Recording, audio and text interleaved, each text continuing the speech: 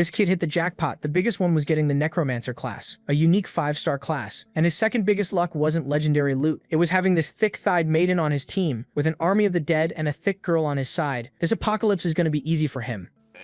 And unlike other Manhwa, he's not going to be a solo depressed necromancer farming aura. He's going to throw hands with students who think they're the protagonist. This kid is Seong-woo, a former Special Forces sergeant. Today is the day he returned to school. That day his friend Han-ho was one of the only ones who saw the phenomenon in the sky, which nobody cared about at first. He was even called crazy by the psycho sergeant. However, during a boring class, that's when the system appeared. What is the best class to survive the apocalypse? At that moment the lights went out and everything went dark. The only thing everyone could see was the system, and they only had 15 seconds to decide if they would be relevant or become background NPCs. Everyone had to choose a class. The classes were cards to pick from, and there were many of them. Suddenly one of the cards started glowing, and a sword fell in the middle of the room. The warrior card that had just disappeared was behind it. With time running out, he could only think of one thing. The number of stars on the cards was different, so he chose the one with the most stars, and ended up getting the 5-star necromancer class. Little did he know, he just downloaded a broken hack. Time ran out, and those who didn't choose lost their chance for now. No one understood anything, but one thing became clear. The guy who chose warrior got a sword, and Song-woo chose necromancer and got absolutely nothing. Suspicious, very suspicious. But before anyone could complain, the door exploded, and a student came in, being violently crushed by something that was a goblin. Small, ugly, and clearly had anger issues. Everyone ran. Total chaos. People tripping, screaming. Everyone except one person, the protagonist. Because protagonists don't run, they make questionable decisions. The goblin screamed, and everyone turned to the guy with the sword. Use the sword, man, but there's a small problem. He doesn't even know how to use the sword God gave him. Imagine one made of metal. Even Seong-woo looked and thought, maybe I can count on him. Spoiler, he couldn't. In the end, he was just another extra with starter loot. The goblin charged. Seong-woo even started running, but froze. Turn your back on a monster? Terrible idea. So he turned, and bam, a direct kick. The goblin went flying, because let's be honest, it's a monster, but weighing 33 pounds isn't scaring anyone. Without wasting time, he grabbed a chair and ran like a certified psychopath. The goblin didn't even have time to react. Crash, chair straight to the head, with intent, with force, with feeling. The result? The goblin went to sleep without being able to sleep. And in the middle of all that chaos, there was only one person who did something. Result? Plus 10 gold. Simple as that. You kill, you get paid. But no one was ready for that. The students were in shock. People crying, people rethinking every life decision. And then, the system appeared again. He could raise the dead, and he just got a level 1 goblin skeleton. And behind him something started glowing. The goblin's body rose, but now, it belonged to him, his first vassal. And at that moment, it became obvious. This class is completely broken. But of course, the system wasn't going to make it easy. More goblins rushed through the door, and the little skeleton, standing still, motionless, waiting for orders. Better discipline than half the class. Seong-woo gave the command, and the skeleton rushed in instantly. No fear, no pain, no plan, just violence. But there was a problem. It was 2 against 1. Result, he lost an arm. Poor little skeleton, just got summoned, and already on hard mode. Seong-woo tried to help, so he asked the fat guy for the sword. Mistake. Big mistake. The guy snapped, it's mine, of course, because he was clearly making great use of it so far. Seong-woo just said, then go kill them. But obviously, he won't. So plan B. Chair again. Seong-woo ran like a madman, and together with the one-armed skeleton, they finished the goblins. But when it was over, the skeleton came back, walking slowly, staring right at him. No expression, no blinking, just staring. And Seong-woo, uncomfortable, very uncomfortable. Stop looking at me like that. And the worst part, the skeleton obeyed and became sad. Congrats, you just made a depressed skeleton. But now, he could summon more. An entire army of 3 monsters, or almost that, because he quickly hit the limit. Meanwhile, the rest of the class was still in panic. The teacher tried to calm everyone down with 0 success, so Song-woo went to the window and looked outside. It wasn't just the school. The entire city was in chaos, maybe even the whole country. And that's when it became clear, this wasn't an incident, it was the beginning of the end.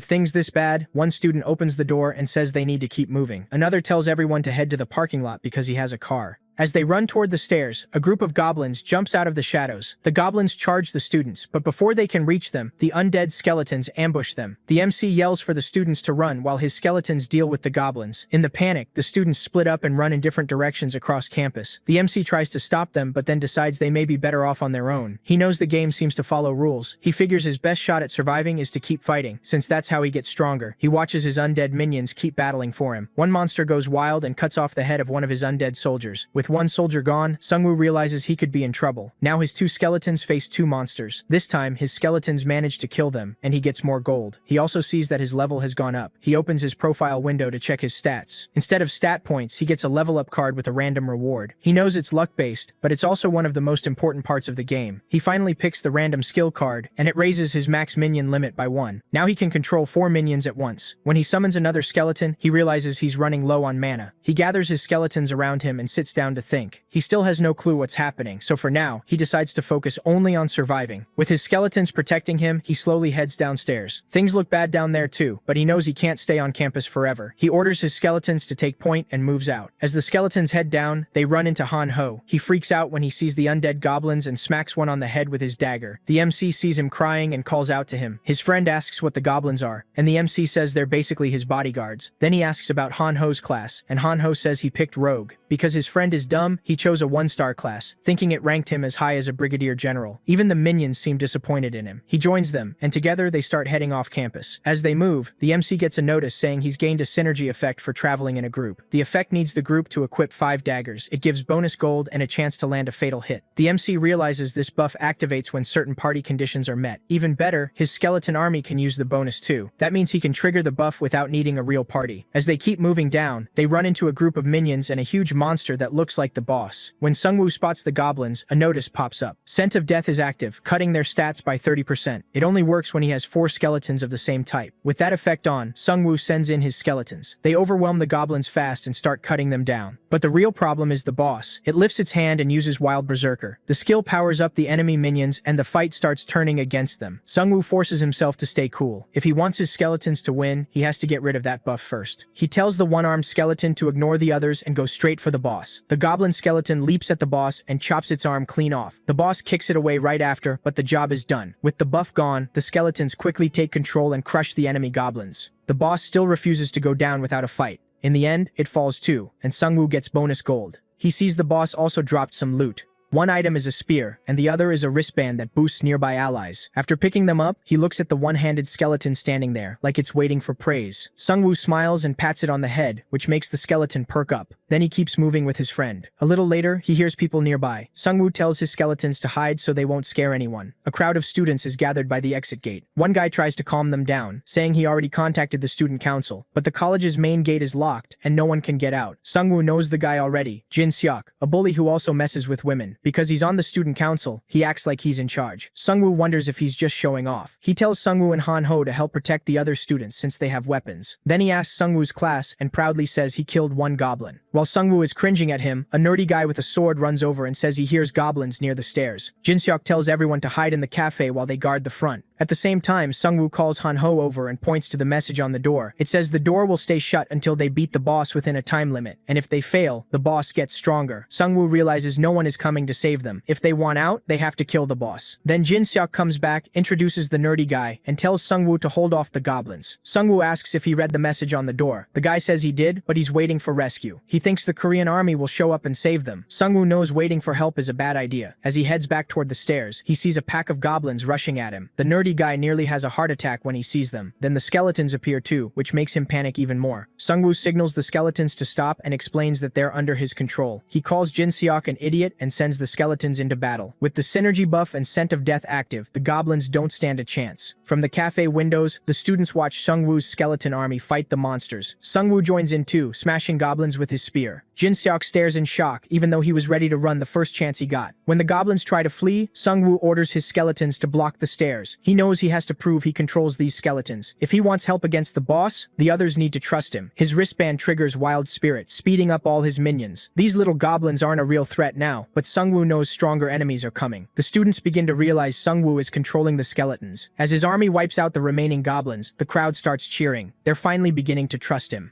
Sungwoo checks the dead monsters for loot, but only gets a message saying he earned a roulette ticket. He wonders how that's supposed to work when he doesn't even have an inventory. Then they all head back to the others. Sungwoo smirks at Jin Seok and asks if he was any help. For a moment, everyone just stands there, unsure what to do. Sungwoo tells them they still can't leave because the door won't break. He explains that they have to kill the boss first, and it's somewhere in the building. As soon as they hear that, everyone starts backing away. None of them wants to face the boss. Sungwoo warns them that failing will make things much worse, and they may end up facing even stronger monsters. Then one student raises a hand and says he saw the boss before. It seems to be on the roof. Knowing that's where he has to go, Sungwoo asks if anyone wants to come with him. Just like he expected, no one wants to go. Even Han-ho wants to stay behind, but Sungwoo makes him come since his class can boost the skeletons. While they're talking, a girl named Jisoo cuts in and says, bringing more people might actually make things worse in a tight space. She points out that Sungwoo already has skeletons, so adding people weaker than them would be useless. Sungwoo thinks she's a little too quick to judge since they still don't know enough about the boss. He glances at Jin Seok, but Jin Seok starts shaking and says he has to stay behind to protect the students. Realizing no one else is coming, Sungwoo heads up with the team he has. As they climb, they run into another wave of goblins. The goblins trap them from both above and below on the stairs. Without hesitating, Jisoo charges straight at them and cuts them apart. She fights with a longsword, and it's obvious she knows what she's doing. Han-ho is blown away by her skill. Meanwhile, Sungwoo handles the enemies above. After the wave is cleared, they keep climbing. A few flights later, they find an injured professor. Sungwoo runs over and asks what happened. The professor says that when the monsters attacked, he led his students to the roof to keep them safe, but it was a terrible mistake. A horrifying monster up there killed them all. He grabs Sungwoo and begs him not to go, because he doesn't want him to die too. Sungwoo grips his spear and gets to his feet. A new quest appears: kill the boss and avenge the professor. It also says this choice will shape his destiny. Knowing this is a key moment, Sungwoo gathers his skeletons and heads up. As soon as they reach the roof, a message tells them they've entered the boss room. The roof is a slaughterhouse. None of the students there survived the boss. Only some minions are left. Seeing that, Jisoo gets furious and moves to rush the monsters, but Sungwoo stops her and tells her to wait. He knows they have to stay calm and think clearly if they want to survive. It doesn't take long for the goblins to spot them. The monsters draw their weapons and close in. Han-ho asks if they should run, but Sungwoo decides to stand and fight. He raises his hand and casts Berserker. Buffed up, his skeletons charge the smaller goblins and start cutting through them. Sungwoo tells the others to use the undead as shields. He stays behind one skeleton and attacks whenever he gets an opening.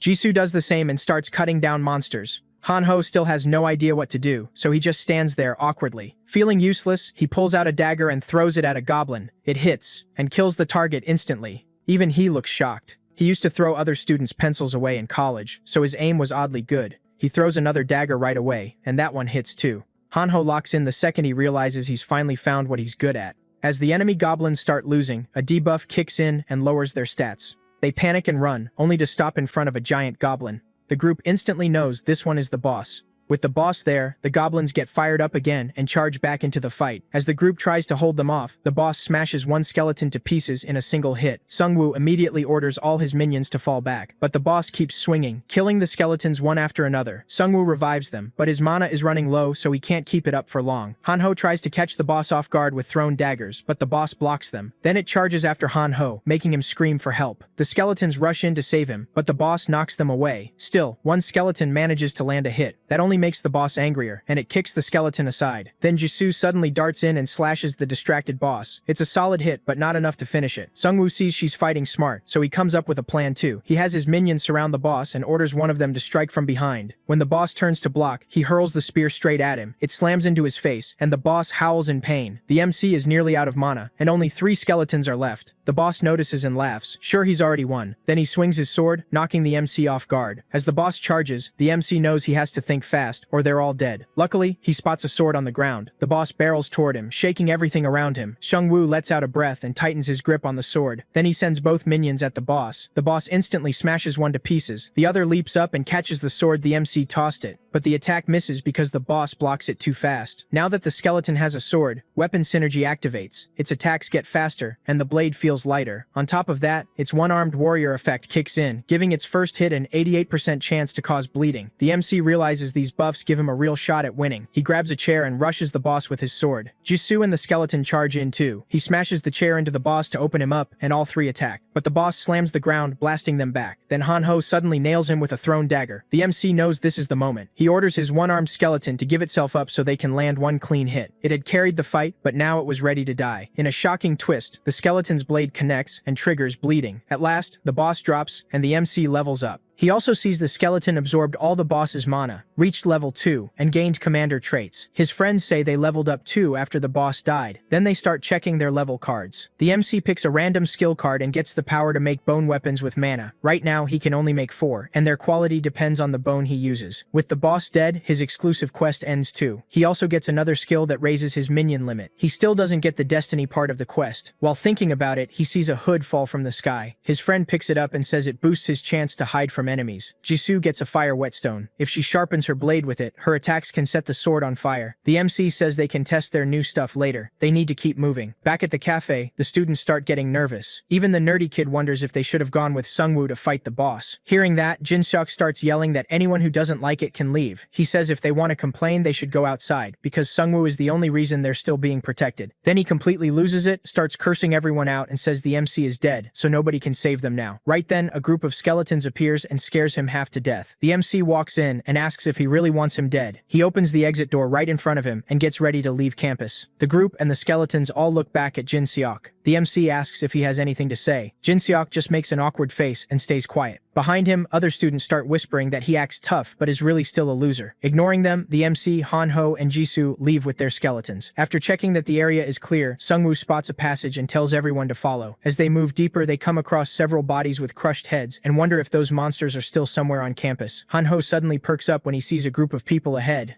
The MC and the others walk over. They're all armed, and it looks like they fought off monsters and made it. Jinseok quickly pushes to the front, smiling as he greets a guy named Daesung. Daesung recognizes him too and seems surprised he survived. While they talk, Jisoo frowns. She already knows him. When Jinseok leans in and whispers something, Jisoo and Hanho mutter that he's obviously talking about Sungwoo. The MC just stands there smiling. Daesung introduces himself as the student council president, says everyone has been through hell, and insists they need to unite to survive. Then he points at the skeletons and asks about them. The MC casually says they're part of his class card skill. With a trace of disdain, Daesung asks why he picked creatures that kill people. Sungwoo immediately sees what he's doing, trying to paint him as dangerous.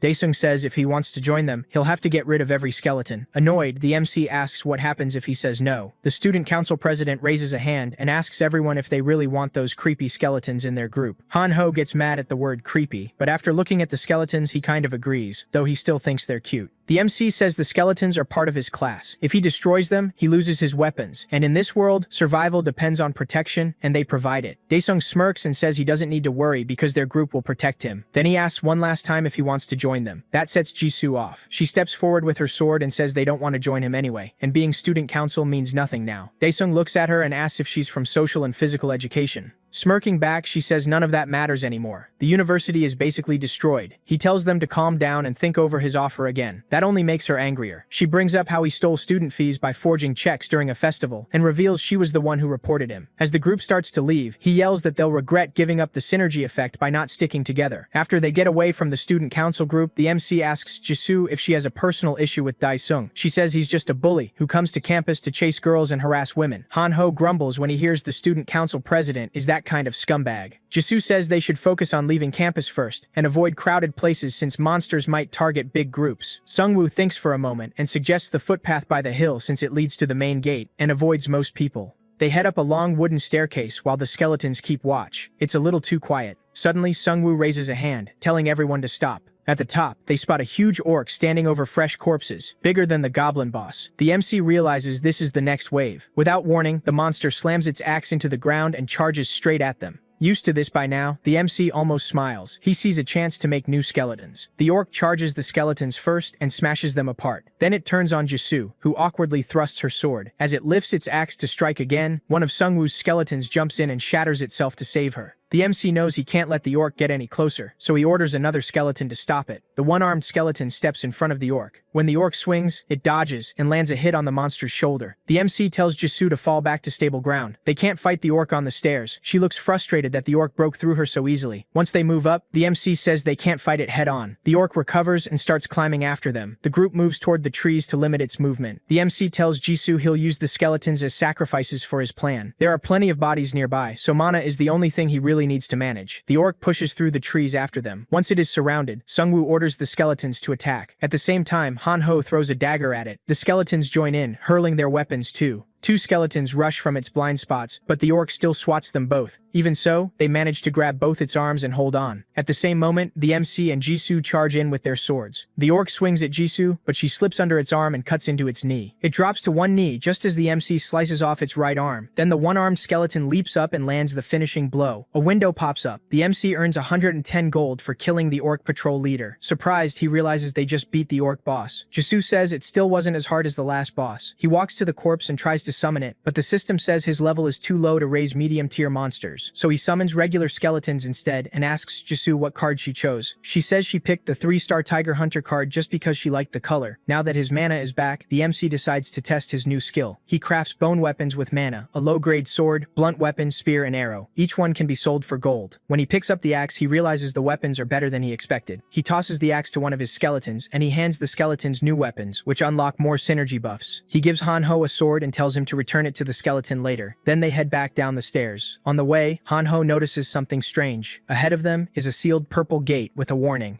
Beat the boss in 8 minutes, or every monster gets twice as strong. Seungwoo groans. This is the second time they've run into this. At the same time, another alert says orc squads have started hunting, drawn by the smell of hunters in big groups. Jisoo realizes bigger groups attract more enemies, so sticking together may be a bad move here. At the same time, an orc goes after the student council team. From outside the building, Jisoo and Hanho hear their screams. Seungwoo feels relieved they didn't go with them. The three of them realize a large group isn't always safer. Another alert announces the first orc wave. 5 orcs are coming for them. Hanho starts freaking out when he sees them coming and asks Seungwoo what the plan is. After a quick pause, Seungwoo smirks and says he's got an idea. He plans to build a trap with nearby cars and his skeletons. As the orcs come down the road, one spots Hanho standing on a car, yelling and calling them pigs. Enraged, the orcs rush him. Right before they reach him, a car door swings open and knocks them off balance. That's when Seungwoo and Jisoo strike. She draws her sword, and his hidden skeletons swarm in. The skeletons hit from every side, giving the orcs no chance to react. Once the orcs are dead, a system message confirms the win. Seungwoo gets 100 gold from the first wave and reaches level 4. He finds out he can now control 7 minions, though his mana is still limited. Meanwhile, Hanho gets excited about his new high-speed slash skill. The Seungwoo then asks Jisoo what she got. She says she chose strength, raising her power by 2 and giving her a warm, burning feeling. Seungwoo tells Hanho to return the sword, then summons 2 more skeletons to prepare for what's next. He passes the sword to a skeleton holding out its hand. As they leave, they realize the whole city has fallen into chaos. While moving ahead, Seungwoo suddenly raises his fist, signaling everyone to stop. A group of orcs is attacking a bus, trying to kill the people inside. From cover, the 3 count 7 orcs. One man inside tries to stab them with a spear, but it barely helps. Seungwoo knows they'll all die if this keeps up. Watching 2 orcs lift their axes again, Jisoo says they should help. Her plan is to hit one side of the bus while the spear guy attacks from the other. But Seungwoo doubts that man has the nerve to fight back, and says trusting strangers is too risky. Then he points at a truck and says it's time to show the orcs the power of civilization. Inside the bus, a blonde guy with a sword and shield yells at the man with the spear for missing the orcs. Kyungsoo snaps back, telling him to fight them himself with that shield and sword. The passengers are shaking and crying, sure they're about to die. Then the orcs suddenly stop attacking the bus and turn toward a vehicle racing at them. It slams into them, launching 2 orcs into the air. The men inside the bus are stunned and can't make sense of what they're seeing. Then skeletons leap off the truck and attack the remaining orcs. One man in the bus is even more terrified of the skeletons than the orcs.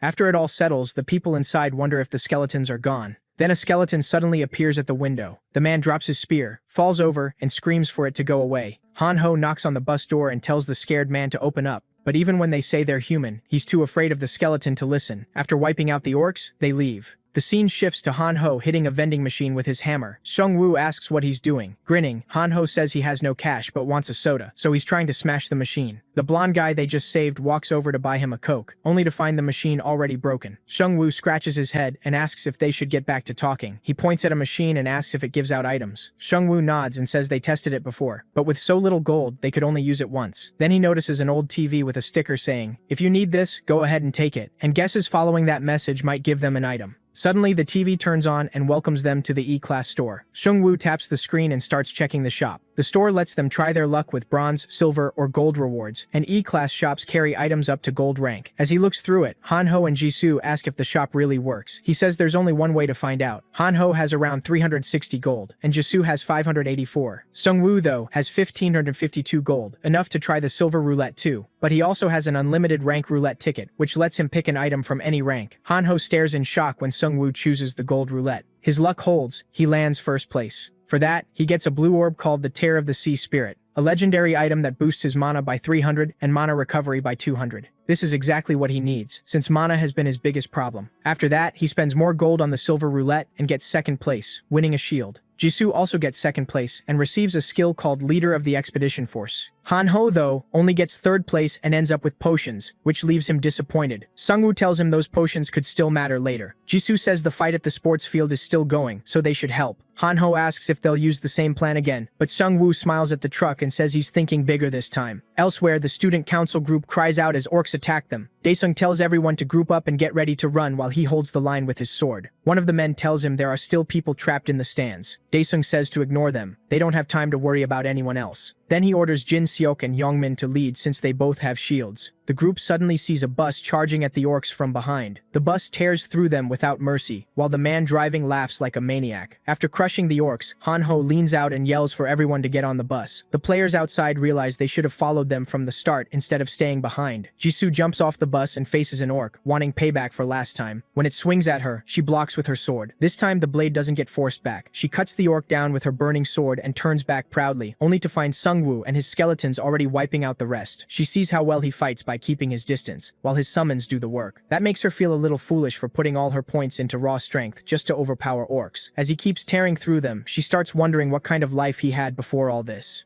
After the fight, he looks at Daesung and asks why he's here when he couldn't stand being near the skeletons before. Daesung lets out a nervous laugh and asks if Sungwoo is really going to hold a grudge right now. Sungwoo glares at him and says he saw him abandon people and run. Daesung insists he was just falling back to regroup his team, but everyone on the bus knows that's a lie. While they argue, a notice appears saying the orc chief has become enraged. The Sungwoo gets on the bus at once and tells Daesung he can come only if he follows orders. First, he tells him to hand over his armor. Daesung protests, asking how he's supposed to protect himself without it. Sungwoo just smiles and says he'll be under his protection. After they leave, a system message says he's reached level 5 and can now control medium-sized monsters. Another alert says his monster limit has gone up too. He's pleased to learn he can now control 9 monsters. Then he notices movement behind him and turns to see a skeleton wearing all the armor he took from Daesung. He wonders if it's too heavy for it to move. Thinking back on past fights, he realizes this skeleton has always been more dependable than the others. He sighs and tells the skeleton to take it off. The skeleton looks crushed while Sungwoo puts on the chainmail over his white t-shirt. Hanho walks in and gestures toward the crowd behind them. He says they may need another bus if they want to keep saving people. But Sungwoo says rescuing people isn't the priority anymore.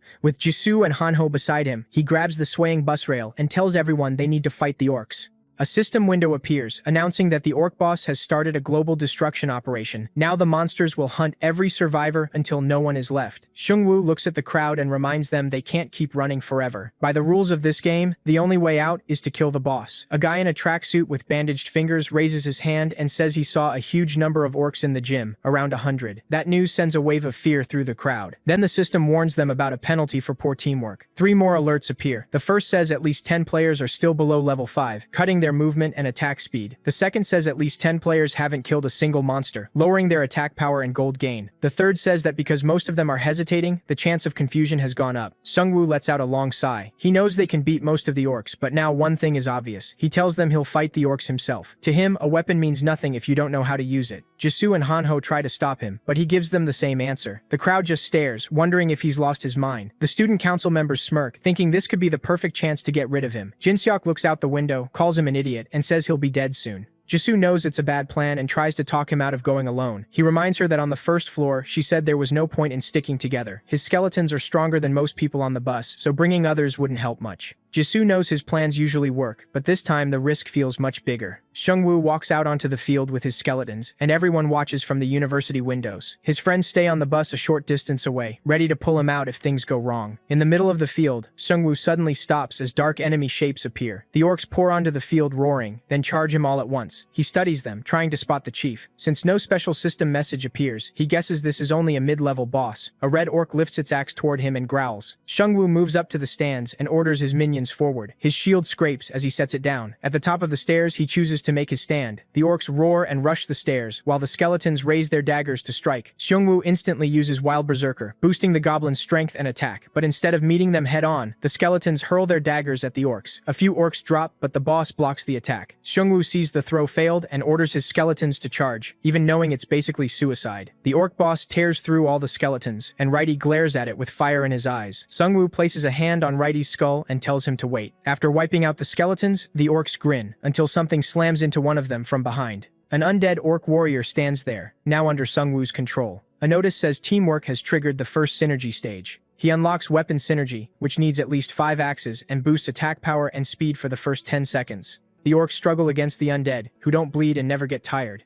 From the top of the stairs, Sungwoo and Righty watch the undead orcs crush the living ones below. Students at the windows can only stare as he wipes out the orcs by himself. Behind the shaken orcs, Jisoo, Hanho, and the bus driver watch the fight too. Jisoo's eyes widen as she remembers their last talk and realizes he had planned all of this. Sungwoo checks the system alert showing his mana and smiles when he sees it rising. He wonders if this is what a legendary item can do. Skulls drift over the battlefield as another alert says the orcs are weakened by the heavy scent of death, cutting their stats by 30. Terrified, they start to run, but their leader roars, boosting morale and cutting that debuff in half. With a shout, the orcs charge him again. On the other side, Sungwoo's undead army braces for them. Righty climbs onto the fence above Sungwoo and leaps in to support the undead. As he charges, he draws his sword and starts cutting down orcs. With the undead orcs beside him, the skeleton rushes the enemy on Sungwoo's command. After the last orc falls, Sungwoo sits on the steps and exhales. Then a notification says he earned a lottery ticket for defeating 100 monsters, ranking up to infinite status as the 21st player to do it. That means 20 players got the ticket before him. Then he hears a bus engine. Someone is trying to drive the bus away and escape, but they slam into the pink wall and can't get out. Annoyed, Sungwoo sees the student president's group getting swarmed by orcs. They were the ones who tried to flee in the bus. They scream for help as the orcs try to drag them away. Frustrated, he facepalms. They ignored his orders and made everything worse. As Sungwoo gets ready to save them, the other students are told to come with him. He'd rather fight alone, but he lets them join as long as they stay out of his skeleton's way. He heads into the building with 2 undead orcs. Inside, defeated goblin bodies hang from the ceiling. The place is horrifying. The group stops when a glow cuts through the smoke ahead, revealing a monster with shining eyes. Holding the orb, Sungwoo wonders if this is the boss. He tells everyone to get ready. They're about to face the orc boss. The hostages are beaten badly, some with teeth knocked out. He's relieved no one is dead yet, but confused. He didn't think the orcs were smart enough to take hostages. The student council members look at him and beg for help. He glares at them and says this happened because of their own stupidity, and they dragged others down with them. Since he's facing an enemy that may not understand him, he decides to go all in with no hesitation. His plan is to throw the orcs off with a sudden attack and rescue the group. Then, without warning, one orc swings its axe and cuts off the student council president's head. Everyone is stunned, but that isn't the end of it. The real orc boss appears from the roof. He casts a strange spell that makes everyone feel weak. Jisoo gets several alerts saying she's fallen into confusion from the breath of the abyss, and her mana keeps draining. Now the orc boss fully reveals himself, a junior black magician, like a shaman. Hanho's hands shake as he fumbles with a bottle. He drinks it to restore mana, then offers one to Sungwoo too. Sungwoo refuses and tells him to give it to Jisoo instead. He grins as he breathes in the streams of dark mana, almost refreshed by it. A system alert says the breath of the abyss has greatly increased his mana, pushing it past 4,000. Now he understands why he feels so sure of himself. The system says the built-up abyssal breath has temporarily activated his first awakening, greatly boosting his stats and the number of monsters he can summon. Lit only by his own mana, he walks toward the boss with a smile. Black magic used on a necromancer. The boss is clearly confused. He never expected this. Jisoo runs after Sungwoo and says they should attack together, just like on the roof. Sungwoo gives a chilling smile, his body glowing with overflowing mana, and says nothing will be the same from here on. The undead rise into the air, and Hanho watches in shock as all the bodies on the roof come back to life. His eyes stay wide as system messages stack up with all kinds of synergy buffs.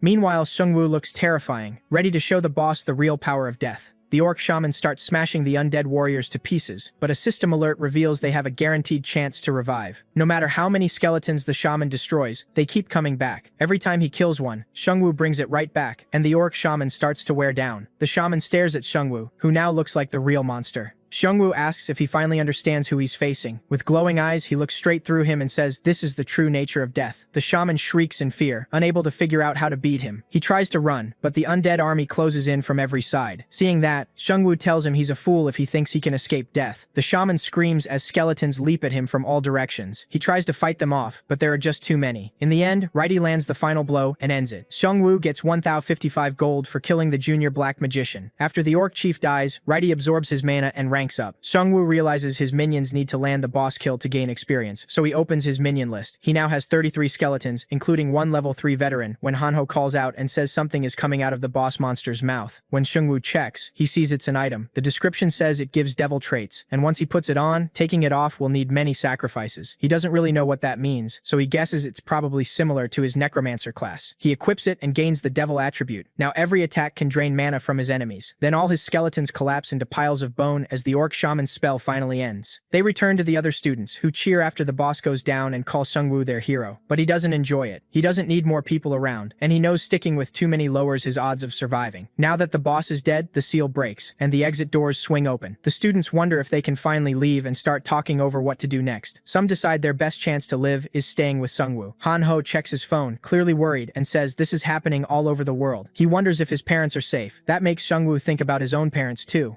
A bus suddenly pulls up, and Kyung-soo tells everyone to get on. He says he drove during military service, knows where the base is, and plans to take them there. Sungwoo just smiles and lies, saying he can't go because his house is close by. Kyung-soo tells the others to board, and says they brought 2 buses for everyone. Everyone gets on except Sungwoo's group. Kyung-soo says goodbye and drives away. After they leave, Han-ho asks where they should go next, then asks Jisoo where she lives. She says she stayed in the school dorm because her family lives on an island. Then she asks Sungwoo if she can stay with him, even if she won't be much help. He tells her she'll be useful and lets her come along. Han-ho asks too, and Sungwoo jokes that first he has to cut off a hand and become a one-armed fighter like Righty. Out of nowhere, Jisoo tackles both of them to the ground to shield them from something above. As they drop, a huge dragon flies over them. The group stares at the terrifying creature, with no idea what it is. Meanwhile, one bus suddenly stops, and Kyung-soo sees several dragons chasing them. A student yells at him to keep driving, but he says moving is even more dangerous now. The dragons seem to be targeting only the buses that keep moving. Then a system alert appears. The boss, Wyvern Alpha Male, has shown up. A second later, the dragon lands on top of the bus and tears it apart after lifting it into the air. Watching that, Sungwoo realizes he's still far too weak for this world, but he can get stronger. Without turning around, he tells Jisoo that from now on, they won't avoid monsters, they'll hunt them.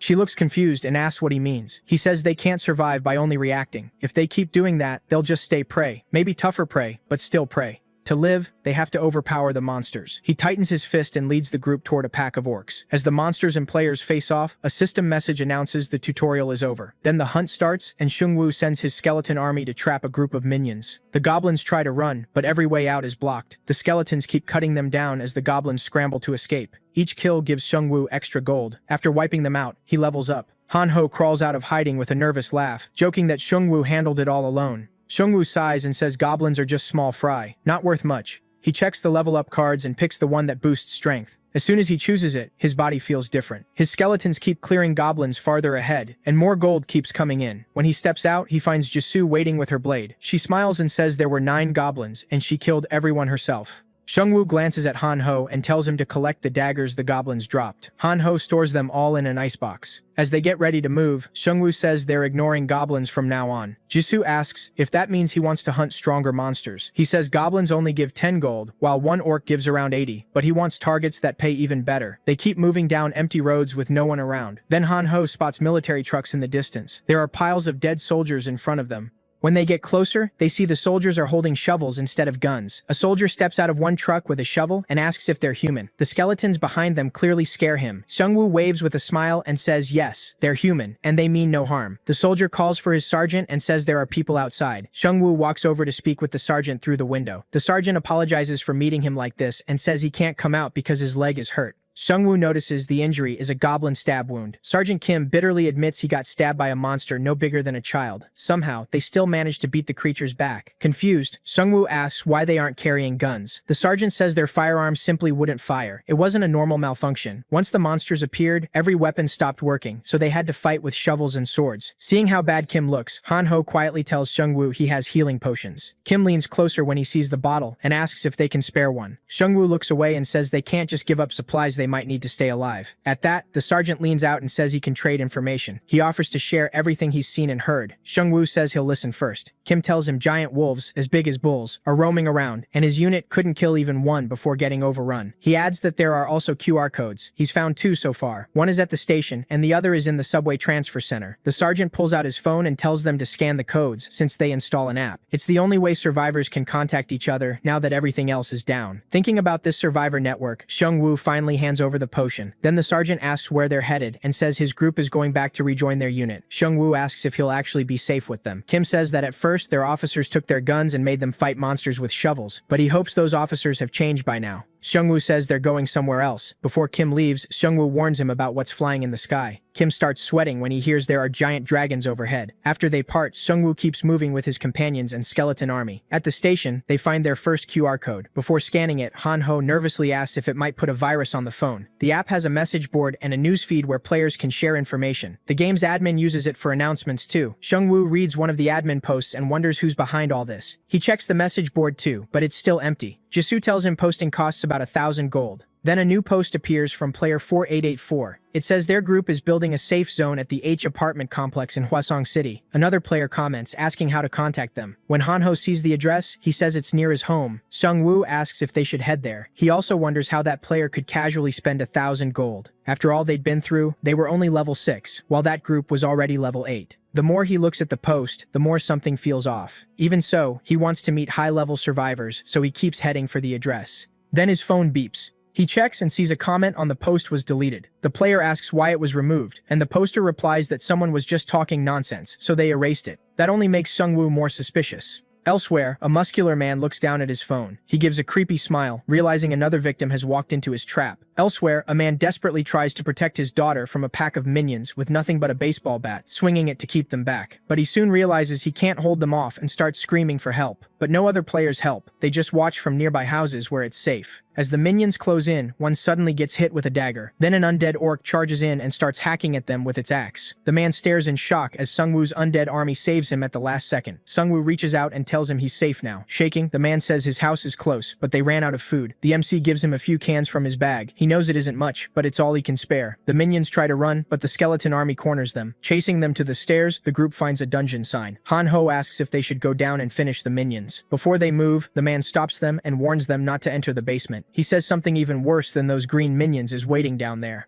Seungwoo smiles and thanks him for the warning. Once they head downstairs, a message pops up. They've entered the Elder Slime's shrine. Deeper in the basement, they find a dead minion with slime wrapped around its head. An undead orc quickly smashes the slime with its axe. Each kill gives them 140 gold. Han-ho looks at his melting dagger and complains that the slime even eats metal. The MC points out it can't melt bones, which makes his skeletons the perfect counter. Then Han-ho hears something and turns to see a giant slime. It crushes one skeleton minion in a single hit. Seungwoo realizes that if the slime can't melt something, it can still crush and chew it. His skeleton's attacks also do nothing because the slime is too big and dense. He quickly comes up with a new plan and starts making bone weapons. Instead of summoning more skeletons, he turns bones into weapons and hurls them at the slime from a distance. Jisoo tosses a skeleton over, and he reshapes it into another weapon. While he's making weapons, the slime charges him from the front. The MC uses an orc warrior as a shield to block it. The slime swallows the minions and destroys them. Seeing that, the MC grins. The boss just messed up because one of the swallowed skeletons had a bag full of bones inside it. He uses his weapon skill on those bones, and blades burst out from inside the slime, ripping it apart. The skeletons rush in and smash the pieces so it can't heal. As usual, the one-armed skeleton lands the last hit, and they get 2255 gold for beating the slime boss. Seungwoo tells the skeletons to store the slime in an empty glass bottle. They may need the acid later. While gathering the goo, one skeleton finds the slime monster's core. It can dissolve things or fuse them together. The MC picks it up with a cloth and wonders if it's a crafting item. Han-ho calls out and tells him to check the comments on that post. The post is now full of deleted comments. Other players ask why, but the poster keeps telling them to ignore it. Someone asks if the first player who tried to contact them made it there, and player 4884 says no. They claim something must have happened on the way. Han-ho says deleting all those comments feels really suspicious. Seungwoo agrees. First they spent 1,000 gold on the post, and now they keep paying to comment too. Something is clearly off. Then we cut to an underground parking lot where a group of men is hanging around. One says hunting monsters is pointless when killing players pays better. A normal person is worth 500 gold, and a player can be worth over 1,000 depending on level. The other guy laughs and says players are easier to kill, and they enjoy it too. Nearby, two other men sit in a car. One asks about their boss, but the man beside him looks completely unstable. He clutches his head like it's splitting open and screams the name Professor Red. The other man nervously asks if he means the serial killer. The twitching man flashes back to when a monster attacked him. It was a vampire. Showing its fangs, it told him it had a use for people like him. At the same time, the MC draws his sword and asks Han-ho if he thinks he could ever kill another person. After the vampire bit him, that man became a low-rank vampire too. He can't believe it ended up like this. He and his gang had only gone to a convenience store to loot supplies.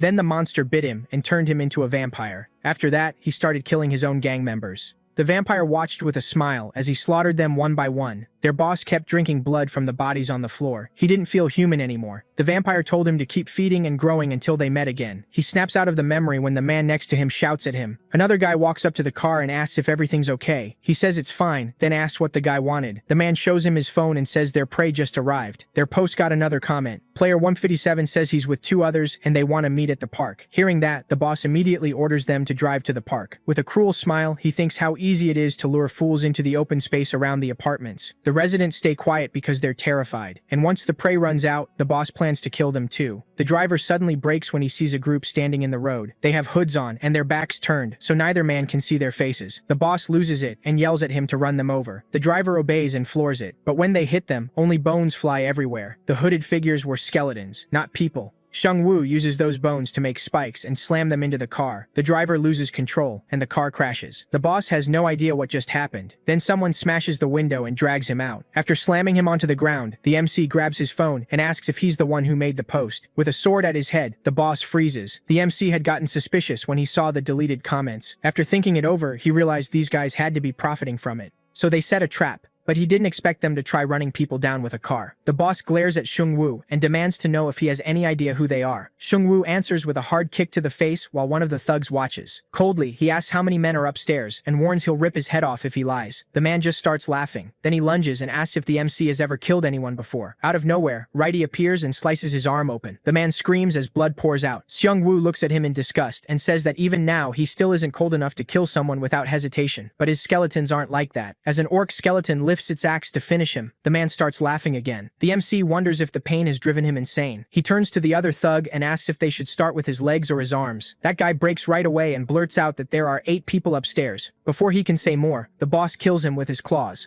Hanho and Jisoo stare in shock as he murders his own ally. His torn-off arm has turned into a sharp blade. Then he rips off the man's head and starts drinking his blood. That heals him and boosts his stats too. He used to have a 3-star ninja class, but after the boss bit his neck, it changed to low-rank vampire. That class can't really level up. Instead, it steals stats from the players it kills. The man rises with a roar and activates Berserk mode, boosting all his stats by 20. The MC realizes there's a class even more brutal than his own. The group falls into a defensive formation with the skeletons in front. Seung-woo knows one mistake could let the vampire wipe them out in a single blow. He sends his army in, but the vampire is much faster than he expected, so he quickly orders the skeletons back into defense. The vampire tears through them and rushes straight at the MC. He knows taking out the summoner will stop the undead. Seung-woo barely gets his shield up before the vampire strikes with his sharp arm, but Jisoo cuts him from behind and he just laughs. Then he switches targets and goes after her. As he attacks, several daggers suddenly hit him from behind. He turns and sees Hanho smiling, 2 daggers in hand. Hanho starts firing daggers at the vampire non-stop. That only makes the vampire madder, and he switches targets. In an instant, he lunges at Hanho before he can react, but Righty knocks the attack away at the last second. The vampire slips past the blade. Then Seung-woo rushes him from behind with an axe. The vampire reads that attack too and smashes the axe. Seung-woo throws up his shield, but the hit is still too strong. He keeps dodging and mocks them for being too slow. While he's focused on Seung-woo, Jisoo comes in from behind with a flaming sword strike. He spots it and dodges aside. Laughing, he tells her he saw that attack coming from far away. Right after that, Righty leaps onto him with his sword. The blade cuts clean through his left arm, and the vampire screams as it falls off. Seeing an opening, Seung-woo orders all the skeletons to swarm him. At the same time, the vampire's goons rush in. He grins and says they showed up at the perfect moment, but his own men freeze when they see what he's become. While he's distracted, Jisoo slashes him again. Righty and the other skeletons pile on at the same time. He tries to strike back, but Seung-woo drives his sword into the vampire's neck. Then he coldly asks if he can regrow his head too, and tears it off. The kill gives him 1,000 gold because the vampire still counts as a level 1 player. Seung-woo is shaken to learn players can earn gold by killing other players. He turns to the remaining goons and asks if that's why they were hunting people. The gang trembles as skeletons close in around them. Seung-woo steps up and tells them to drop their weapons. They surrender at once and throw everything down. When he questions them, one admits there's a bigger boss. They don't know who it is. They only followed orders and had no idea their leader could turn into a monster. Seung-woo wonders if that hidden boss made the monsters, and if so, what class he has. It also makes him wonder if some classes go beyond 5 stars. Then he asks how many people they've killed. When he hears the number is over 21, he signals the skeletons to kill them. They beg for mercy, saying they only followed orders. Seung-woo doesn't spare them. He knows that if they let them live now, they'll just murder more people later. Jisoo is shaken by it, but she agrees with his choice. A new post appears, warning Seung-woo's group not to meet another team because they're killers. Sergeant Kang reads it and gets furious, realizing people are now hunting each other on top of the monsters.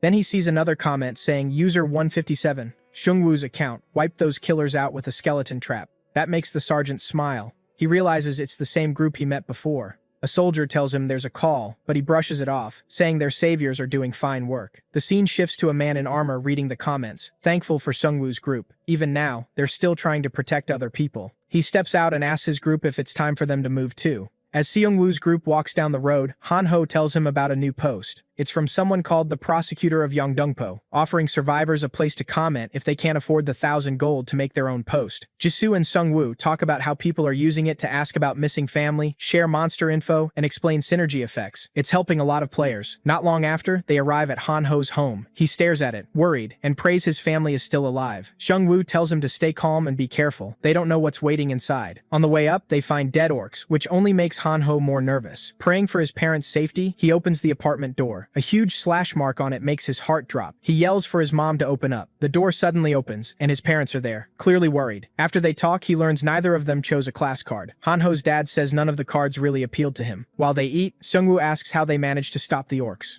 Every other apartment got smashed open, but theirs was the only one that held. His dad says he kept the orcs away with pesticide, stunning everyone. His mom proudly adds that the orcs ran as soon as her husband sprayed them. Han-ho nearly spits out his drink hearing that. After dinner, his mother thanks Seungwoo and Jisoo for bringing her son home safely. Then she offers them green tea, since that's all they have. Han-ho points out that he helped too with his daggers, but his mom ignores him. As everyone rests inside, some kids on bikes notice the lights and smirk. Jisoo is the first to come out after showering. Han-ho's mom feels bad for her, thinking she looks weak. Han-ho knows she's way stronger than him. Seungwoo finally gets to shower and feels relieved that Han-ho's parents are safe. His dad used the orc's strong sense of smell against them. Otherwise, they'd have ended up like everyone else. Even in this ruined world, that was at least one good thing. Afterward, they clean their weapons, and Han-ho asks what the plan is since they can't stay here forever. Seungwoo says they need to decide where to go first, then move. He thinks the first orcs were probably scouts. If a larger group is nearby, this could turn into a full battle. The problem is, they still don't have a real destination. While he's thinking, Han-ho suddenly shoves his phone at him and tells him to look. The guy who opened that comment post has made another one. In it, he claims they've built a safe zone at Yeongdeung Post Station with help from a 3-star class user, but they need gold or food to keep it running. Jisoo asks if they can trust him. Han-ho thinks the guy really wants to help people. Seungwoo isn't so sure. He says he finally understands why that first post was made. The safe zone might be real, but they still paid 1,000 gold to open a board for survivors. That makes it hard to believe they're doing this out of pure kindness. He tells them to check the comments, which are full of praise. Seungwoo thinks that was the point, to build trust. Soon they may have a huge group, and then people will bring them all the supplies they need. Han-ho can't believe someone would do all that just for themselves. Seungwoo says he could be wrong, but the station is too far away for them to check. Then Han-ho finds a comment from Chief Gu, saying he has another safe zone at Hwasong Fortress, but people have to pay rent. Seungwoo doesn't like that part, but the safe zone interests him. He asks how far it is, and Han-ho says about 20 minutes by bus. Since it's close enough, Seungwoo decides that's where they'll go next. As they get ready to leave, Seungwoo apologizes to Han-ho's parents for asking them to come so suddenly. His dad just smiles and says it's fine. After bringing his son back alive, Seungwoo has his trust. Han-ho's mom warns him that it isn't just monsters anymore. Bandits are roaming the area too. Confused, Seungwoo asks what she means. Her husband explains they're just high school kids riding motorcycles and stealing from people. Seungwoo sighs, realizing he now has to deal with petty thugs too. Then they hear a bike coming closer. When they turn, they find a group of teens trying hard to look dangerous. They stop in front of them and demand all their supplies. The kids back up the threat with baseball bats and their numbers. Seungwoo smiles and asks if they really think they outnumber him. Behind him, several glowing eyes appear.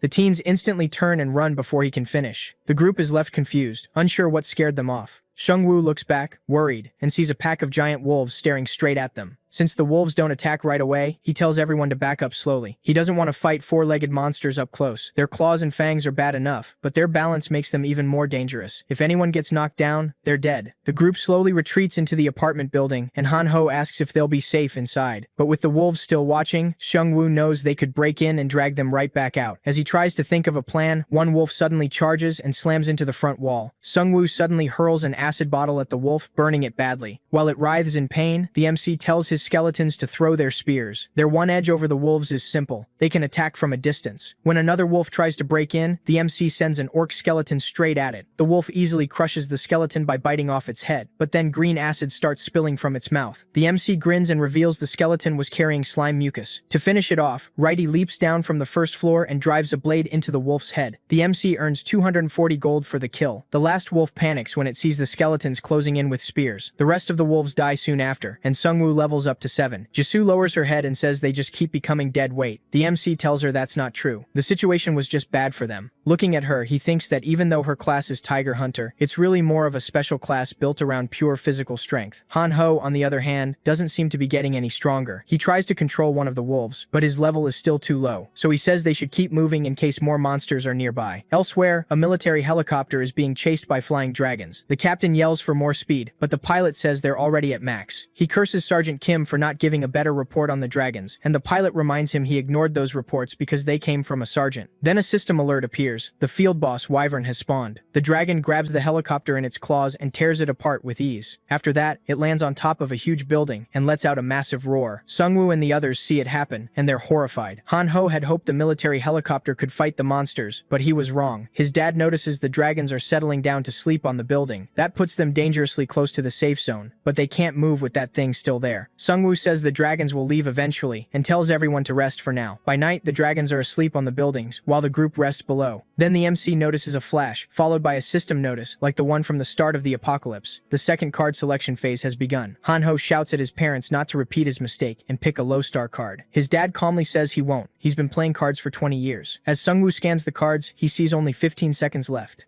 Since he already has a class, this new card will become his secondary class. One card suddenly vanishes right in front of him. That's when he realizes other people are choosing cards too. Han-ho studies the options carefully, trying to grab the card with the most stars. But the MC knows stars alone aren't enough. His second class has to work with the one he already has. Then he finds the perfect card and picks it right away. He chooses a 3-star link card for the Dark Mage class, and the system says it will merge with his current class to give him new skills. He checks his skills and feels satisfied. They match his Necromancer class perfectly. Meanwhile, Han-ho starts crying because he accidentally picked a 1-star Priest card. Its new skill gives him a 10-second shield after he kills an enemy. While he's still upset, his dad asks if he picked the right card. He looks up and sees his dad's 3-star Pioneer class card, which lets him create safe zones. Sungwoo gets excited. Now they don't need to go to the fortress anymore. While Han-ho's dad keeps showing off, he asks his wife what class she chose. She says she picked the 1-star chef class. He says she should have picked something useful in a fight. While that goes on, Sungwoo turns to Jisoo and asks about her card. She says she got the 3-star Hitman card. It gives her a sharp danger sense that boosts her awareness when she's threatened. She realizes the MC has become really strong. He fights smart and stays calm even under pressure. Jisoo knows she can never be just like him, no matter how hard she tries. But she still needs to grow stronger, so she'll find her own path, strengthening both her body and her mind. The MC asks Han-ho's dad to explain his skill more clearly. The Pioneer class can make a Pioneer's camp. It costs 10 mana every 10 minutes and protects players from monster attacks. The area is limited. Strong attacks can break it, and if his mana runs out, it starts costing 100 gold every 10 minutes. Sungwoo realizes keeping a safe zone here would be hard, and gathering a big crowd around it sounds even worse. He says they should save that skill for emergencies and find a better place to use it. Han-ho asks if that means they aren't going to the fortress anymore. The MC looks outside and says they don't need to. He figures every group out there will try to abuse its power, so it's better to avoid them. Then, looking out the window, he notices the dragons starting to move. Soon the dragons fly away, and the group can finally leave the building. The MC tells Han-ho to search the forum for store locations. Sungwoo has more than 24,000 gold now. He knows he needs to spend it to get stronger, because those high-level monsters could show up again anytime. Even after checking the whole forum, Han-ho still can't find where the stores are. Then they hear motorcycle engines. The kids are back out now that the dragons are gone. Han-ho tells the MC it's probably the same gang from yesterday. The MC smiles and says they should ask those kids about the stores. If they've been stealing gold from people, they must know where to spend it. As the kids walk, they talk about the store. They had bad luck last time, but they're sure they'll get good items on the next try. After all, 90% of gamblers quit before they hit it big.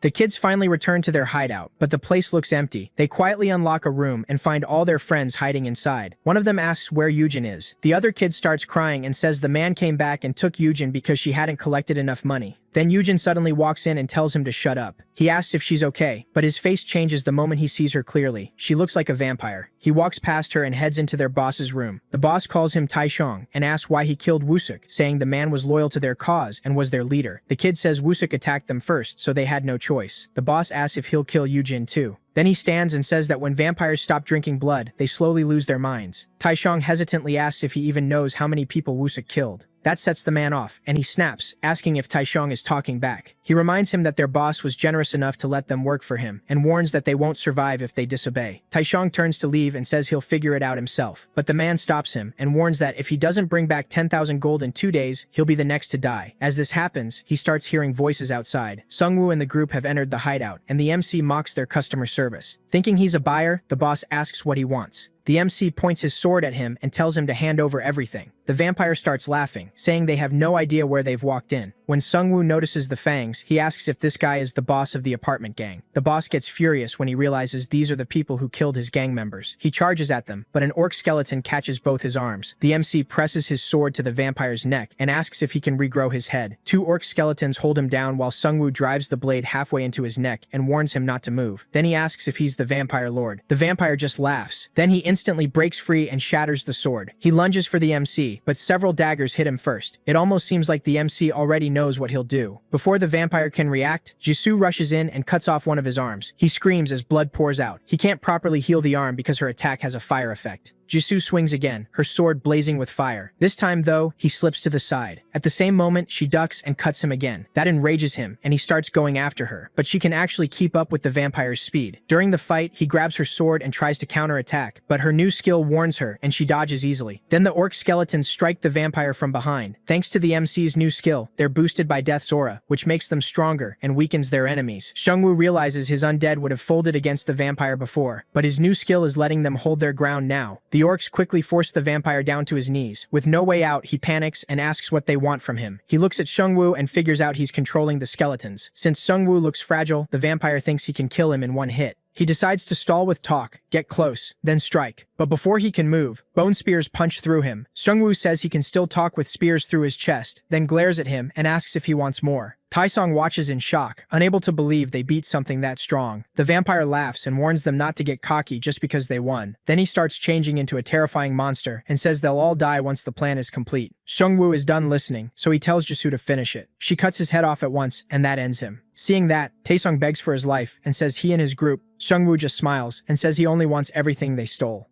The thieves hand over all their gold, but it isn't much. Jisoo looks at the vampire's corpse and asks if this boss is the same one the other vampire mentioned. Sungwoo says whoever this is, he's getting stronger. He even has people collecting money, so he's clearly planning things out. Jisoo can't believe someone adapted to this new world even faster than Sungwoo. Those guys seemed way better built for this world than the old one. Sungwoo knows more vampires will appear soon, since the boss and his men can turn players into vampires. He wonders if he can ignore them, but he can't. Right now, it takes his whole team just to bring down one. If they attack in a group, his side won't stand a chance. After today, he knows they'll face the vampires again. Then Sungwoo turns to the teenagers and asks about the store. Taesung quickly offers to guide them there. Then everyone freezes when a red system message appears. It says some players still haven't chosen a card, even after getting a second chance. Sungwoo can tell something bad is coming. One of the teens starts screaming. He still hasn't picked a card. He says the whole thing felt suspicious, so he didn't trust the system. Then he points at another guy and says he didn't choose one either. Another red message appears. Anyone who still hasn't picked a card will now turn into a monster. Both players scream as the change starts. The moment Sungwoo sees it, he knows they can't win if the transformation finishes. He orders everyone to attack before it completes. Outside, Hanho's parents wait nervously. His mom wonders if it's really okay to hurt all these thieves. Hanho's dad snaps back that those teens made people suffer and even killed some of them, so they deserve this. Inside, the orc skeletons do everything they can to kill the monsters before they fully change. Sungwoo knows that's their only chance. Suddenly, one wolf monster attacks and snaps a skeleton in half. Sungwoo is stunned by its raw strength. Righty and the orcs keep pounding the werewolves until they finally bring them down. Each kill gives him 3,000 gold, and he levels up to 8. He stares at the bodies in horror, wondering what kind of monsters they were to give that much gold. He picks a random stat card and gets +3 speed. He's pleased with that, and Jisoo says he needs better stats since enemies will target him once they realize he controls the skeletons. Meanwhile, Han-ho is still freaking out, wondering if this is the kind of monster they'll keep facing.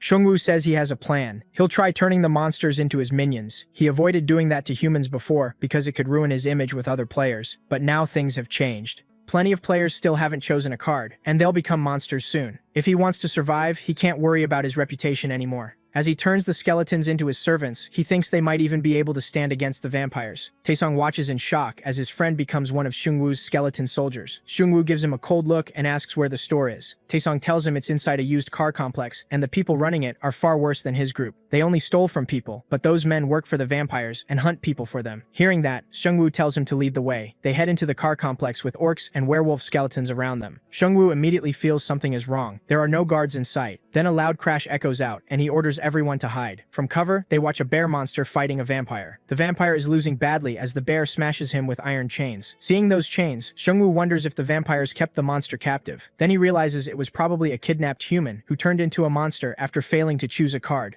Just when the fight looks over, the vampire gets back up and charges again. The bear is hurt too, but it still hammers the vampire away. Seungwoo realizes this could work in his favor. If he times it right, he can take control of the bear monster. As both monsters roar and clash again, Seungwoo sends in his werewolf skeletons. One stabs the vampire, but the bear strikes back. It tries to grab the werewolf, but the other one jumps in and tears it with its claws. Seungwoo gets 3,500 gold for killing the bear, but he's already at his minion limit, so he has to destroy one skeleton to claim the bear. He dismisses an orc and replaces it with the bear, a massive summon that looks like the biggest a mid-level minion can be. Then Han-ho spots their school bus parked with the other cars, and the group realizes the vampires captured the students. Seungwoo knows that if everyone on that bus was taken, the number of enemies inside could be insane. They can't just charge in either. He turns to Taesong and asks about the store, but as Taesong starts pointing the way, someone slaps his hands aside. He turns and sees his friend Yujin, now turned into a vampire. The vampire laughs at her name and says he hasn't hurt Taesong's friends because he sees them as his children. He only came to find whoever has been killing his vampires. Seungwoo realizes Yujin is being possessed, and figures the vampire came after sensing his subordinates die. He tells him he's pretty talkative for a vampire lord. The vampire laughs and says he likes explaining things to idiots. Some even call him the professor. Then he cuts to the point. They're all as good as dead. Without warning, he places a lesser curse on Seungwoo, one that can only be removed with holy magic. The vampire lord laughs and gets ready to kill Seungwoo and the others. But before he can act, Seungwoo kicks him straight in the face. Han-ho sees it and blurts out, asking if he's even human anymore. Seungwoo looks at the red mark on his hand and wonders if it's from the curse. Luckily, it doesn't seem to be affecting him yet. Then Han-ho runs up in his priest outfit and reaches out to him like some kind of angel.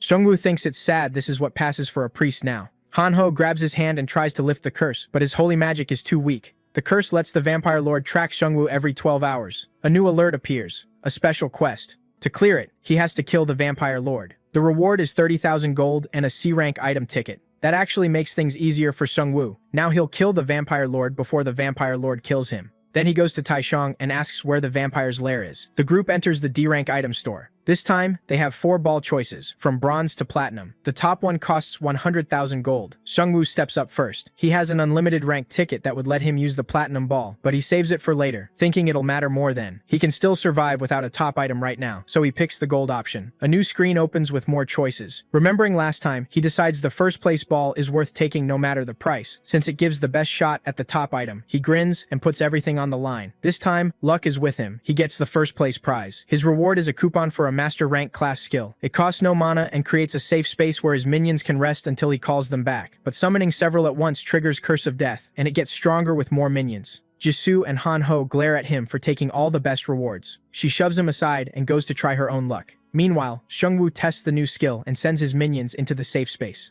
It works like a huge inventory. He can store his minions there and call them back whenever he wants. Excited, he turns to ask his friends what they got, but both of them look miserable. Jisoo only got a B-rank medkit and some hiking gear, while Han-ho ended up with a tough bullhide cuirass. Seeing their faces, he awkwardly asks if they should keep moving. At the same time, the vampires are holding the students captive in their lair. Surrounded by his friends' bodies, Kyung-soo wonders if he should have gone with the MC back then. He realizes taking everyone to the military base was a mistake. After carefully dodging the dragons and finally reaching the base, they found it ruined and empty. Then everyone started asking him what to do next. Panic spread through the students as they tried to figure out their next move. They all turned to Kyung-soo. Overwhelmed, he wondered why he had to carry this when he had only driven them there. One student showed him a phone and told him about a safe zone at the fortress. With everyone waiting on him, he realized they were still alive because of his choices. So he trusted himself and led them to the fortress. It was a terrible choice. There was no safe zone there, only vampires, and they slaughtered the students without mercy. The survivors were turned into vampire slaves. One vampire kicks Kyung-soo and orders him to keep moving. Laughing, the vampire says they can just eat him if he's too tired. As they joke about devouring them, Kyung-soo can only stare in despair. He knows he'll die just like his friends. As the vampires line up the students, they spot a skeleton in front of them. It's no bigger than a normal minion, and it's aiming its sword at them. The vampires laugh, thinking it's just another monster. One of them jumps in to rip it apart, but multiple spears pierce him instead. Then Sungwoo's whole army arrives. Kyung-soo lights up when he realizes the MC came to save them. When Sungwoo steps in front of him, Kyung-soo sees how much stronger he looks now. They're both college students, yet the gap between them feels huge. The vampires scramble back up and get ready to attack again, but one is instantly torn apart by the skeleton bear. Standing calmly in the middle of his army, the MC orders them to kill every vampire but one. He wants answers first. Kyung-soo watches in shock as he realizes this group is far stronger than he thought. And it wasn't just the MC. Even Jisoo looked much stronger now. The last vampire begs for mercy, while the orc skeletons pin him down. Sungwoo asks how many players and vampires are inside the building, and what levels they are. The vampire says there's only the area manager, who's level 5. There are 12 players total, and the highest among them is level 4. The MC thanks him for being honest, but he never planned to spare him. The vampire desperately adds that he knows the building's security and everything happening inside, but Kyung-soo stabs him before he can finish. Looking up, Kyung-soo says he already knows what's going on inside the factory. He breaks down, saying they can't let a single vampire live. His friends may have been cowards, but they didn't deserve to die like that. Sungwoo pats his shoulder and tells him he did well to survive this long. He says vampires don't become killers overnight. They hide among normal people and only need a chance to come out. The old world may be gone, but they still can't let monsters like that walk free. While they sort out the kidnapped players,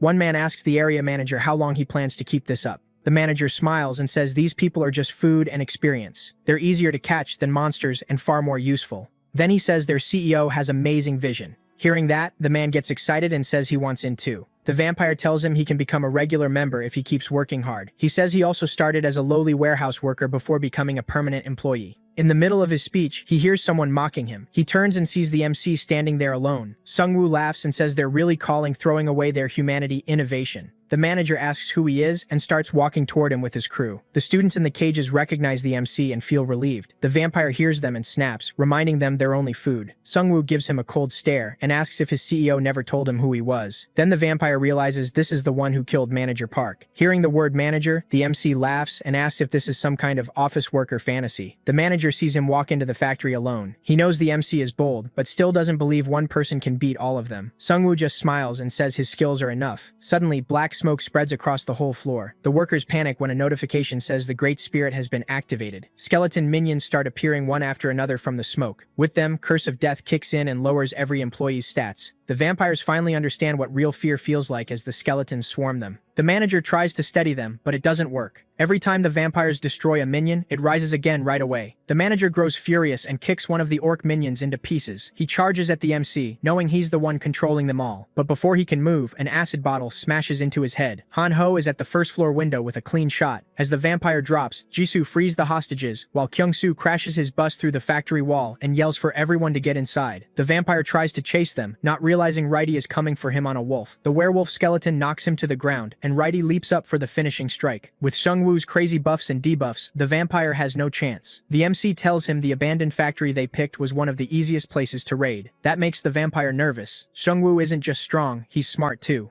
Bleeding from one arm, he hears his CEO offering him power to kill the MC. Sungwoo watches in confusion as the vampire grows larger and turns even more beast-like. A notification tells him a high-level vampire has gone berserk. Seeing how much he changed, he asks if this is his true form. The vampire lunges forward in a rage and tears into the skeletons. The MC orders all of them to fight back, but the vampire holds them off by himself. He moves fast, smashing skeletons as he goes. Then he catches Jisoo for a split second as she vaults over him and cuts his back with her sword. When he turns around, she grabs Righty and hurls it at him, and Righty slices through the vampire in midair. At the same time, another orc swings at him, but the vampire shatters it. Each time he destroys a minion, the MC revives it at once. Han-ho is amazed Jisoo can hold him off by herself, but the MC says that's actually bad for them. He knows the vampire doesn't have long before he collapses. He's lost too much blood and gone berserk. But Sungwoo could run out of mana first. If his orcs stop holding the front, he's in trouble. And his biggest concern is that this vampire is only a servant of the real boss. Sungwoo wonders how strong the true vampire lord must be. While reviving his minions, he spots the corpse of a werewolf monster. He smiles and tells the vampire he's borrowing one of his captured monsters. With one more werewolf added, all his minions get a new synergy buff. The vampire gets confused when the skeletons suddenly become much stronger. Sungwoo orders his werewolves to tear the vampire apart. They obey and start eating him alive. Sungwoo looks him in the eye and tells him to let his boss know his little Hwaseong business is bankrupt now. He gets 10,000 gold for the kill, but the system marks the vampire as a player. The MC realizes he might be able to turn the corpse into a minion. Before, he cut vampires' heads off to stop regeneration, but this one still has his head, so conversion should work. He revives the body as a vampire skeleton and tells it that it works for him now, not the vampire lord. Then the MC gets a notice saying he can view the memories of corpses under his control. He wonders what that means and checks the vampire's memory. He's never been able to view a minion's memories before, so he wonders if this is a new skill.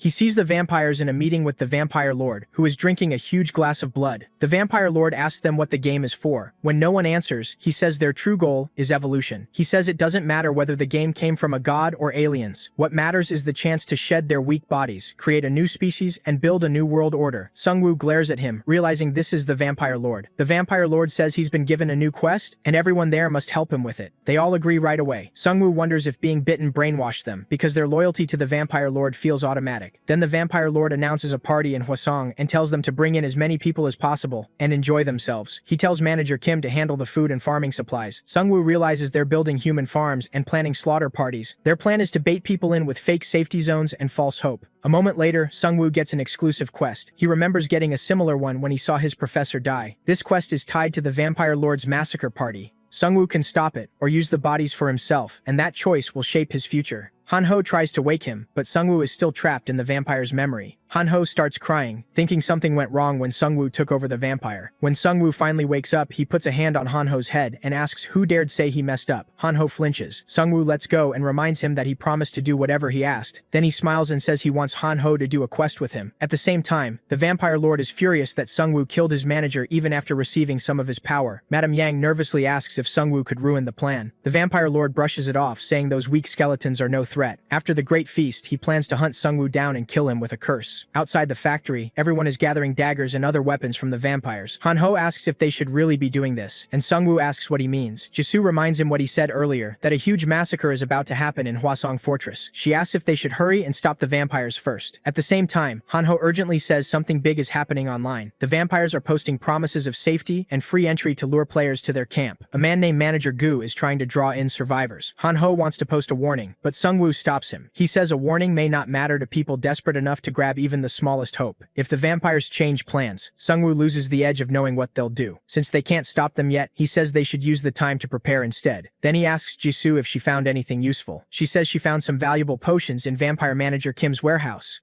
Hanho finds a wireless battery pack they can use to charge their phones. Jisoo also finds a white potion called Treatment that cures infections. Sungwoo uses it on Taesong's friend at once, and she partly returns to normal. Taesong and the others thank him over and over. He knows she's suffered a lot, and even though the potion didn't fully heal her, it still helped a lot. He warns Taesong to keep watch in case the vampire lord takes over her again. If that happens, Sungwoo says, he'll have to kill her, and Taesong swears he won't let that happen. Sungwoo wonders if that means they'd try to stop him from killing their friend. Still, he knows they're criminals, not monsters, so he lets them go. He does tell them he may need them again later. Then Sungwoo asks Hanho's dad, Mr. Lee, to use his skill. It creates a safe zone around the factory where recovery is much faster. Inside that space, Mr. Lee has total control. Everyone starts feeling better as their injuries heal. Since Hanho's mom is a chef, she can cook meals that give everyone buffs. Jisoo looks around and says people are finally adapting.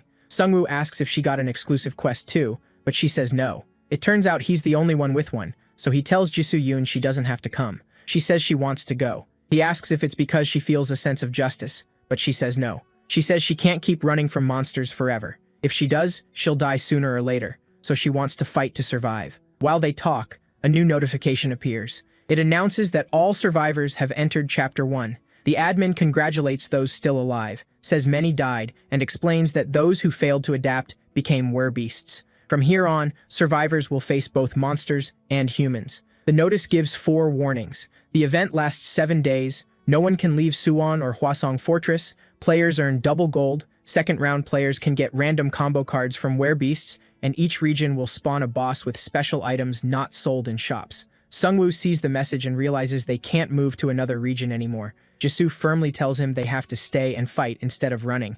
Hanho is upset that Sungwoo is dragging him into such a dangerous quest. Sungwoo tells him Jisoo has been with them from the beginning, even though she could survive fine on her own. Hanho, on the other hand, is too weak to last even a day alone. Then Hanho changes the subject and says people are replying to his community post. Most comments are mixed, but one from the prosecutor of Yongdongpo stands out. This man built a safe base with a level 3 pioneer skill and formed a guild called Independence, focused on keeping the group alive and creating a safe zone for survivors. Sungwoo doesn't think the man expects him to join. He's just trying to show others his group has honest intentions. Hanho is amazed he thought that far ahead, and Sungwoo says ambitious people are starting to step forward. Then Hanho asks where they're headed. Sungwoo says they're going to level up, then asks Hanho's level. Hanho admits he's only level 5, which Sungwoo calls weak. Just then, Kyungsoo stops the car and says they've arrived. They get out, and Hanho asks if this is really the place. Sungwoo says it is. He declares it their new hunting ground. Monsters are hiding all over the area. Suddenly, a huge burning rock flies at them. They barely dodge it by ducking behind cars. These small monsters can use magic, but they're still no match for Sungwoo's skeleton army. Once Jisoo and the skeletons finish them off, Sungwoo explains that they're called kobolds. He says they came to level up Hanho and maybe find new minions. He already has werewolves that can tear through several low-level vampires. Jisoo calls Sungwoo over and tells him to look at the grocery store. The parking lot is covered in bodies, reminding her of their old campus. Sungwoo realizes this was probably one of the tutorial sites. She asks if there could still be survivors inside. Sungwoo says crowded places draw monsters, so the odds are low. Hearing that, Kyungsoo guesses rural areas or small places like Jeju Island might be safer because fewer people live there. That gives Jisoo some relief, since her family lives there. She notices Sungwoo looking at her and says he doesn't need to worry. She never expected to see them anyway. She adds that they're probably fine since they're all important people. Sungwoo can tell her family situation is complicated, so he doesn't press her. As they enter the mart, the entrance seals shut with magic, turning the place into a dungeon called the Sorcerer's Fortress. The only way out is to beat the boss. A huge magic circle suddenly appears under them and teleports everyone to different places. Hanho drops from the ceiling into a group of kobolds, who mock the weak human they just caught alone. At first he thinks he can take them, but once he realizes he's by himself, he panics. His life expectancy drops from half a day to 30 seconds. The kobolds leap at him, but he accidentally kills one. As the others swarm him, he starts thinking this is how he dies. Then he realizes their attacks aren't hurting him at all. He remembers his priest skill gives him 10 seconds of protection after a kill. The kobolds stare at him, confused that nothing is working. Hanho gets up, still terrified, and asks if they really just called him weak. Meanwhile, Kyungsoo and Jisoo end up together and search for the others. They notice blood around a corner, then find Hanho standing over a pile of dead kobolds. Jisoo stares in shock, but Hanho proudly says he's finally awakened his hidden power. Now that the three are together, they agree Sungwoo can handle himself. Just as they thought, Sungwoo and his minions are wiping out kobolds. He clears them fast, but he's still worried about his friends. Near the exit, he finds a badly wounded survivor. The man is in terrible shape, and potions won't do much. The man weakly lifts a finger and points at a box. Sungwoo picks it up and asks if there's a potion inside. Instead, he finds a strange egg. Its description says a creature from it will change his fate. With his last breath, the survivor says the dungeon boss has the token needed to claim the egg. The egg was his, but the boss stole its token. Sungwoo is stunned to learn the man was a powerful 5-star dragon knight. He figures the man got lost in the dungeon and had all his tokens taken by the boss. His class likely became truly strong later on, but he died before reaching that point. Even if it's called a mysterious egg, Sungwoo knows it's a dragon egg. He figures the man told him because he wanted him to finish this game. More kobolds rush in. His minions cut them down with ease. Now Sungwoo is determined to get the token and avenge the boy who died before him. As his minions keep slaughtering kobolds, he starts wondering why they keep charging him without any fear. They seem to be attacking like mindless puppets. Then he hears an explosion and spots a kobold sorcerer. Creepy as it looks, one of his minions quickly kills it along with the rest. Sungwoo levels up and chooses the skill option, hoping to raise his minion limit. Instead, he gets a new skill, Corpse Explosion, which uses 10 mana to blow up a body. He gets to test it right away when more monsters charge him. He tells his minions to stay back and uses the skill on a corpse, triggering a huge blast. The kobolds outside flinch when they hear the explosion. Then Righty suddenly bursts through the door and wipes them out. Sungwoo praises him, and Righty beams. Soon they find the dungeon boss wrapped in roots. It's a high-level kobold sorcerer inside a force field that can only be broken by destroying 3 cores hidden around the dungeon. Normal attacks won't work. Seeing that shield, Sungwoo understands why the boss stayed put while its guards fought for it. Then the boss casts a deadly spell that will kill anyone under level 10 in an hour. Sungwoo immediately realizes everyone in his group is below level 10. Those kobolds rushing him before were only buying time for this spell. He sends his minions at the boss, but the shield blocks everything. Thinking fast, he orders them to stack kobold corpses around the boss, then blows them all up in one massive explosion. But when the smoke clears, the boss is completely unharmed. Angry, the boss burns some of its own health to speed up the spell, cutting the time to 52 minutes. Sungwoo grows tense. Now he has even less time to find the cores. Frustrated, he decides to go after the cores since that's the only way to stop the curse. By reading memory fragments from revived kobolds, he learns where they are. Righty quickly destroys the first of the 3 cores. Sungwoo now has only 19 minutes to find the other 2. He keeps moving, reviving monsters and digging through their memories. He soon finds the next core's location and heads to the first floor. On the next floor, they find dead kobolds, and Sungwoo wonders if Jisoo killed them. Then he gets a notice that the second core is destroyed and figures she saw the instant death warning too. He spots someone fighting kobolds ahead and assumes it's her. He calls out, telling her to find Han Ho and Kyung-soo. To his shock, the one crushing kobolds is Han Ho. Holding a dead monster, Han Ho coolly says Sungwoo is late. Sungwoo can only wonder if he's dreaming. At that moment, Jisoo arrives and says she destroyed one core, but Sungwoo is far more curious about what happened to Han Ho. Han Ho acts like a hero and says there's no time to talk. They need to find the last core. They only have 13 minutes left. When they reach the final core, the kobolds defend it desperately.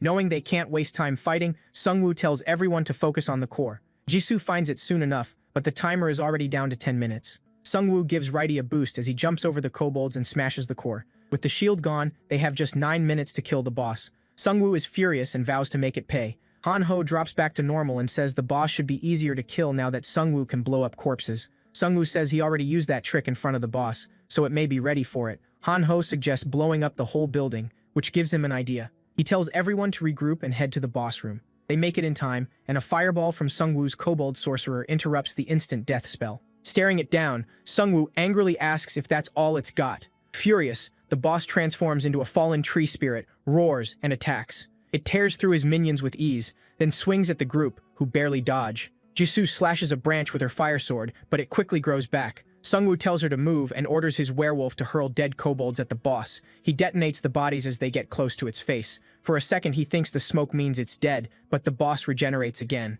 Then a kobold sorcerer's fireball strikes it from behind. The group keeps hammering it with fire, but it still won't stop healing. Sungwoo tells them to keep attacking. Then a notice appears. The boss is out of mana and is now burning its own health. He smiles, revealing he's been draining its mana with the devil's bloodstone. Even without mana, the boss keeps coming, so Sungwoo orders everyone to fall back. It tries to chase them, but collapses from weakness. Before leaving, Sungwoo looks back and reveals he left most of his skeletons on the first floor. Once everyone is safe, he detonates the pile of kobold bodies his minions stacked under the boss. With no mana left to heal, it dies. For killing the fallen tree spirit, Sungwoo gets 12,140 gold and reaches level 10. The system also gives him a roulette ticket for being the 69th person to hit level 10, and his minion limit goes up by 5. He also gains a new skill, Death Response. It lets him summon 10 zombies for 10 minutes without using his minion slots. That means he can now control up to 25 undead. On top of that, he gets the Dragon Knight's token. Raising his sword, Sungwoo feels sure he can beat the Vampire Lord now.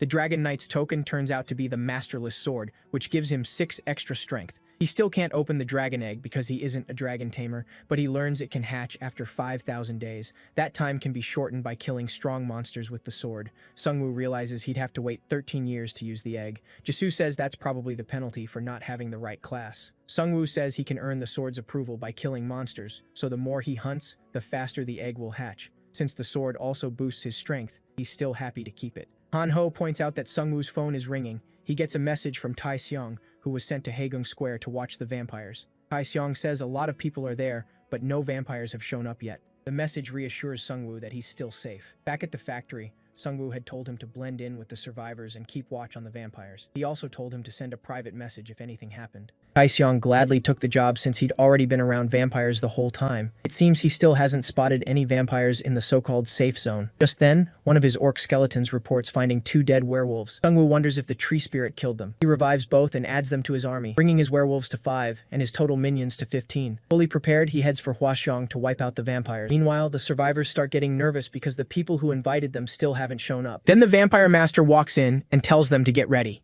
When one asks if it's time to feast, he just smirks and says they're going to kill the people who attacked the factory. The other vampires are confused. They thought the party came first. The vampire master says the plan changed because that guy is nearby. He wants him dead before he can ruin their plans, and since the order came straight from the vampire lord, no one should hold back. Tae Seong sees the vampires move out and quickly texts the MC. The vampires reach the elementary school while searching for the MC. He's still marked by the vampire curse, so they can track him. They mock him for being careless. A little farther in, they find a dead dire wolf. From the claw marks, they guess one of his werewolf minions killed it. Then they spot a trail of blood and follow it. The vampire master can't believe their area manager lost to a loser like this. They call the MC an idiot for not knowing blood draws monsters. One vampire notices the blood trail leads to the auditorium. Once they find him, the vampire lord orders everyone to kill the MC at once. They know he controls minions, but one vampire still thinks he can win. He's expecting 5 werewolf skeletons at most. As the vampire master serving right under the vampire lord, he thinks he can handle 2 himself. With their numbers, he likes their chances. He leads the vampires inside. There they spot the MC with his minions. He only seems to have a handful of skeletons. That makes them even more sure of themselves. So they rush after him. The MC runs until he reaches a dead end, then stops and tells them this will be their grave. The vampires start to feel something is off. He says they counted his skeletons, but they still don't know all his skills. One vampire laughs and asks if he hid a few extra skeletons nearby. Sungwoo just grins and says he doesn't control a few bones. He commands an army. Then he calls out the rest of his minions from the void and uses Death's response to bring in zombies. The vampires are stunned by the sight. Meanwhile, Sungwoo hangs back and lets his minions handle it. Righty boosts the skeletons with a small power-up. Then the zombies rip through the vampires. Buried under non-stop debuffs, they can barely breathe. Sungwoo shows them what happens when you fight an undead army. One female vampire charges straight at the MC, but the kobold sorcerer's fireballs hit her first, and Righty finishes her. The kill gives the MC 2,000 gold. Soon, every vampire is dead except the vampire master, but he's strong. He starts cutting through skeletons and zombies. 2 zombies manage to bite him, but he easily throws one off. Then the vampire master leaps at the MC, trying to kill him. Sungwoo stays calm and smiles, telling him to look closer before attacking. That makes the vampire master panic, and he asks what he means. 2 hours earlier, outside the school, the MC had given one of his minions a special order. He first tried blowing up an orc skeleton, but it failed. Then he realized why. The orc was a skeleton, not a corpse, so the skill couldn't work on it. Next, he used Death's response to summon zombies and wondered if they could explode since they were made from corpses. He learned that moving zombies count as summoned minions, but once they stop, they're just corpses again. So he detonates the zombie left behind, blasting the vampire master with massive damage. As the vampire master drops in agony, Sungwoo mocks him. A werewolf tears off his leg, and the vampire master asks if Sungwoo really thinks he can beat their boss. The MC answers by killing him with the nameless sword and earns 20,000 gold. That also cuts the egg's hatch time down to 4,149 days. Then he revives the vampire corpses. Since he now controls over 5 vampire skeletons, he gets a synergy bonus. All their attacks cause 5% bleed, and before death, they enter berserk mode for a 10% stat boost. With his stronger army, the MC feels ready for what's next. Then Jisoo messages him. The vampires are moving, and the guards are acting shady by taking everyone's weapons before entry. The MC figures the vampire lord sensed his royal guards dying and is rushing to catch him. Now those vampire guards all serve him instead. At the survivor camp, an older player notices werewolves stuck on a rooftop. People wonder who put them up there. Whoever did it had to be strong enough to kill them first. It's almost Jisoo and Hanho's turn at the weapon check. Jisoo watches a guard claim they're collecting weapons for everyone's safety. He says they've already killed 4 werewolves, so no one needs arms anymore. She feels sick seeing humans work with the vampires. They're only helping make the slaughter easier. Just then, Taishong sneaks over and tells her her twin swords are hidden like they planned. He says Yongshik, their 2-star swordsman friend, helped with it. Hanho asks if he prepared the other thing too, and Taishong says yes. After the check, they blend in with the other players. Soon the vampire lord shows up with his masked minions, clearly furious about the MC. Hanho quickly realizes it's the vampire lord and figures the masks are hiding their fangs. Their swords are hidden safely, so now they just need to wait for the MC. As the vampire lord begins speaking, the masked vampires spread out and surround the whole crowd. He tells them humanity is doomed because humans are weak. Then the vampire lord removes his mask and says they were born to be sacrificed for the next stage of evolution. Panic spreads as the vampires begin attacking. The survivors rush for a way out, only to find electric fences around them. The whole camp was a trap. The vampire lord smiles at the chaos while Jisoo tries to guide survivors to safety. Then he spots the swords in her hands and wonders how she got a weapon. At that moment, Kyung-soo slams a school bus into the fence. The electric barrier breaks, giving the players a path to escape. Jisoo and Hanho jump out and lead survivors through the opening. Furious, the vampire lord turns and sees the MC stepping off the bus. With a smirk, he calls the vampire lord the Mosquito King. Then he looks at the vampires and asks why they aren't having fun. The vampire lord laughs and says he showed up right on time. Baring his fangs, he says they're about to have a lot of fun. Then he turns to Madame Yang and says their party is off to a bad start. She says they're missing the main course and orders the vampires to surround the fleeing survivors. The vampire lord asks if he's trying to save the survivors, but the MC says his teammates can handle the vampire girl. Hearing teammates, the vampire lord laughs and says in another situation, he might have hired him. Seung-woo says he doesn't need that. He already has friends on his side. Suddenly, a werewolf skeleton bursts from the bus and lunges at the vampire lord. He scoffs, asking if the MC really thought that could kill him. But as he grabs it, he realizes it's a trap packed with goblin corpses. The MC detonates it, setting off a huge explosion. The vampires panic when they see their boss on the ground, though they tell themselves he can't go down that easily. Then they see the MC run into the bus and chase after him. Inside, all they find are piles of monster corpses. Seungwoo slips out through a hole, then blows up the bus and wipes out a big chunk of the vampires. Meanwhile, Madame Yang is hunting survivors with human helpers. When they hear the blast, they wonder if something happened to the vampire lord. She says he's far too strong for the MC to kill and tells them to focus on the survivors. But when she turns back, she sees them both dead on the ground. Then she feels a deadly presence behind her and barely avoids Jisoo's strike. With fury in her eyes, she faces the vampire girl alone.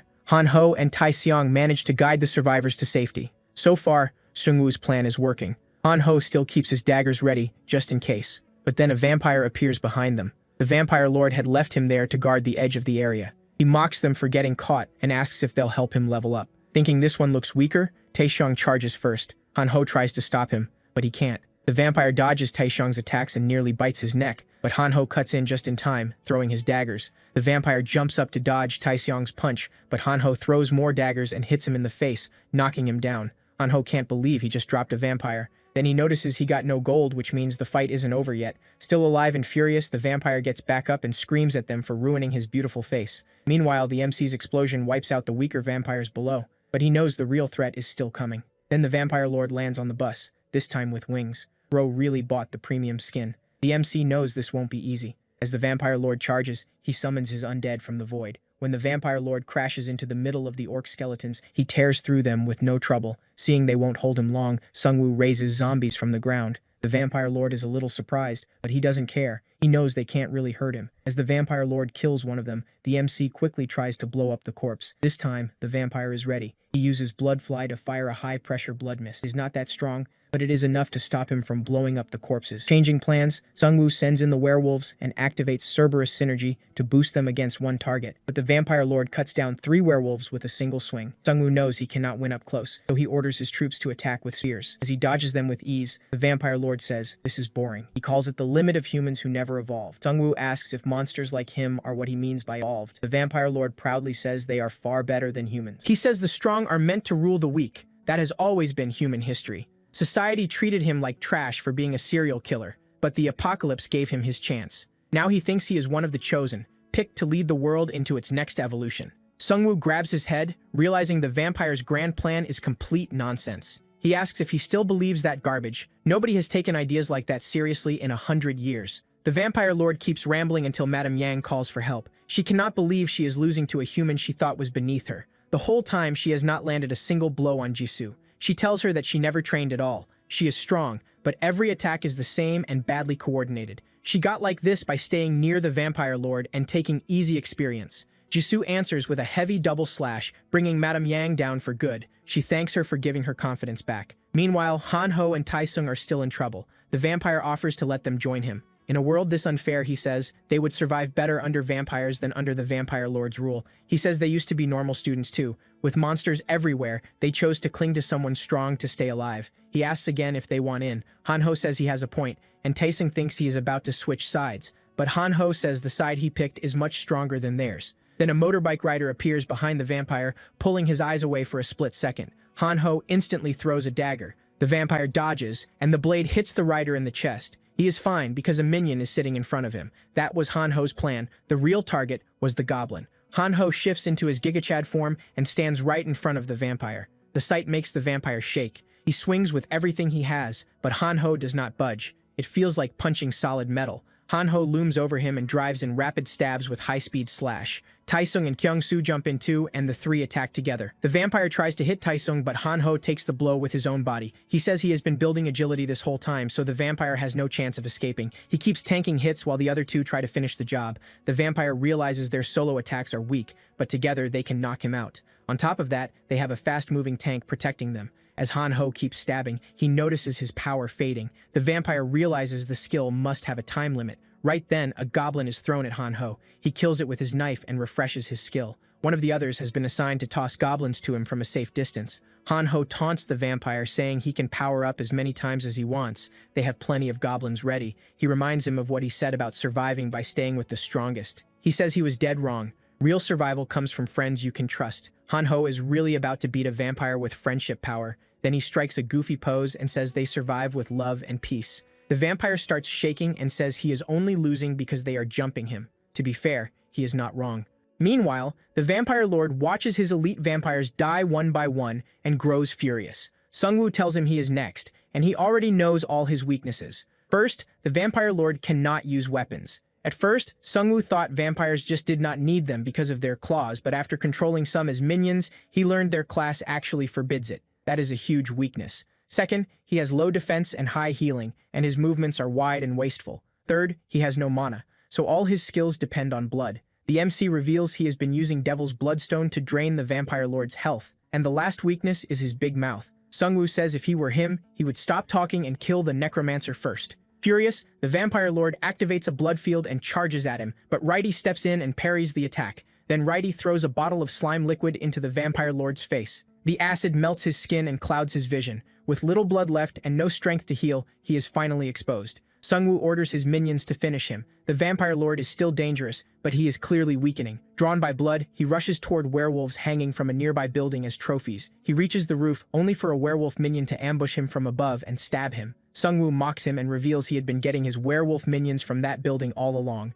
Badly hurt, the vampire lord crashes to the ground. Sungwoo decides to make the ending dramatic, so his minions throw the vampire lord into a room packed with monster corpses. He blows up the building and finally kills him, earning 10,000 gold for taking down a special player. He also gets 30,000 gold and a C-rank item ticket for clearing the No Country for Wicked Men quest. His destiny changes and grants him an exclusive skill. When his group arrives, they celebrate the win together. He looks at them and smiles. The world may be ending, but he plans to stay with them. The next morning, everyone is praising him. Some were saved earlier by Sungwoo's group, and Han-ho says more and more people recognize them now. The celebration is cut short when a unit of soldiers arrives, led by Sergeant Kim. He says he saw the huge fight from far away and wanted to know what happened. Sungwoo greets him with a smile and says he is glad he is okay. Then he asks why he came. Sergeant Kim explains they had been tracking a group that claimed to be building safe zones for survivors, but they never expected things to turn into this kind of mess. Sungwoo looks them over and feels relieved they did not try fighting the vampires because they do not seem very strong.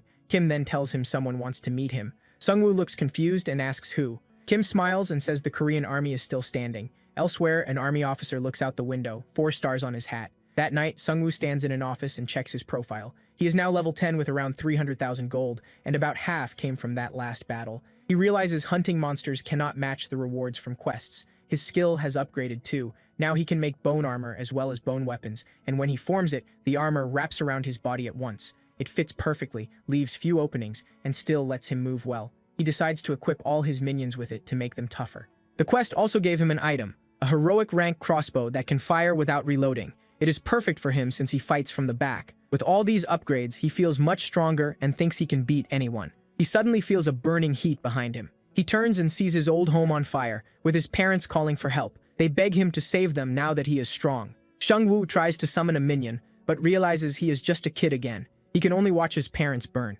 Terrified, he runs away. It is all a memory from his past. He tells himself he is still that same weak child. Then the nightmare jolts him awake. Han-ho sees him wake up and says he has been sleeping all day. He points to the door and says, Kim is back with those soldiers from yesterday. When they first asked him to come to base, he sent them away and said anyone who wanted to see him could come here. He was too exhausted then. Now he gets up and tells Han-ho to make them wait outside a little longer. But he is still thinking about the dream. He wants to get stronger so he never has to leave anyone behind again. As Han-ho tries to hold the soldiers outside, the lieutenant pushes past him, walks in, introduces himself as Lutmaj Taeyong Park, and asks if Sungwoo is the necromancer. Sergeant Kim is with him, and the major sits down, saying he will skip the small talk and get straight to business. He says they were tracking a suspicious group in Hwasong and asks if Sungwoo wiped them out. Then he wants details and asks if he'd join future missions. Sungwoo says he can explain how he beat that guy, but he doesn't get how he'd fit into their missions. Lut Taeyong points at him and says he wants him in the army. That instantly annoys Sungwoo.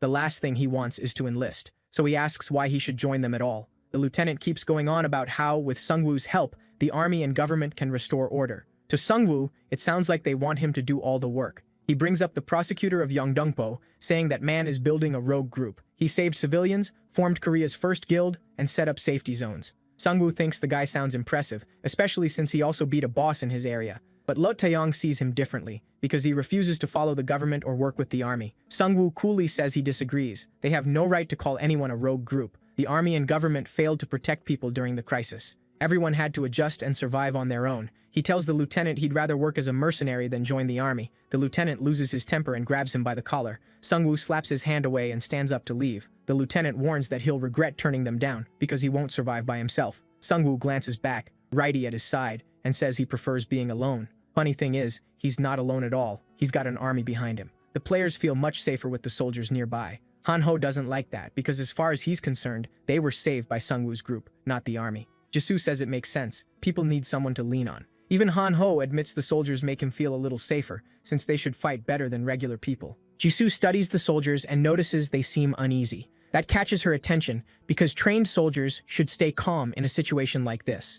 Han-ho walks over and asks a few soldiers if they serve with Sergeant Kim. He says he met Kim before and also ran into a soldier named Kwan, then asks if he can see him. One soldier says he doesn't know where people from other units are stationed. Another cuts in and says that's classified. Jisoo hears that and thinks it's strange, since Han-ho only asked about a private. Both of them start feeling like something is off with these soldiers. Meanwhile, Sungwoo leaves the office after turning down the lieutenant's offer. He had wanted to stay on decent terms with the army, but the lieutenant ruined that. As he walks off, Sergeant Kim approaches and apologizes for setting up the meeting. Sungwoo says he knows Kim was just following orders, then asks if the lieutenant sent him to change his mind. Kim gives a nervous laugh and Sungwoo sighs. Clearly, the army really needs him. Kim admits they do, but says the battalion commander handled it the wrong way. Then he leans in and says he wants to show Sungwoo something top secret. The two head through the underground parking lot. Sungwoo wonders what could be so secret. Kim raises a hand and tells him to stop. Several soldiers are ahead. If they get caught, he says, they could be executed. Still, the troops are so worn down that he thinks they can slip past. That only makes Sungwoo more curious, since Kim is risking his life for this. They head down the stairs and enter a room. There, Kim shows him a glowing crystal inside a box and says it's called a prophecy stone. He explains that several exist around the world and anyone who touches one sees a vision of the future. Finding one gives a player a huge edge over everyone else. Sungwoo finally reaches out and touches the stone. At once a vision hits him. He feels like he's floating, as if trapped inside a dream. Then a skeleton wyvern flies past him. Below him are nothing but corpses. The whole city seems to have become an undead army. Among the skeletons, he spots himself and Jisoo. Han-ho is there too, down below with the lower-ranked minions, as usual. Then Sungwoo realizes who's behind it all. The Lich King, standing above the undead horde. As Sungwoo stares at him, the Lich King suddenly turns and burns him to ash. He snaps back into his body as a system message says this will happen on January 1st. Trembling, he grabs his arm. Kim says the skeleton army in the vision made him think of Sungwoo. Sungwoo then gets an exclusive quest to claim the Grim Reaper's scythe. He must reach level 15 to learn where it is, and if he fails before January, the Lich King will overpower him and make that vision real. He facepalms, realizing Kim just dropped another quest on him. Now he has only 2 months to hit level 15 and find the scythe. He looked powerful in that vision, sure, but he wants no part of that future. So he asks Kim about the area's boss monster. He'd avoided bosses because hunting them was risky, but now he can't afford to wait. Besides, they're the fastest way to level up. Sergeant Kim says he does know one, and it's the lieutenant's biggest headache. The commander's main goal has been to clear the area and restore order, but that's impossible without players like Sungwoo. Hearing that, Sungwoo agrees to help kill the boss, but he makes one thing clear. He's not doing it for free. The soldiers report back that Sungwoo wants over 100,000 gold to work with them. The commander is furious and demands to know how Sungwoo dared ask for that much. One soldier says they simply don't have anyone that strong. He saw Sungwoo fight vampires alone, and it was unbelievable. The commander pauses, then asks if Sergeant Kang could beat him. The soldier says Kang may be strong, but Sungwoo has an army. As much as the commander hates the price, the soldier insists they can't beat him. He's stronger than a whole battalion. While the lieutenant is still thinking, Sergeant Kim arrives and says hiring Sungwoo would be more than worth it. He promises Sungwoo keeps his word. The army brings in around 60,000 gold a day, so paying Sungwoo would cost nearly 2 days of income. The commander knows it's too much, but he has no choice. They have to secure key positions. One of them is the 01 fighter wing. A terrifying monster has taken over the airstrip, keeping the army from using its planes. They already sent in dozens of men, but none of them could beat it. If that monster dies, the army can use air travel again. With that in mind, the commander finally accepts Sungwoo's terms, though he swears he'll make him pay for it someday. A soldier hands over the agreed gold, then he asks Sungwoo to start the mission as soon as he can. Sungwoo says he can't leave the area for 5 days because of the event, then asks if killing the monster within that time is acceptable. The soldier says no. They need time to repair the airport and check the damage, so Sungwoo has to do it within 3 days. He also introduces Sergeant First Class Kang, the only survivor from the team sent after the monster. Kang looks at Sungwoo and says he'll be his assistant, even though his rank is higher. Then he asks Sungwoo's level, clearly expecting it to be lower than his own. but Sung-woo calmly says he's level 10. Kang is stunned and asks if he's using some kind of cheat. He says he's been hunting orcs non-stop, and even then his level isn't that high. Sung-woo coldly replies that he just needs to hunt stronger monsters. That clearly gets under Kang's skin. He warns that the boss in the airport is on a whole different level. Sung-woo thanks him for the warning and tells him to spend the next 3 days leveling up. Meanwhile, the survivors are looking for him because they trust Sung-woo to protect them. Kyung-soo looks over the crowd and realizes there are even more people to protect now. He wonders how they'll handle them all. He already told Han-ho's dad to use the safe zone only in emergencies, since it costs gold to keep active. A mother asks what they should do now. Kyung-soo says they'll build their own town with the survivors left. Everyone who made it this far should have some skill they can use. Those better at daily work can build, and those good at fighting can become hunters. Their goal is simple: grow their gold and strengthen their fighting force. When Han-ho's parents hear the plan, they start clapping. Kyung-soo says it wasn't his idea. Sung-woo told him what to do. He doesn't feel worthy of praise after failing the people who trusted him. Seeing that, Han-ho's dad tells him he did his best, and leading people at all takes real courage. Meanwhile, Sung-woo and his group stand among flames and the bodies of dead monsters. Han-ho looks around and says it feels like a massacre. Sung-woo says he's right. They've gotten really strong. Any monster that charges them dies right away. The ones that try to call for help get swarmed by his minions, and when they rush in as a group, his explosions blast them apart. If any are still standing after that, he picks them off with his crossbow. The group heads deeper into the building. There, they find a marker with a hammer symbol. Sung-woo wonders what it means and steps into the room. Inside, he finds crafting tools, and the system tells him he can fuse 3 items for 100,000 gold. He's stunned when he realizes he can combine his legendary gear and starts wondering how strong the new item could be. He has the Tear of the Sea Spirit from the shop, the Devil's Bloodstone from the Orc Chief, and the Slime Core from the Slime Boss. He thinks he should start collecting items made for fusion. Han-ho reminds him the result is random. Still, he hopes it becomes something he can actually use. Sung-woo tells him his luck is good, so that probably won't be a problem. The system warns him again. The fusion costs 100,000 gold, and there's a 2% chance the items will be lost. Even so, he goes through with it. When the fusion ends, Sung-woo gets a new item. It's called the Chaos Crystal. It gives him the Chaos attribute, boosting mana and mana recovery, while letting his attacks steal both health and mana. Sung-woo wonders how Chaos differs from the Devil's attribute he had before. He hoped for something above legendary, but this is still an upgrade. Before, he had to drain an enemy's mana first to absorb health. Now he can take both at once. His 2 friends congratulate him, and then Jisoo steps up to the crafting machine. She gets a notice saying she can combine 2 of her items for 15,000 gold. After the fusion, she gets a blade with an ignition switch, and every hit can burn the enemy. She looks happy with the result. Han-ho glares at them, slaps the crafting table, and demands to know where his fusion item is, but no notification appears for him. Feeling bad, Sung-woo says he'll buy Han-ho something from the shop instead. When they arrive at the old car complex, they see the shop has been completely destroyed. Han-ho starts crying and asks who did this. Sung-woo studies the shattered screen and says, "A monster didn't do it.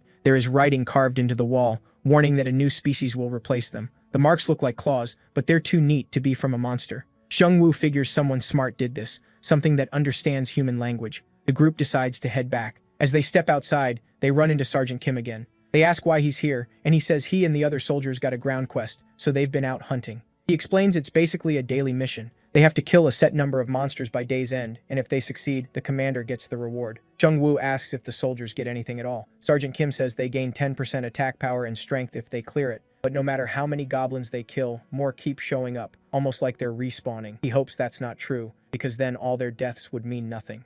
Jisoo asks if any soldiers tried to run, since they must want to see their families. He says many did at first, but that stopped once they realized they couldn't survive alone, and the army never treated desertion kindly. Now they're just being sent on these quests every day with no real plan. It feels like the army is only trying to stall. They even take all the soldiers' gold, so they can't use the online forum. Sung-woo sees the army still hasn't adapted. That's why groups like the Yongdongpo Prosecutors Guild had a better shot at growing. He moves on, but offers to treat any injured soldiers in their town. Back in town, the players are suddenly attacked by huge bear monsters. The defense team tries to hold them back, but they're outmatched. The beasts tear through the defense line with ease. The players abandon their posts and run for their lives. Kyung-soo shouts for them to come back, but nobody listens. Then one of the bears looms right over him. He can't help wondering why this had to happen while Sung-woo was gone. He forces himself up and charges the bear with his spear. He strikes one in the eye and blinds it. That gives him a burst of confidence, and he thinks he might be able to hold them off a little longer. But another bear sneaks up and claws him almost at once. As it's about to kill him, he cries out for Sung-woo. Out of nowhere, Righty leaps in and cuts off both of the bear's arms. While it screams, Jisoo drives her flaming sword into its face. Han-ho jumps in too and kills the last bear. Then Sung-woo arrives with his minions. He's pleased strong monsters showed up. He wanted new minions anyway. The soldiers can only stare as they finally see his power for themselves. He gains a synergy bonus called Wild Tyrant for having more than 4 bears on his team. It drops enemy defense by 10% and raises ally defense by 10%. Sergeant Kim realizes it isn't just Seung-woo, the whole group is strong, and each of them uses their powers well. He tightens his grip on his axe and thinks how unfair it is. His soldiers, and the men who replaced the dead, could have fought like this too, if they hadn't been thrown into battle with no plan. He knows they didn't deserve to die, and starts wondering if following orders was really the right choice. Seung-woo tells Sergeant Kim to inform the commander he's ready to kill the boss and take back the airstrip. The next morning, the survivors from the bear attack are healed. Han-ho and Jisoo praise Kyung-soo for holding off the werebears by himself. Seung-woo tells him he did well too. Anyone would have struggled alone against monsters like that. Sergeant Kang arrives and mocks the state of the town. Seung-woo hates that this is his reaction after so many people died. They explain the town was attacked by werebears the night before. Kang smugly says he knows how tough werebears are. He killed one himself. Sergeant Kim had already told Seung-woo that Kang had a high-rank class, a 3-star striker who uses martial arts instead of weapons, but he still didn't know what combo card Kang picked in the second phase. Kim asks Kang if he's ready for the boss fight, since Seung-woo is done preparing. Kang gets irritated, thinking Kim is acting like Seung-woo's messenger. He kicks at Kim's foot and says Seung-woo can speak for himself. Then he asks whether Kim has been killing monsters like he was told. When Kim says yes, Kang asks why he's whining about comrades dying on the job every day. As he walks off, he complains Kim isn't bringing in as much gold as before, and adds that the commander is tracking them in real time. Hearing that, Seung-woo realizes the army is squeezing gold from its soldiers like slaves. Sergeant Kim finally snaps. He accuses Kang of getting many of their comrades killed just to level up. Kang grabs him by the throat and demands respect, saying the privates should shut up and keep earning gold because he's the one fighting the hard monsters. He says the others died because Kim was too incompetent. Kang mocks Kim for choosing the blacksmith class and says he just wants to hide behind others. In truth, Kim became a battlesmith to do whatever he could to keep his troops alive. Seung-woo has had enough. He grabs Kang's arm and tells him there's no time for this. Kang shakes him off and says he'd love to teach Kim a lesson, but they need to move. He even apologizes to Seung-woo for having to watch it. Kim says Kang feels threatened by Seung-woo, so he took it out on him instead. Then Sergeant Kim leaves with his team to get ready for the boss fight. Seung-woo feels sorry for him, but there's not much he can do. Seung-woo and the soldiers arrive at the badly damaged airstrip. Kang says he tested the boss yesterday and it was strong. Seung-woo is annoyed since Kang still hasn't shared anything useful. He knows Kang doesn't want the raid to fail, but he's too jealous to say everything. Still, Sergeant Kim already told him enough about the boss, so he isn't concerned. At last, the boss appears. A giant troll even bigger than the aircraft. Seung-woo is shocked by its size. It's much larger than he expected. He quickly realizes his plan to overpower it with the werebears won't work. The troll spots them and starts marching their way. Kang sneers that it's not too late to hand over the 100,000 gold and run. Seung-woo raises a hand and says he's fine. He never had just one plan. Seung-woo uses death response and sends his zombies to cling to the troll's legs, but the troll crushes them instantly with one earth-shaking slam. He blows up a zombie to hit the troll, but the monster heals almost right away. The MC realizes its defense is insane. The curse should have weakened it, but the boss barely seems affected. It doesn't have special powers like the slime or the vampires, just overwhelming brute strength. Kang starts running his mouth again, saying they can't even retreat without losing more soldiers, but the MC has no plan to leave before killing the boss, so he holds his ground. Even though Han-ho is terrified, he still stands beside Jisoo and his friend to bring the monster down. At the same time, the company commander tells Lit Kang that the Yongdongpo prosecutor is growing stronger by gathering survivor groups. He wants to post on the forum and tell the public how the army is doing, but the lieutenant shuts that down, saying they can't trust an unverified network. He says information is everything, and if they reveal themselves, they could expose their location to the enemy. Since they still don't know who made this game, the commander starts doubting that approach. They may not understand the system fully, but it's too important to ignore. It's the only way they can contact their troops. The lieutenant asks if all the soldiers have been told the plan. Once the troll is dead, he plans to kill Seung-woo so no uncooperative threat is left alive. He already sent Sergeant Kang to handle it and take all of Seung-woo's valuables. The lieutenant is still worried about the MC's friends, especially Jisoo, and asks if they could be a problem. The commander brushes it off, saying she's just a girl, and the other friend is basically useless. Calling him useless after last chapter is wild. The lieutenant tells him to head to the airstrip and make sure everything goes smoothly. He wants them drained of gold before they're killed. The commander realizes this feels less like a mission and more like straight-up robbery. Back at the fight, Han-ho tanks the troll's attacks with his invincibility skill, barely feeling them. As the troll slows down, Jisoo stabs it from behind and leaves her sword lodged in, with an invincible rope attached. Han-ho then runs around the troll with the rope, shocking Kang, who thought the MC's friends were just dead weight. Watching them fight, he starts wondering if Sungwoo got famous by stealing credit for their work. Han-ho's invincibility is almost out, but Sergeant Kim has fresh goblins ready to recharge it. Han-ho throws a knife, kills a few goblins, and his force field turns back on. Sergeant Kang can't believe Han-ho is killing goblins in the middle of a boss fight, then realizes the skill only stays active if he keeps killing monsters. He looks at Jisoo and figures she isn't trained to fight humans. In his mind, that still means he can take her. Still, he never thought things would turn out like this, and starts wondering if he should kill the MC now. As Sungwoo faces the monster, he remembers the plan. Han-ho and Jisoo wanted to tie up the troll's feet with a rope, but he thought it was too risky and said his minions should do it. Jisoo argued that if his minions failed, they would have a better shot at tying it down. The MC still worried about how dangerous it was and said he needed more time to think. Jisoo told him he wasn't their babysitter, they were partners, and he needed to trust them. Back in the fight, the two of them pull it off, tying down the boss and bringing it crashing down. He tells them he's impressed by how much they've grown. Now it's his move. He uses Great Spirit and summons all his minions from storage. Sergeant Kang freezes in fear, wondering if this is a necromancer's real power. One minion brings him the Dragon Knight's masterless sword, and he rushes the boss. With the troll pinned down, everyone attacks without stopping. The boss manages to swallow one of the orc skeletons as it tries to strike, but the MC instantly detonates the skeleton's bag of corpses, blowing up the inside of its mouth. Then he steps in and brings the masterless sword down on its head, killing it. For killing the boss, he gets 220,000 gold, reaches level 11, gains 2 points to every stat, and earns a special item chest. Because he used the masterless sword, the egg's hatch time drops by 98 days, leaving 4,150. For his level up skill, he picks the Great Bone Weapons card, which lets him make more kinds of weapons. Sergeant Kang can't believe the boss is actually dead. The MC tells him the contract is complete. He'll be keeping the boss corpse, since his job was only to kill it. Kang wonders if he kill him right. 20 soldiers behind him. He feels his plan is simple. Get close and snap his neck in one move. Sungwoo just smiles, already knowing exactly what the sergeant is thinking. He tells him he's already too late. Once he realizes he's been read, Kang attacks head-on. The blow triggers a huge explosion, but the MC blocks it with his shield.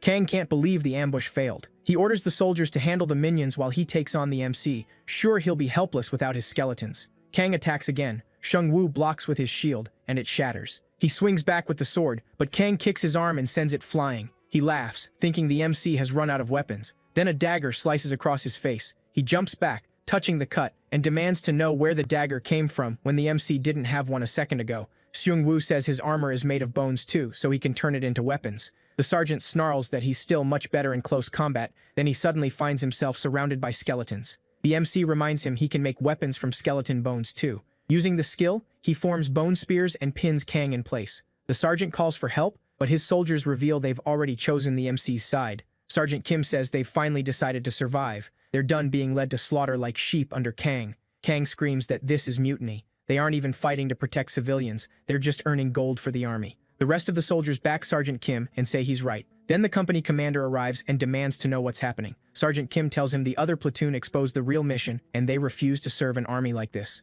The company commander tries to bully him back into line. He warns that nobody can survive alone in this world, and Jisoo says he's only making things worse. The commander keeps yelling, threatening penalties if they leave. Kim looks at Sungwoo's group and realizes fear of punishment is what turned them into slaves. But with the MC and his friends beside them, they have nothing left to fear. Sergeant Kang finally snaps and pulls out a syringe. The commander tries to stop him, but Kang injects himself and turns into a savage, tiger-like beast. Driven mad and far stronger, he kills the company commander. Then he charges the MC, but Jisoo cuts in first. She goes for his head, and when he tries to counter, she ducks with help from Supreme Sense. With her flaming sword, she stabs through his paw. Even so, Kang is strong enough to grab her one-handed and throw her away. She spits up blood from the impact. Then the were-tiger gets a new synergy notice. The MC has summoned more than 3 canine skeletons. Furious that Jisoo got hurt, he gives up on taking Kang alive. He orders all his skeletons to rip him apart. Meanwhile, the lieutenant brightens when he sees Sergeant Kim returning from the mission. Kim reports that the boss was killed,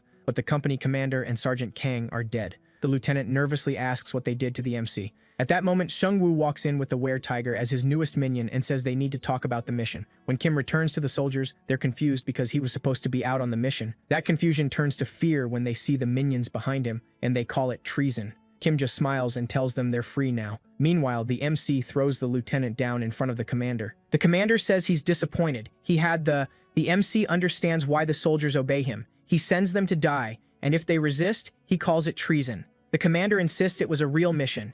He says they survived only because they acted fast and found a new way to lift morale. The MC asks if he means the game's synergy effect, the same thing he once called an enemy. He makes his troops fight for him and punishes them if they refuse. The commander slams his cup down and argues that it helped the soldiers stay alive. He admits that when the apocalypse began, they sacrificed many of their own men to push the monsters back. Because of that, they got a special synergy. The commander says it forces soldiers to obey him. Every day they must clear a group quest for a small buff, and anyone who resists or tries to leave gets marked for nearby monsters. Every other unit nearby was destroyed, but his survived by constantly throwing soldiers into battle. The MC tells him he's only fighting mindless, disorganized monsters. He says this world is like a survival game, with humans used like pieces by some higher power. Then Sungwoo asks him straight out why he ordered his troops to kill him. The commander admits Sungwoo is a threat, and he can't let groups like his grow strong enough to challenge the government. The MC realizes the commander isn't worried about angering him at all. He really thinks a crossbow is enough. He tells the commander to free his soldiers from forced loyalty and hand over all his gold.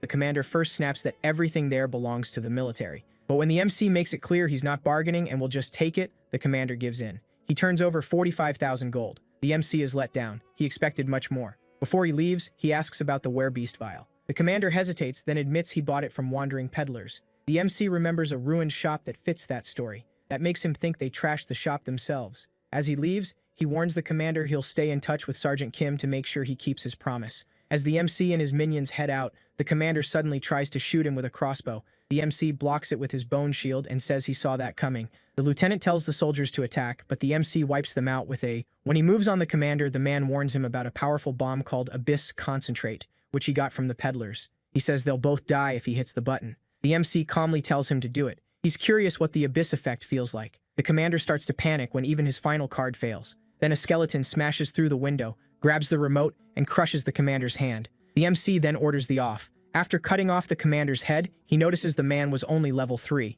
All he ever did was hoard gold, and in the end, he still didn't have enough. While thinking it over, the MC finds a locker. Inside, he discovers a few leftover supplies, including werebeast vials that can turn someone into a monster for a short time. Outside, Han-ho is trying out his new healing skill on Jisoo. He asks why she isn't using healing potions, since they'd work better. She says too many injured soldiers still need them. He also asks why she doesn't need to practice his skills to level it up. He glances at the minions and feels a little hurt that they don't respect him. Then Righty pats his back, and his faith in humanity comes right back. The MC comes outside and asks if she's okay. She says she's fine and apologizes for charging in too fast. She really thought she could match the were-tiger because she was a tiger hunter. Sungwoo says she lost because she never picked a class skill. Still, that's good in a way. She isn't stuck fighting just one kind of beast. He's also happy Han-ho's priest class is growing, since it'll matter a lot against the coming Lich King and his undead army. Han-ho can heal, use his force field in close fights, and throw daggers when he needs range. That makes Sungwoo think Han-ho might even surpass him one day if he keeps getting stronger. Han-ho stares at the robe with a perfectly innocent face and says it looks way cooler than his. Sungwoo explains he got it from a chest after beating the troll boss. It's the Shadow King's robe, a legendary item that cuts damage and lets the wearer hide in shadows until they attack or get detected. Han-ho feels left out since he's never gotten a legendary item. Then Sergeant Kim arrives and tells the MC some soldiers want to leave to search for their families, but they've chosen to travel with them. Most of his reliable, brave soldiers died early in the fighting, and he doesn't expect much from the ones left. The MC tells everyone to go back and keep preparing. With only 3 days left in Season 1, he knows he still has to keep hunting. The town is starting to look much more organized, with players assigned to specific jobs. The MC keeps leveling, but too slowly. At this rate, reaching level 15 could take forever. He can crush orcs now, but with his current stats, he still can't face the Lich King. He needs level 15 soon to unlock the Grim Reaper's scythe. As the chapter ends, players get a notice that the main story's first chapter is over. The double gold event is done, and travel limits between areas are gone. A guide message appears, congratulating players for surviving to Chapter 2. It says they'll soon learn the game's purpose and urges them to get stronger for what's coming.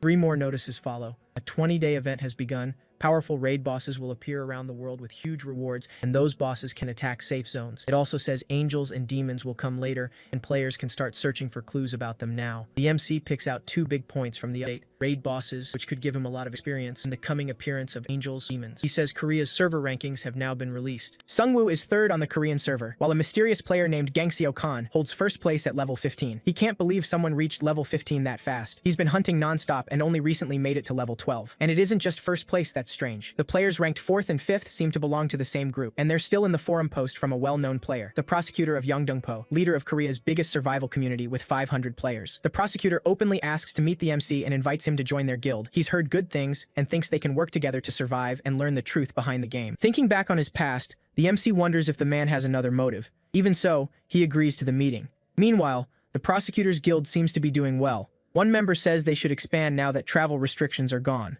But another warns that raid bosses and other unknown beings are out there, so they should learn more first. The guild leader says that no matter what happens, their duty is to kill monsters and protect people, because he wants to restore the world to what it was. The blindfolded man gets emotional, thinking about what a great leader he is. The girl says she tried to find the top-ranked forum players but couldn't trace the #1 player at all. She did, however, send the necromancer a message for their guild. The blindfolded guy freaks out at the word necromancer. He blurts out, asking if it's Han-Ho's twin brother, then says the necromancer is famous for never taking jobs unless he's paid. The girl keeps looking at her phone and says that's not always true. Even when he does ask for payment, it's usually fair. She lists what he's done for people and says his online reputation is actually pretty good. The guild leader says that's exactly why he wants to meet him. With only 3 people, Sungwoo's group still reached level 12, which is amazing. He wants to be sure the necromancer won't threaten their future. While he's speaking, the girl says the necromancer just posted a reply. He agreed to meet. The leader quickly tells his team to get ready. Han-Ho asks the MC why he wants to meet the prosecutor now when he used to oppose it. Sungwoo says they were bound to meet sooner or later, and the prosecutor might know something useful about leveling up. At his current pace, it'll take forever. While they get ready for the meeting, another player group arrives. Biker gang members led by Taishong, bringing urgent news. He says strange people attacked them and took his. They were bandits searching for something called the Golden Deer. Thinking those bandits might come after their town next, the MC tells Taishong to take him to them. The bandits are badly beating a man while demanding answers. He refuses to reveal where the town is and tells himself he just has to hold out until his friend gets there. Just as one bandit moves in to kill him, the biker gang arrives with the MC. The bandits light up when they see them and demand to know about the Golden Deer. The MC says he knows nothing about it and asks why they're after it. One bandit gets cocky when he sees Jisoo, assuming she's just a weak girl. She gives Sungwoo a killing look and asks if she can take him out. When the MC gives the go-ahead, she easily slips past the man's attack. She toys with him for a moment, then slices his hand right off. His men can only watch as he screams. They fire some kind of magic fireballs at her. She cuts through their boss and rushes the rest with amazing speed. Han-Ho jumps in too, using his final form, and shouts at them for pointing a crossbow at a lady. One bandit tries to grab Youngsik as a hostage, but the MC sneaks behind him and kills him. He earns 8,000 gold, and the rest of the bandits flee. After seeing the robe in action, Han-Ho gets jealous again. Sungwoo tells him he'll let him use it later. Taesung helps his injured friend and asks why the Golden Deer matters so much. The man says it can give players a special item. Then Jisoo spots a golden deer in the distance. Right away, they get a hidden quest. Capture the deer to enter a hidden stage. Sungwoo sends his zombies after it, but the deer is far too fast, so he sends in the werewolves instead. Sungwoo runs after the deer as it darts into an alley. The deer suddenly stops when a werewolf blocks its path. The werewolf turns and tries to scare them off, but when it sees 3 undead werewolves ahead, it bolts. With no way out left, the golden deer is caught without much trouble. The group gets a ticket to the hidden stage, but Sungwoo is focused on something else. That werewolf ran because it knew it was outnumbered. But the other werewolves they fought acted like wild beasts with no thought at all. He can't explain it, but their meeting is about to start, so he lets it go for now. The whole group waits excitedly for the prosecutor. Then Taishong points out helicopters overhead. Sungwoo quickly realizes the leader wants a flashy entrance to show he's in charge of Korea's top guild. The prosecutor steps out of the helicopter and greets Sungwoo with a smile. He introduces himself by his real name, Young-hoon Choi. The two of them shake hands. At that moment, the blindfolded man snaps a photo and says this meeting will be remembered in history.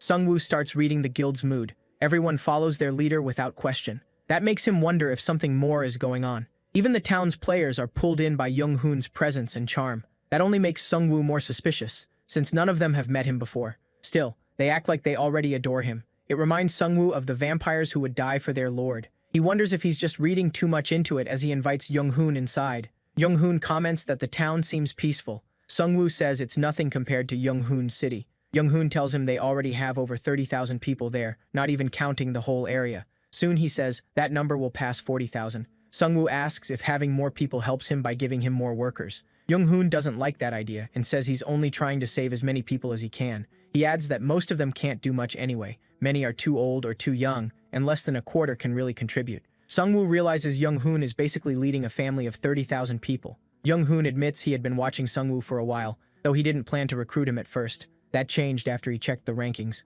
Then he saw Sungwoo's growth wasn't just luck. He opens up a little more and admits that carrying so many people's trust makes him nervous. Sungwoo points out that this doesn't sound like something you'd tell a stranger. Young-hoon explains that he lost his parents when the apocalypse began. He survived by getting stronger, but he never stopped resenting the game. One day, he says, he plans to strike back at it, and for that, he needs people like Sungwoo. Sungwoo asks if he's trying to recruit him into the guild, but Young-hoon pulls out a box and says he wants something more. Inside is a prophecy stone. When Sungwoo touches it, he sees a vision of the world tree on Yui Island. It's destroying everything around it. Its roots spread across the island, killing everyone they reach. When the vision ends, Sungwoo reads that this future will happen if he fails to stop the fallen ones. Young-hoon says the world tree will destroy their whole world, and the two of them have to work together to stop it. He says it has already taken root on Yui Island, where a raid boss is waiting. Sungwoo realizes Young-hoon is building a raid party, and that's why he came for him. With the fate of the world on the line, Sungwoo knows he can't really refuse.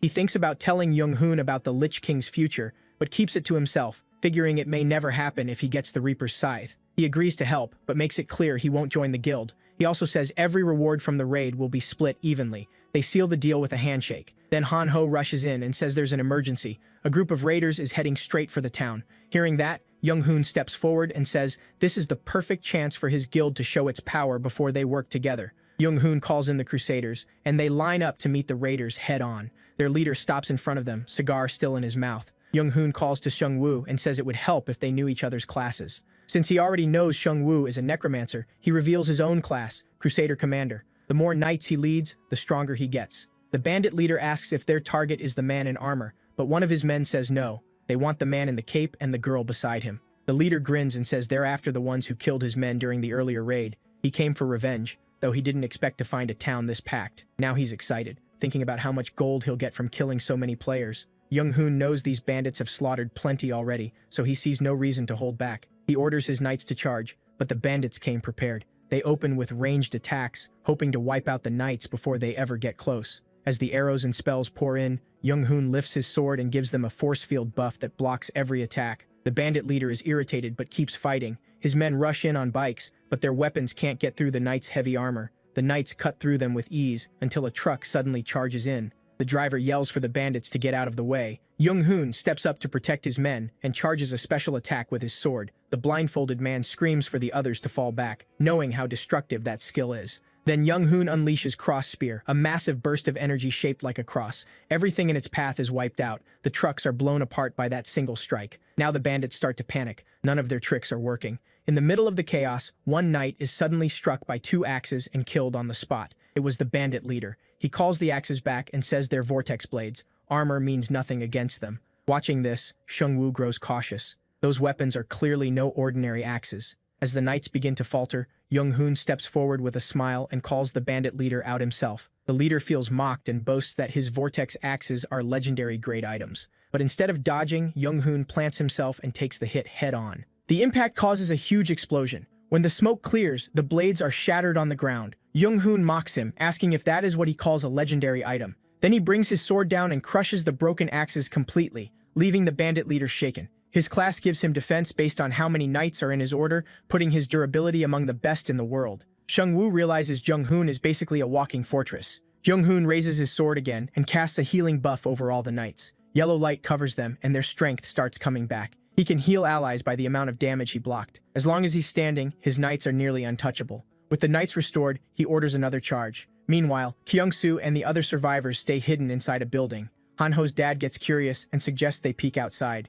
Kyung-soo hesitates, but finally agrees, and the two step out to watch the fight. By then, thick smoke covers the battlefield. The knights are down, and the battle seems to have turned. Knowing he couldn't beat the knights fairly, the bandit leader used a poison cloud he bought from the wandering salesman. It was called Abyss Concentrate. Young-hoon holds his breath in the poison, but his shield can't stop it. He wanted to impress Sungwoo, yet now he knows he'll have to go all out. Then he hears Sungwoo walking up behind him and turns to see him smiling. Sungwoo takes a deep breath of the poison and says he's actually a perfect match for these bandits. Seeing him move through the clouds so easily, the bandit leader gets annoyed and throws another bottle at him. But that only helps. Sungwoo seems to enjoy the poison. The bandit forgot he was up against a necromancer, and Sung-woo enters his awakened form, saying they're a great match. Sung-woo laughs and breathes in the abyss concentrate. It's not as strong as the orc chief's poison, but it's still enough to wake something up in him. Now he decides to show the Liberation Guild what he can really do. The bandits stare in shock, wondering how he's still standing in the poison. One thinks the gas is faulty and pulls off his mask. It kills him instantly. Sung-woo, meanwhile, only gets stronger with every breath. He triggers death response and summons a swarm of zombies. The bandits finally realize they're fighting a necromancer. Wanting to show his full strength, he calls out all his skeletons too. The bandits panic and run when they see the werebeast revived as skeletons. But Sung-woo doesn't let them escape that easily. He blows them up with corpse explosions. Watching from afar, Kyung-soo is stunned by Sung-woo's talent. Han-ho's mom comes outside too and asks what they're doing. Hearing them, the bandit leader orders his men to grab them as hostages, his only way out. Kyung-soo steps in to protect them. Then Jisoo appears, standing in front of them like a shield. Seeing only a girl, the bandits rush her, thinking she'll be easy prey. They couldn't be more wrong. Jisoo cuts them down with her flaming blade, and the bandit leader realizes she's a monster too. Panic hits him, then he feels a blade slide into his stomach. Sung-woo stabs him and claims the second ticket to the hidden stage. Now that he has both tickets, he can open the stage. The prosecutor asks what it is, but before he can learn more, Sung-woo is pulled into the hidden stage. The prosecutor tries to enter the portal, but a message says he can't. He can only wonder where the Golden Gate leads. Meanwhile, the cameraman is still snapping photos of Sung-woo. The prosecutor gets annoyed and tells him to stop taking pictures. He warns that there are dangerous people outside, so they have to be careful about what reaches the public. The cameraman agrees and promises to be more careful with what he records. Meanwhile, Jisoo is worried about Sung-woo. The prosecutor asks if she knows where he went. She says she has a guess, but even under his charm aura, she won't tell him. He notices her distrust, but since she doesn't shut him down completely, he presses again, saying Sung-woo might be in danger and he only wants to help. As Han-ho starts talking, Jisoo immediately shuts him up. The prosecutor asks if she's really going to stand there and leave her friend in danger. She finally tells him Sung-woo is in the hidden stage, but they're teammates, and she trusts him to handle it himself. The prosecutor praises her skills and offers her a spot in his guild. He says joining would give her a huge boost in power too. Jisoo turns him down, saying she already has a team she trusts. As she pulls Han-ho away, the blindfolded man glares at her, angry that she spoke so rudely to his leader. By now, even the prosecutor knows these people won't be easy to win over. Meanwhile, Sung-woo arrives in a golden city. A notice tells him he'll get a special reward for clearing the stage, and if he dies, his body will be sent back to where he came from. As he tries to understand where he is, he spots a golden minion staring at him. A few moments later, more minions appear. These goblins aren't normal. They're not afraid of him at all. He instantly summons Righty and tells it to teach them a lesson. Outside the gate, the Liberation Guild works to treat their injured. Regular healing potions don't work, so they switch to antidotes. When he hears that, the prosecutor realizes this isn't poison. It's a curse. He asks the girl what she thinks of the item. She says it sounds like black magic, though she has no idea how the bandits got it, maybe from a special shop. The prosecutor's group can't figure out why that powerful curse had no effect on Sung-woo. The blindfolded man uses his 3-star scout class and reports that the curse actually strengthened Sung-woo during the fight. The stat boost wasn't huge, but it awakened other abilities, and his mana recovery and vitality rose at an abnormal rate. That only confuses the prosecutor even more and raises more questions. Manhwa asks if he really made a deal to split all the raid rewards with him. He says he had no choice. It was the only way to get him into their party. Hearing that, she asks to write the contract herself, thinking he's young enough to trick with terms that favor them. The prosecutor agrees but warns her not to write anything that might drive him away. Then he asks what they think about the prophecy stones. Both say it was a terrifying experience. He notices that while everyone else was shaken by visions of the world's end, the MC didn't seem bothered at all, so he asks her to check whether Sung-woo has ever seen a prophecy stone before. Inside the hidden stage, Sung-woo's minions tear through everything. He even revives golden orcs and finds they're stronger than normal monsters, but still no match for him. With no one to protect, he can finally fight at full power. All he has to do is kill every monster ahead of him. No reputation, no teammates, no limits. He feels like a one-man army. As he goes deeper, his mind starts to slip for a moment, but hearing his name pulls him back. He looks around and sees his skeleton minions surrounding him. Even with them there, he still feels a little lonely. Soon he reaches a fork with two options, a big treasure chest on the left and a smaller one on the right. He knows the bigger chest means more danger, but also a better reward, so he chooses the larger chest despite the risk. As he heads toward it, not a single monster appears, and that makes him suspicious. He orders his minions to attack. The moment they hit it, the chest turns into a mimic boss. Its bite is brutal, and its teeth are strong enough to shred targets. Sung-woo assumes it must be slow since it has no limbs. Because of that weakness, he thinks beating it will be easy. But the boss lunges suddenly and knocks his minions away with ease. Sungwoo gets caught in the blow and starts coughing up blood. The mimic turns even more savage and chases him while Righty struggles to hold it back. As he runs, Sungwoo realizes his mistake. He assumed a limbless boss couldn't move well.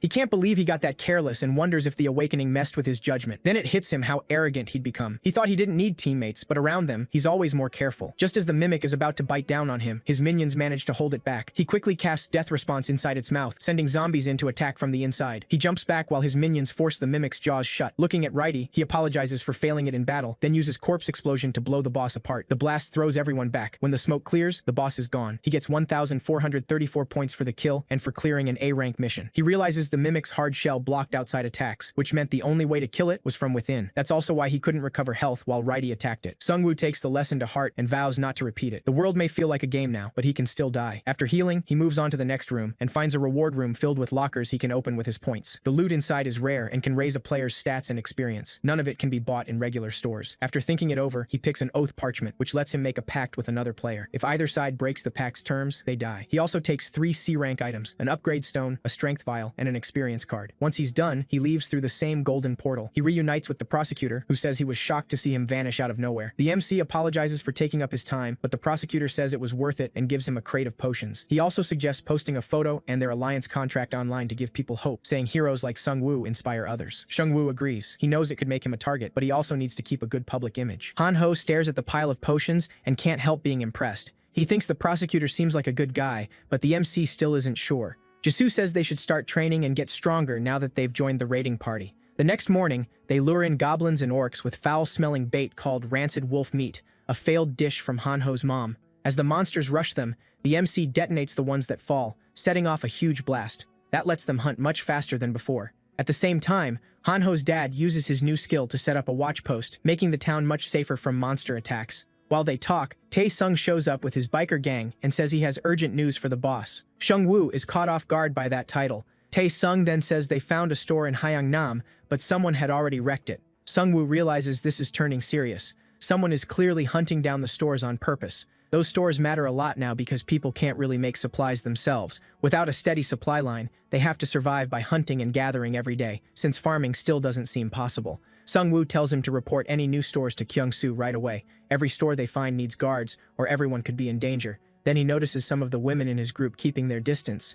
Tae-sung says it's because he kicked Yu-jin when the vampire lord possessed her, so now they see him as a guy who hits women. Han-ho leans in and jokes that online he may be famous, but in real life, his image is awful. For once, Sungwoo is happy the forum exists. Tae-sung heads out with his gang, and Sungwoo gets ready to farm more levels. Out of nowhere, Jisoo senses danger and warns everyone to get ready. A pair of werewolves suddenly leap out from the nearby buildings. His minions move in to stop them, and just as Sungwoo is about to fire at one, another werewolf yells for him not to shoot. He's stunned. He's never heard a werewolf speak before. As the fight keeps going, one of the werewolves snatches Han-ho's bag and starts stuffing itself with the rancid wolf meat inside. While they are busy eating, Sungwoo's minions close in and surround them. He raises his crossbow and tells them to give him one good reason not to fire. 2 werewolves glance at their leader and ask what to do. The leader tells them to stay calm. They still have a chance. Sungwoo has no idea what he means. They're surrounded and have no clear way out. Then the leader lunges at the weakest orcs nearby,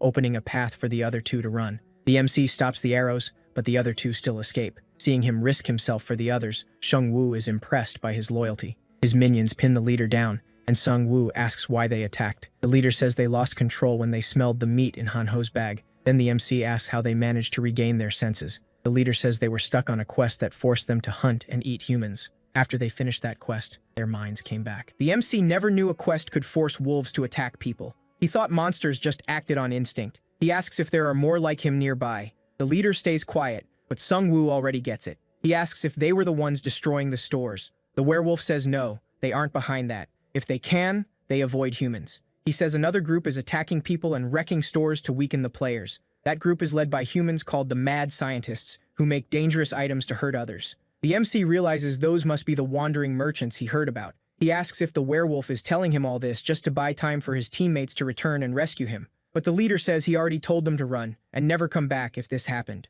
When Sungwoo finally puts his sword to the monster's neck, he expects begging, but gets the opposite. The werewolf says he's been waiting for this for a long time. He explains that during the class election event, he didn't trust the system and refused to pick a class for himself or his family. But his son loved games, chose a class card, and became the first human the werewolf ate. He says once he came back to his senses, he wanted to die. Sung-woo knows he still can't let him live, no matter how sorry he feels. With his last words, the werewolf says the game is unfair. He only made those choices to survive, and somehow they all still became the wrong ones. Sung-woo ends his pain. Han-ho feels sorry for him, knowing they are all thinking beings just trying to protect their own. The MC tells him not to get careless. Even the looters they killed before probably had families too. He tells Han-ho to get ready. They're going after the two werewolves who escaped. Jisoo asks what they'll do if they catch them, since they seem like kids. He says he doesn't plan to hurt them. He just wants to learn more about the werebeast's territory, even if none of this feels fair. By giving the werebeasts human minds, the system is creating conflict. Players want them gone,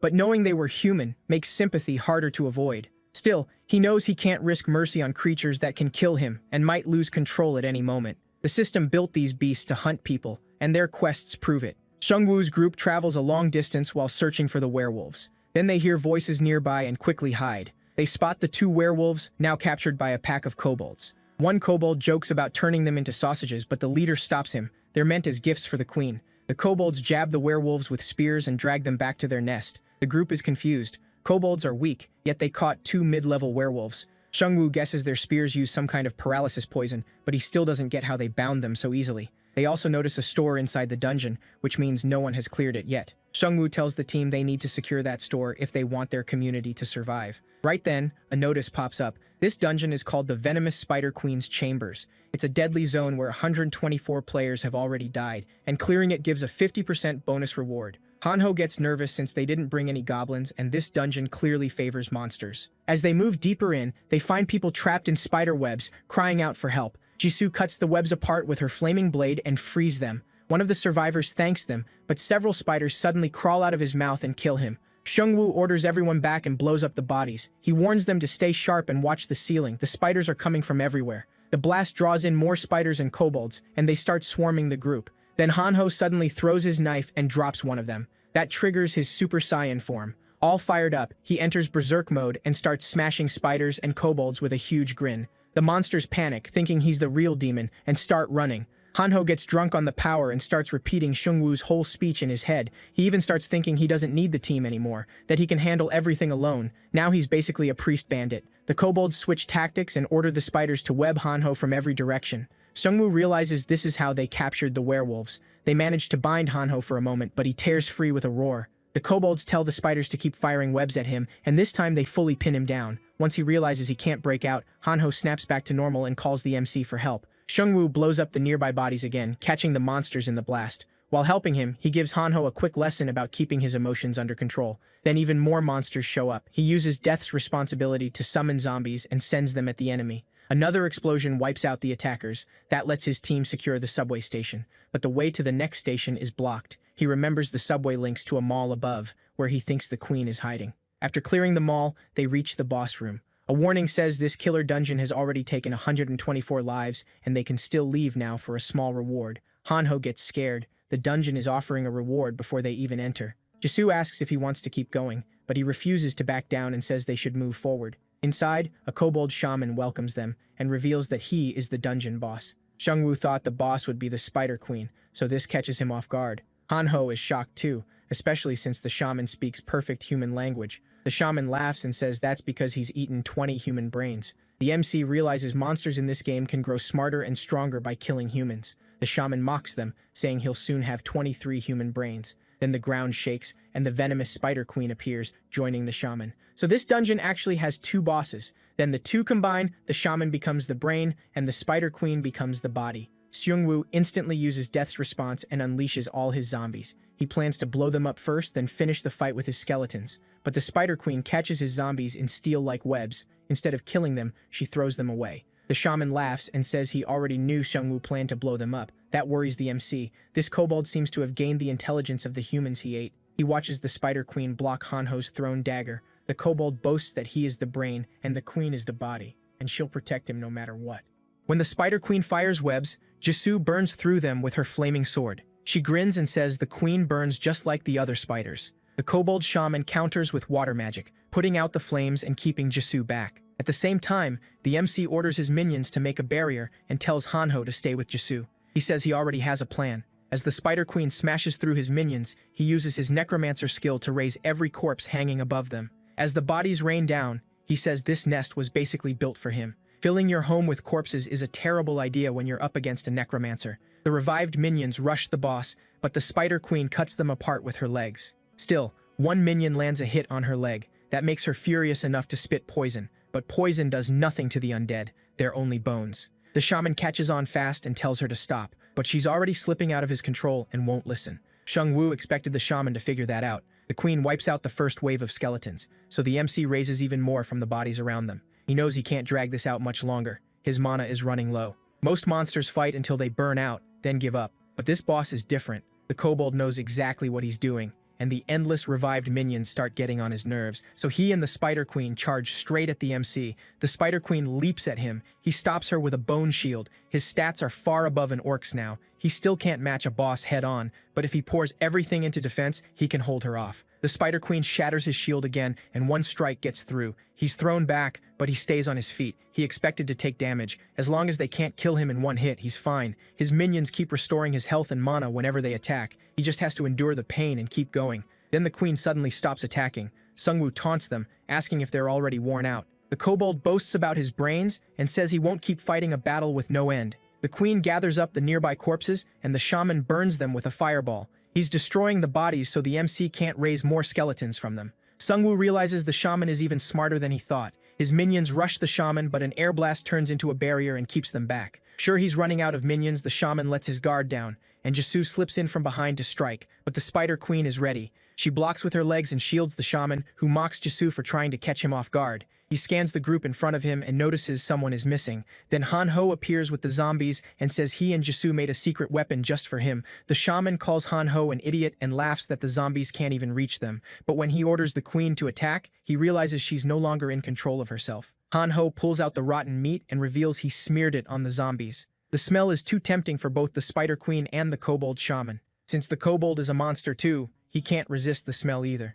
Sungwoo knows that no matter how smart the kobold is, he still can't beat his monster instincts. The shaman tries to stop the queen, but he's too late. The MC says his goodbyes and blows up the zombies in a huge blast. At the same time, the prosecutor is fighting another boss. He cuts it in half with one sword swing, killing the man-eating bat. His troops cheer the win, and he gains experience through his crusaders. He's strong enough to hunt whatever monster he wants, and he can level through his party members too. He knows he's not in first place, but he still believes he's the stronger one. Even so, he's bothered by how fast Gangseok leveled up. Even with Korea's strongest guild behind him, the prosecutor still can't catch this mystery rival. That unsettles him. The man is a complete unknown, and he wonders if he could threaten the order he's built. Then a scout reports that the Korean rankings have changed. The prosecutor stares in shock when he sees the MC has reached level 14 and taken second place. Furious, he demands to know how the MC leveled so fast. After the blast, the kobold shaman is barely alive, but Hanho ends it with a knife to the head. For beating the shaman boss, they get 300,000 gold plus a 50% killer dungeon bonus. Hanho is proud to finally help and says he's not just some fake tanker anymore, but the Spider Queen is still alive. She screeches and charges him, then Righty stabs her in the eye, killing her on the spot and earning another 300,000 gold. The MC reaches level 14, and Righty ranks up too, boosting his strength and leadership. Shungwoo also draws a new card and gains 2 more minions. With this many troops, he feels almost ready for the raid. He doubts finding the Grim Reaper's scythe will be a problem now, and his first awakening is getting close, which worries him a little. Jisoo says now that the dungeon is clear, they should go find the store. Later, they find a C-rank store inside the dungeon. It works like a slot machine with gold, platinum, and diamond options. Sungwoo notices the platinum option costs less in this store. Once they read the rules, they realize it's basically gambling. Hanho says he wants to meet the store manager. Meanwhile, Sungwoo starts figuring out their odds. The system gives out tokens, and the more tokens you have, the better your chance of pulling a good item. Hanho raises his hand and insists on going first, thinking it'll boost his luck. Sungwoo points out there are 3 machines so they can all play at once. After a bunch of failed spins, a message says 5 losses in a row will at least give them a low-rank item, which only annoys Hanho more. Jisoo and Sungwoo keep spinning like addicts. The system clearly raises your odds the more you play. That's how gambling hooks you. They go all in, and Hanho finally hits the jackpot. He wins a legendary magic scroll that grants 1 random skill, though it has a 50% chance to fail. Jisoo eventually stops after running out of money, but our boy isn't quitting that easily. He also hits the jackpot and gets a top-tier item, the Shadow King's Ring. It gives him 3 agility, 2 health, and a shadow clone that deals 50% damage. It also unlocks a quest to collect all the Shadow King's relics for the Shadow King's crown. Since the quest is just about collecting the full set, he isn't very interested. Because Jisoo got nothing, Sungwoo gives her the Wind Spirit's bracelet. He also doesn't mind smashing the store machines. Then they head back to town to tell the others about the stores, since someone needs to guard them. Over the next few days, Sungwoo and his party work on making the town more self-sufficient. When they're ready for the next raid, Han-ho tells him the app has a new feature, a live broadcast. He opens a stream that's already on, and Jisoo guesses it's just a test since all they see is an office. The MC wonders whether this came from the system or the Liberation Guild. He doesn't want to call it bad right away, but he can already see how it could shape public opinion. He realizes the prosecutor could use it to build support for his guild. He doesn't think the prosecutor is evil, but ambition can push people into bad choices. Sungwoo's jump to level 14 has clearly messed up the prosecutor's plans, making him watch Sungwoo even more closely. He knows the prosecutor will try to keep most of the raid rewards for himself, but the special oath parchment from a hidden stage might be useful soon. Then a helicopter arrives. The blindfolded man steps out and introduces himself as Minhyum Seong, lieutenant of the Crusader team. He says he's here to pick up the player in second place. While they fly, the MC asks how safe air travel is with wyverns around. The blindfolded man assures him their guild tracks every wyvern in real time. The pilots admit it's not completely safe, but they can't ignore how useful air travel is. The MC sees the advantage of a large guild with good coordination. A small survivor group like his can't do things like this. He starts wondering if there's another way to travel besides flying. Then a new raid quest appears. It'll be a competition. To get the special reward, they have to beat the raid boss solo. The boss has the gladiator's blessing, cutting damage from strong attacks by 90%, but that buff turns off in one-on-one combat. Whoever kills it alone also gets a special title. The blindfolded man is surprised because this wasn't part of the plan, but he trusts his sister or the prosecutor to deal with it. Watching him panic makes Han-ho think they're kind of alike. The MC is shocked too, since raid bosses are usually fought by groups because they're too tough to take down alone. He gets the feeling someone is watching them. After all their prep, this sudden change feels way too deliberate. Now he has no choice but to compete with the prosecutor and the other guild members in the raid. The player guidebook shows a message from the prosecutor. 12 groups and 1,000 players will join the Yui Island boss raid, and it will be broadcast live. After that, the Liberation Guild plans to hunt monsters across Korea, then eventually the whole world. Most players are excited, but some say the MC should lead instead since he's ranked higher than the prosecutor. When Sungwoo and his team arrive, the other players are excited to see him. As they land, the prosecutor comes out to greet them himself. The MC tells him he's impressed by how organized everything is. Then he spots a camera and starts to suspect the prosecutor is using the raid for publicity. He spots a huge crowd of players and wonders if this is meant to show how outnumbered they are. Then a purple-haired player steps up and mocks him for bringing only 2 teammates. He says this hardly looks like an equal alliance, then brags that he brought 31 elite members, as if the purple hair wasn't enough. Since they still haven't discussed the contract, the MC suspects the prosecutor and the purple-haired guy planned this to embarrass him. Sungwoo asks the player to introduce himself first. The prosecutor says he's Gang-Yoon Lee, leader of a Daehak-ro group and a fire sorcerer well known on the forums. Sungwoo says the 3 of them always move together, and headcount doesn't matter in a boss raid. It isn't a war. Gang-Yoon gets irritated, but the prosecutor reminds him what class Sungwoo is. He says Sungwoo is never truly alone, which is exactly why they invited him to the raid. While the blindfolded guy nervously bites his nails, the prosecutor says it's time for the meeting. They go inside for the meeting, which is about to begin. Leaders from different groups are already gathered there. Manhwa Xiong, the Crusader's deputy lieutenant, announces that the new quest has made the raid harder, so the rewards should be bigger too, even if they don't know what items will drop. She suggests selling the items for gold and dividing it evenly among the 12 leaders. The MC scans the room and realizes everyone is in on it. Equal splits aren't always fair, but none of the leaders object. He sees the trap now. They were with the prosecutor from the start, all tied to the Liberation Guild. Even split 12 ways, most of it still goes to them, leaving him with scraps. When Manhwa asks if anyone objects, Sungwoo raises his hand and asks why they'd split rewards evenly when the quest says someone must fight the boss alone. Whoever risks their life should get all of it. Manhwa reminds him that he was the one who first suggested sharing rewards equally. Sungwoo quickly says he asked for fairness, not equality. The other leaders reject that idea, saying everyone has different strengths. They ask if he just wants someone else to kill the boss for him. Then one leader, An Seok-gu, stands up and challenges him to a duel. He's ranked 11th and known as Iron Fist. An Seok is famous for fighting monsters with his bare hands. Sungwoo brushes him off, saying he's only mad because he knows Sungwoo is right. That only makes An Seok angrier. but the prosecutor slams the desk and says it's a great idea. Hiding his irritation, he adds that this will make the raid even more interesting.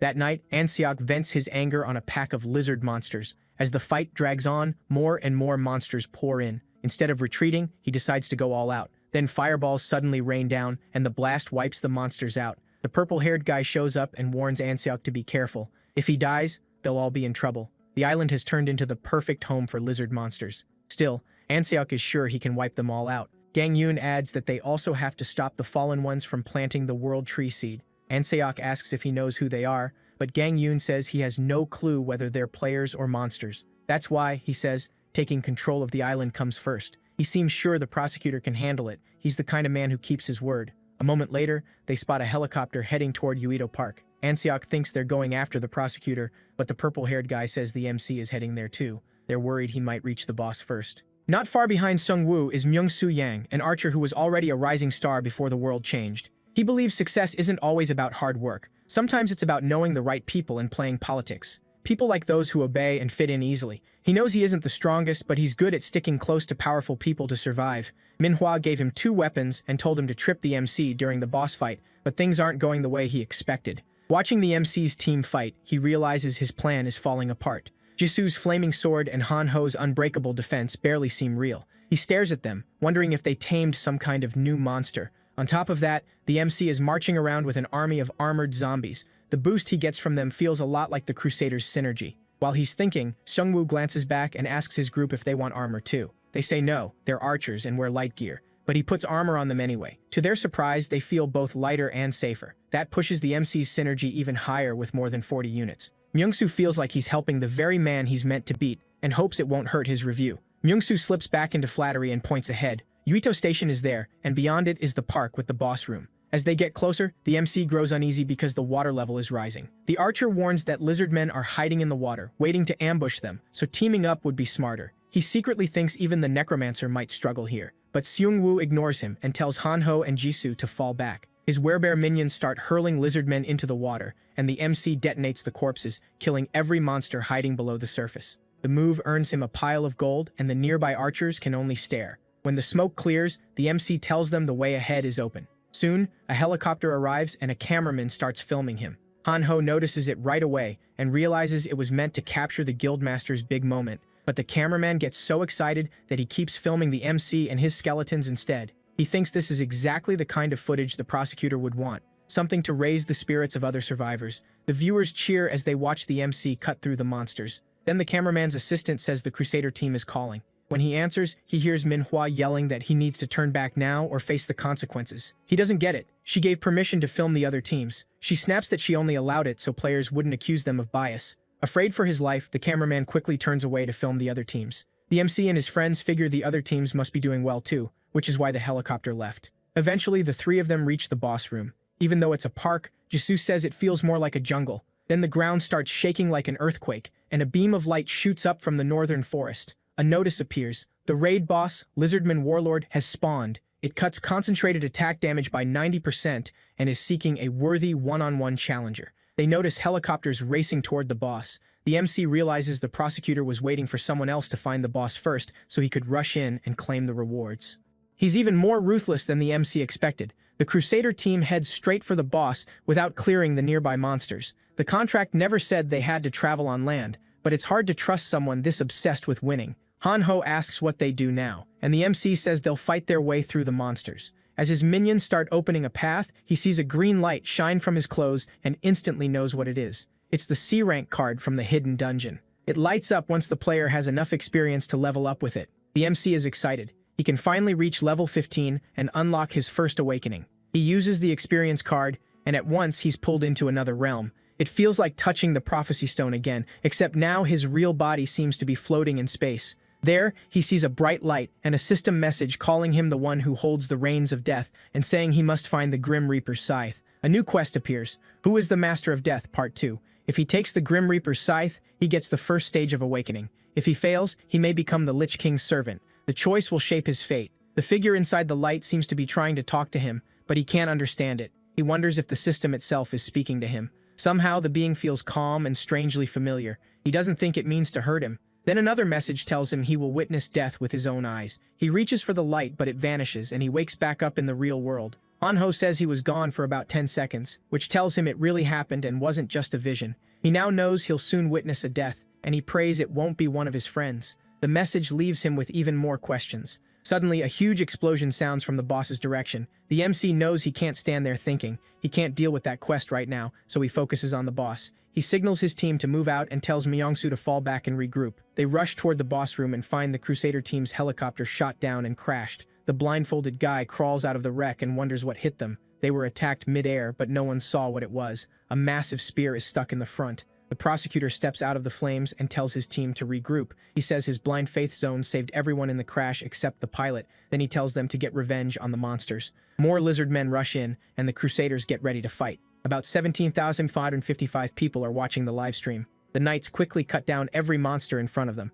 While they fight, he notices the prosecutor charging cross spear. He wipes out waves of lizard men and tells his team to brace for a second wave. Then a loud crash comes from the trees. Manhwa realizes the lizardmen warlord has shown up. The prosecutor orders the crossbowmen to fire. But most of the bolts bounce off the boss and do almost nothing because several people attacked at once. He quickly tells them to stop. He thought they'd heard it more, but the attack barely left a mark. Worse, attacks like that are pointless because the boss heals fast. The boss suddenly charges the knights and cuts two of them in half. Another knight struggles and cries out as the boss closes in. The prosecutor jumps in and pulls the boss's focus. He tells the Crusaders to handle the smaller lizardmen while he takes the boss himself. Facing the boss, he says he's found the one he came for. The boss rushes him, but he blocks with his sword and realizes they're evenly matched in strength. Still, the boss has the reach advantage with its longer blade. Even so, he believes he can win because he's faster and reacts quicker. The two trade brutal attacks. A helicopter crew films the fight, and the reporters are stunned that the prosecutor seems to be overpowering the boss alone.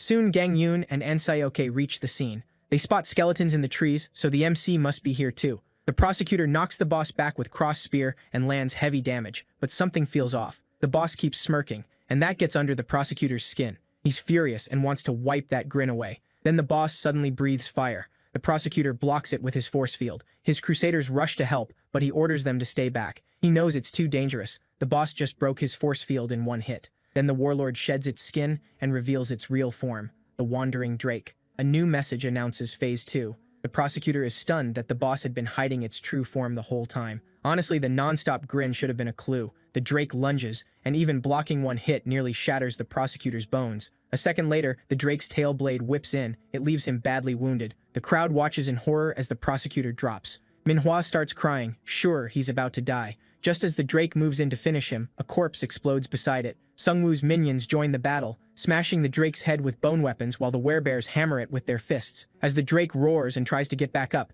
the MC drives the masterless sword into its head. Everyone cheers when they realize the necromancer is overpowering the Drake. People watching from home erupt too. Even Manhwa is relieved to see him. She doesn't care about the rewards anymore. She just wants the boss dead and the prosecutor saved. Sungwoo leaves the sword buried in the Drake's head, and one of his werebear skeletons arrives with a bone hammer. And Seok realizes he's about to hammer the sword deeper into the boss's skull. Even the purple-haired guy believes he can finish the Drake. Then someone warns Manhwa that a huge swarm of lizardmen is heading for the MC. She realizes the fight was unfair from the start. The one-on-one rule only applied to the boss, not the mobs. She orders everyone to protect the MC at all costs, and the knights form a wall in front of him. Han Ho looks at them and says they finally know who really matters. At the same time, the werebear brings down the hammer and drives the sword through the Drake's skull. For a moment, it looks like the boss is dead. Just when everyone thinks it's over, the MC sees the body move. Jisoo asks what's going on. They already killed it. But the boss starts a third phase and transforms into its final form, the young host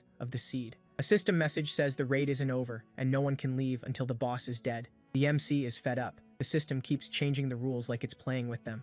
The knights are struggling to hold back the lizardmen, but he trusts his friends to handle them. The real problem is the giant boss in front of him. He shouts for everyone to move. The boss is about to breathe fire. The blast is so huge it wipes out its own lizardmen too. Sungwoo tries corpse explosion, but it does nothing to the boss. His werebears burn to ash, and he can't see a good way to fight back. For now, he decides to keep the boss busy. With his forces thinning out, he revives fallen lizardmen and tells everyone to fall back and spread out. They can't fight the boss and the swarm together. The lizardmen have to go first, so the raid party pulls back. As they retreat, Han Ho notices the prosecutor is badly hurt. He tries to help drag him to safety, but the boss appears behind them and attacks. Righty jumps in and slashes the boss, stopping the blow. The MC bursts from the shadows and stabs the boss in the eye. But the boss strikes back and cuts off one of his arms. Then it's revealed that was only a shadow clone. The real Sungwoo grabs Hanho and runs. Hanho, still stunned, asks what that was. Sungwoo tells him it was a shadow clone. It couldn't do much damage, but it fooled the boss. He also knows the hit mattered because it went straight for the eye, and the boss clearly hates that, as it chases after them in a rage.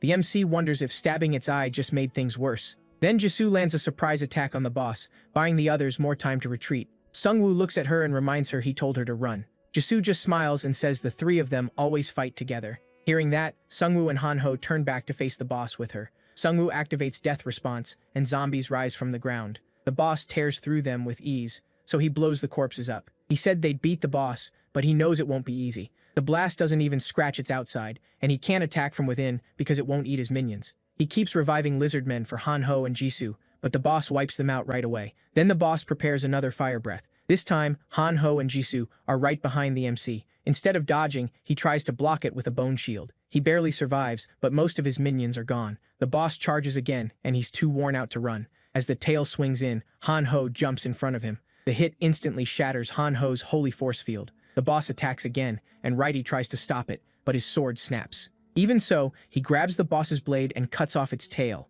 When the boss attacks once more, Righty shoves Hanho out of the way. He says his final goodbye and is crushed by the boss. Hanho snaps and charges straight at it. A were-tiger grabs both Hanho and Jisoo and carries them to safety. Meanwhile, the MC faces the boss alone. Righty's sacrifice bought him enough time to recover a little. He knows the boss won't let anyone escape, so he stays behind to buy his friends as much time as he can. He summons a bone shield and sword, then takes the boss's attack head-on. Now it's just him against the boss. Manhwa and the others watch in fear, realizing even he isn't strong enough for this monster. The boss smashes the MC's legs with its tail, then it gets ready to breathe fire again. Broken and exhausted, he looks up and realizes he's failed. It feels like he'll die just like his parents did. In those last moments, he thinks of the friends he made and sees that his life wasn't all bad. He finds peace knowing he at least saved them. Then the fire breath hits him directly. Hanho and Jisoo are devastated as a skeleton carries them away. After dying, the MC wakes up in that strange space again. He thinks it's a miracle he lasted this long. So much of it came down to luck,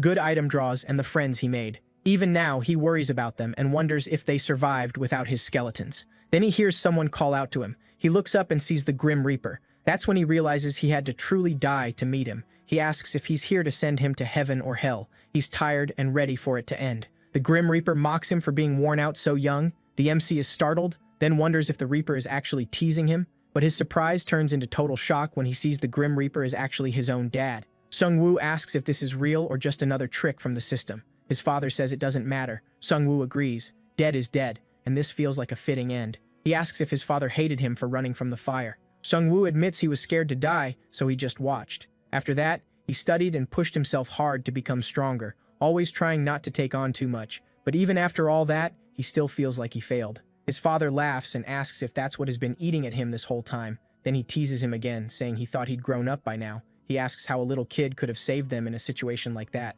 And he says Sungwoo didn't run because he was scared. He ran because he followed his instructions. The fire broke out all of a sudden while they were asleep. Sungwoo and his dad got downstairs, but his mom was still trapped in her room. His dad told him to go outside and wait, and made it clear he was not to come back in. Sungwoo didn't want to leave him, but his father promised he'd save his mom. So Sungwoo had it wrong all this time. His father never abandoned them. He was trying to keep his son safe. His dad tells him again it was never his fault. As head of the family, saving them was his job. Hearing that, Sungwoo says he still couldn't save his own people, so he failed too. But his father says he didn't fail. He saved him. That makes Sungwoo realize he didn't fail either, because he saved his friends. His dad asks if he's ready to fight his way back to the real world. Sungwoo smiles and says he can't just go quietly with him. His father points to a bright light and says that's the path back. Before leaving, Sungwoo looks at his dad one more time. He's happy they got to meet again after so many years. Then his father stops him and hands him a scythe. The moment he takes it, he gets his first awakening and a new skill. Back in the real world, the boss keeps tearing everything apart. Jisoo and Hanho still can't accept that Sungwoo is dead. The prosecutor wakes up, crushed by guilt over his reckless choices. He sees the bitter looks from Sungwoo's friends. Deep down, he knows he deserves them. He remembers Hanho saving him when he couldn't move. Maybe Hanho's passive skill played a part, but he was still the only one who came for him. He pushed away his strongest ally and made plans without him. Now he knows he has to fix this, or the world is done. The blindfolded man runs over the moment he sees him awake. The prosecutor realizes Han-ho saved him earlier, which means Manhwa left him behind. They begin pulling back from the battlefield. As they retreat, the prosecutor apologizes to Sungwoo and vows to protect his friends as best he can. Then the sky suddenly goes dark. A warning message appears. The Great Spirit has been activated in their area. Manhwa spots a green light in the black fog and wonders if Sungwoo caused it. Then our guy appears, looking like a Lich King. Manhwa and her crew panic, thinking he turned into a lich after dying. Sungwoo can barely feel anything. His senses are dulled, and he isn't even sure he's alive. Then a notice says he's been revived by a special necromancer feature, now on a 31-day cooldown. His first awakening lets him summon the Grim Reaper Scythe and raise large monsters for his army. He also gets a secret store coupon for being the 9th player to reach first awakening. He can summon the Grim Reaper Scythe once a day for 1 hour and transform into a lich. The skill adds 50 minions, boosts all stats by 10, and lets him revive and heal undead without limit. Now he's ready to fight the Drake boss again. He calls out to the Drake and says it's time for Phase 2.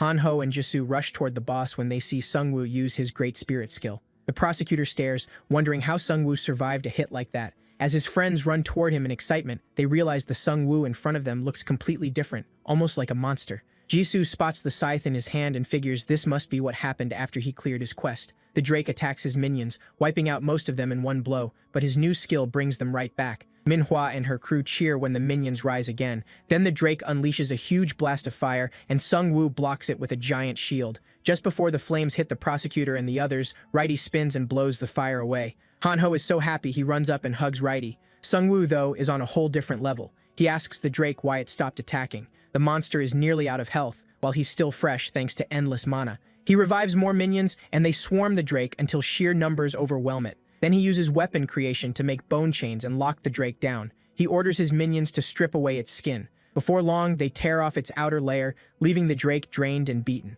Sungwoo tells Righty it's time to end it. Righty lands a heavy slash, and this time, the Drake dies for good. The Masterless Sword now has 4,235 days left before it can hatch the egg. Sungwoo gets 115,556 gold for killing the raid boss. He also earns the title Amateur Dragon Hunter, giving him +2 stamina and 30 fire resistance. Back in town, people celebrate after watching the battle live on their phones. After beating the Drake, Sungwoo raises a hand and orders it to rise again. In front of every player watching, the Drake comes back as a skeleton and joins his army. The prosecutor and his group are stunned. This puts Sungwoo on a whole other level. Han-ho starts crying and says he knew Sungwoo was alive. Sungwoo awkwardly looks away and says he's actually dead. Jisoo just worries if he'll ever turn back to normal because right now he looks really strange. One of his minions picks up the heroic grade item. Drake hides. Righty also grabs a legendary item, the Dragon Heart, and hands it to Sungwoo. It's a crafting material used to make other items. Sungwoo also gets the Seed of the World Tree, a godly item with unknown effects tied to the prophecy they saw earlier.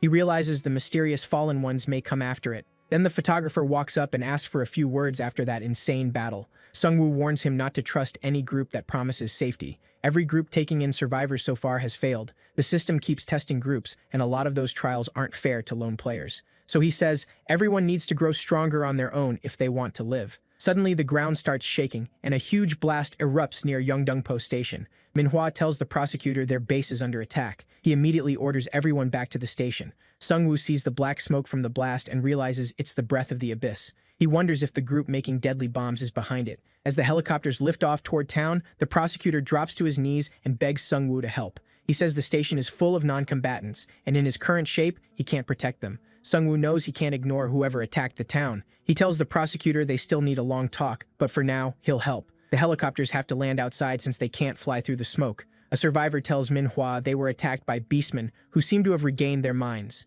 Now Sungwoo is sure the wandering salesman group hit the station, a mix of self-aware werbeasts and crazy scientists. As he nears the smoke, he notices the color is lighter and guesses they changed it to spread farther. The Crusader team can't do much against the smoke, so Sungwoo says he'll handle things inside. If the werewolf's last words were true, this anti-human group could become a huge threat. He figures they were smart to hit Yeongdeungpo Station while the Liberation Guild's main force was away on a raid. He needs to hunt them down and learn who they really are. As he enters the smoke, he summons the Abyss Drake for its first real fight. The whole station is buried in smoke from the breath of the abyss. Inside, two masked beastmen talk about how easy the attack was with the main force gone. The werewolf sneers that humans still underestimate how smart beastmen are. The hog monster says humans and beastmen can never live together. They're a new species now. Then he asks how much longer the ceremony will take. The werewolf says he doesn't know. Only the werebeasts who ate mage brains know the details, and they've made themselves the bosses. The hog complains because he ate an archer's brain, so he can't use many useful skills. The werewolf says he's still luckier than the ones being used as test subjects.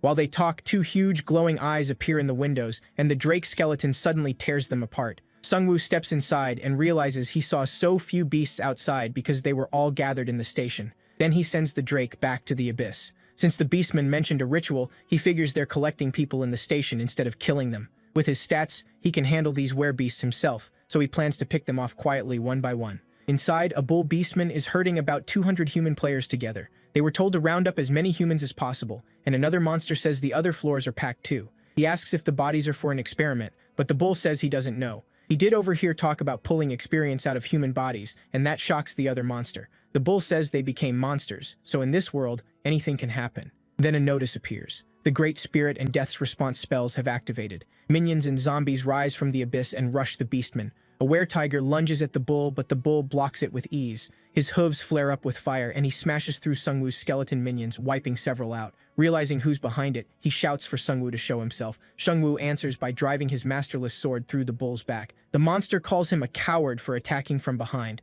Sungwoo shoots back that spraying gas on helpless people was cowardly too. Right after killing the bull, he revives him and adds him to his army. He gets 30,000 gold for killing a level 2 bull, which tells him the conscious werbeast must use a different leveling system. He spots a human still alive, but the gas will kill them soon, so he orders his minions to carry the unconscious survivors out of the gas. As Sungwoo leaves the station with them, the ground starts shaking. A warning pops up. A wide area summoning spell has been activated nearby. He doesn't know the full plan yet, but he knows he has to stop it fast. Sungwoo heads for the summoning circle. When he gets there, he sees a werebeast sitting in the middle of it. He figures this is the one who spread the gas. One werewolf recognizes him and tells the others they'll earn a huge reward if they bring his corpse to the researchers. Since a day has passed, Sungwoo summons the Grim Reaper's scythe and takes on the Lich King's power. He knows 5 minutes with the scythe is plenty to wipe out these werebeasts. His minions keep pouring out of the abyss and clashing with the beastmen. No matter how many fall, they just come back. The werebeast in the summoning circle laughs at the sight. He tells Sungwoo it's already too late. Then another notice appears. The summoning spell has finished activating. The werebeast rises and mocks them for streaming the raid online. Thanks to that, they learned exactly how many resources were spent to beat the boss. While he's bragging, one of Sungwoo's minions bites the werewolf mage and hurls him off the roof. Sungwoo steps in front of him and demands to know what he summoned. The werewolf just laughs and says they're all doomed. Yeondongpo Station starts breaking apart, and a notice warns that a raid boss is about to appear. At the same time, the prosecutor is still trying to recover with healing potions. He's angry at himself for being so overconfident. Han-ho and Jisoo see Sungwoo's minions bringing back the rescued survivors, and everyone cheers. The prosecutor realizes he was doing it all wrong. Building a huge group wasn't the answer. It wasn't that he couldn't survive alone. He just believed everyone else couldn't survive without him. As the breath of the abyss starts to clear, another warning appears. A wide area summoning spell has been activated. Jisoo and the others race toward the station. When they arrive, the building is collapsing, and a giant ogre gladiator drops down, the raid boss. The werewolf laughs, saying Sungwoo can't beat this boss after the fight he just had. Sungwoo only smirks and says they should have watched the live stream to the end before making that summoning circle. Then he reveals he has a boss monster too, and summons the Drake skeleton. It comes down with a clean punch to the ogre champion's face. The moment people see the skeleton, they start cheering. It gives them hope. The werewolf is stunned. He never thought Sungwoo would bring out a boss of his own. The prosecutor realizes that if he wants to keep up, he has to become even stronger than Sungwoo. The ogre champion roars in pain, and 2 of Sungwoo's minions slip out from behind the Drake and throw spears. The ogre claps once and destroys both of them. They were wiped out so completely that Sungwoo can't even revive them. This boss is on a whole different level. The Drake also can't use fire here, or it would roast the ogre too easily. Still, Sungwoo can control it, and that matters. The Drake grabs the ogre by the hair and kicks him with everything it has. The ogre fires back by grabbing the Drake's shoulders, but Righty jumps in and stabs its eye. The ogre slams to the ground, and the Drake pins it while Sungwoo's minions swarm in. They keep piling on until the boss finally goes down. Sungwoo reaches level 16 and earns 705,000 gold for killing the raid boss. He upgrades Death's Response. Now it summons 15 masterless zombies for 100 mana, lasts 20 minutes, and has a 30-minute cooldown. He's happy about the level and gold, but the real prize is the ogre itself. Now he can use it as a minion. The ogre already has a heroic rank bracelet, Protection of the Thunder God. It burns all mana for a huge attack boost, but after one use, The wearer loses mana for 24 hours. Since the ogre has no mana anyway, Sungwoo lets it keep the bracelet. Now both of his boss-class minions fight on the same side. The werewolf stares in total disbelief. Sungwoo tells him he's really good at making monsters join him. Then he drives the scythe into him and says the joking is over. Before Sungwoo can question him, the werewolf dies. Jisoo suggests their leaders planted something in them so they couldn't spill any information. The prosecutor is frustrated. It could have told them a lot about the group. Then Sungwoo remembers the memory fragments. He revives the werewolf and looks through his memories. Sungwoo thinks the system is clearly pushing them somewhere.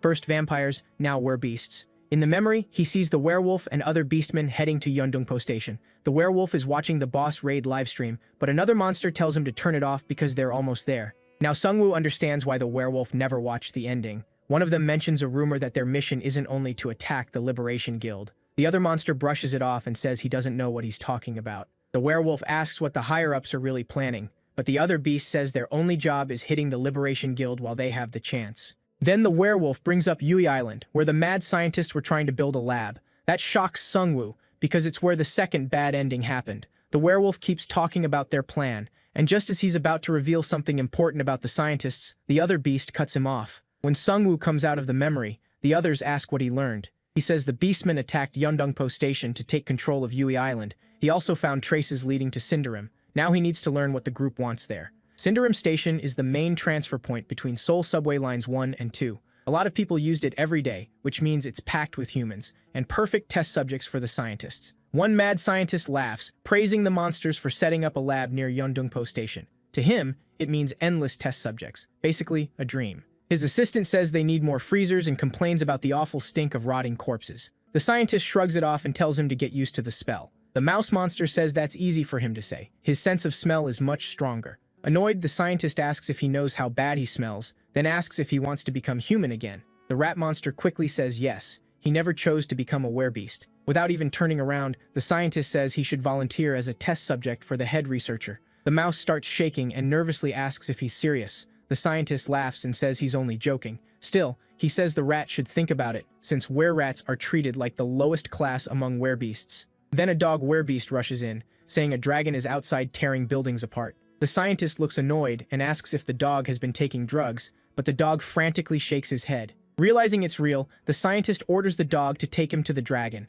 As the scientist and the werebeasts rush out with buffs on them, one says their Yeondongpo raid failed. When they finally face the drake, they realize just how huge it is. The scientist nearly faints. He never expected to see something like a real dinosaur. Sungwoo's party charges in with the drake, and the scientist recognizes them from the Yui Island raid. Knowing he can't fight that thing, he turns to run and orders the dog to stall them while the others pack up. As they hurry down the stairs, the were-rat suddenly stops. The scientist yells, and the rat says he smells something familiar. The scientist snaps at him to move. They still have a lot to pack. Once they start moving again, the rat suddenly senses danger. He jumps in just in time, saving the scientist from flying boxes. Then Sungwoo appears right behind them. He says the delivery was wrong, so he's here for a refund. The scientist tries to play dumb, so Sungwoo calls in the giant orc and reminds the scientist he sent that monster after him. He scans the lab and spots both human and monster bodies. He guessed part of it from the werewolf's memory fragments, but now he sees they're even worse than he thought. He asks the scientist if he's ashamed that his sick hobby got exposed.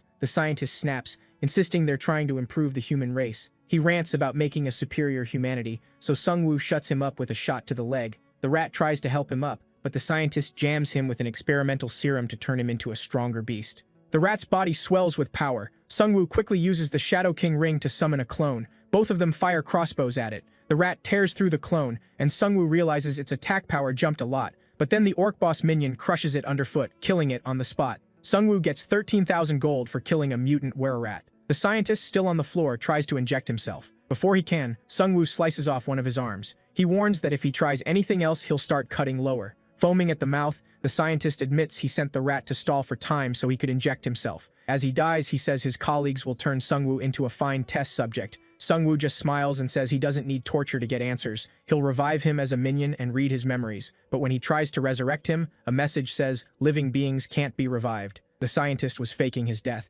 Mad, Sungwoo hits him right where it hurts. The scientist screams and finally breaks, offering all his inventions if Sungwoo lets him live. Sungwoo is done listening and stabs him. Then he revives the scientist and checks his memory fragments. In the memory, the scientist is sitting there when a man tells him it's time to earn his doctorate and become head of the whole division. Sungwoo realizes this is the man behind the wandering merchants. The man orders the scientist to make large amounts of gas and asks if he can handle it alone. The scientist eagerly says yes, he invented the poison gas, and asks if he should make enough to release across all of Yeongdeungpo. The man says they likely won't need that much. They only need to wipe out the small fry, while the werebeast sorcerers teleport in the 3 captured raid bosses. Sungwoo is stunned to hear they captured 3 raid bosses. The scientist questions whether the werebeast they caught can really be trusted with something this important. The mysterious man tells him to watch his mouth. The plan can't work without them. He also mentions 4 beasts even stronger than the top-ranked players, saying they'll be needed later. Sungwoo can't understand how beasts could be stronger than top players.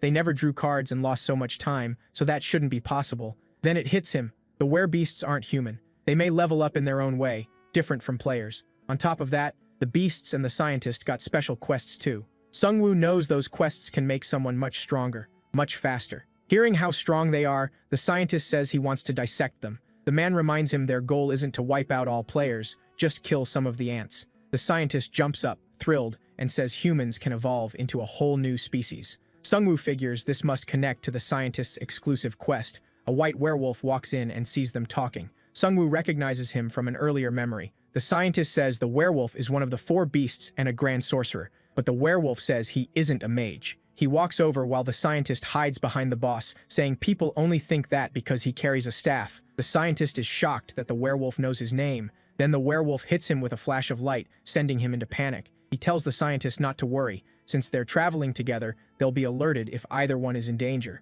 But he actually touched him to use psychometry, letting him see Sungwoo. Sungwoo is shocked the werewolf noticed him at all. The werewolf already knows about him and wonders how he found the Cinderum branch so fast. Sungwoo realizes it must be one of the werewolf's spells. The werewolf looks straight at him and asks if he can really read the memories of the dead. Sungwoo says the Cinderum branch was empty and asks if the real base is somewhere else. The werewolf tells him to leave Yeongdeungpo before this fight goes any further. They'll win in the end. Sungwoo is shaken, but he still wants to learn as much as he can from this beast. He asks who they are, and the werewolf gives him one name, Evolutionary Society. Then the werewolf uses a skill on him and says that name will soon bring humanity to ruin. Sungwoo comes out of the memory and realizes the enemy can use psychometry too. He recalls the boss mentioning 3 raid bosses in a row. They may change plans after the first one failed, but he still can't relax. Righty hands him a map he found with 3 marked spots, A, B, and C. The first is Yui Island, the second is Sosa in Bucheon, and the third is Byomji Station in Anyang.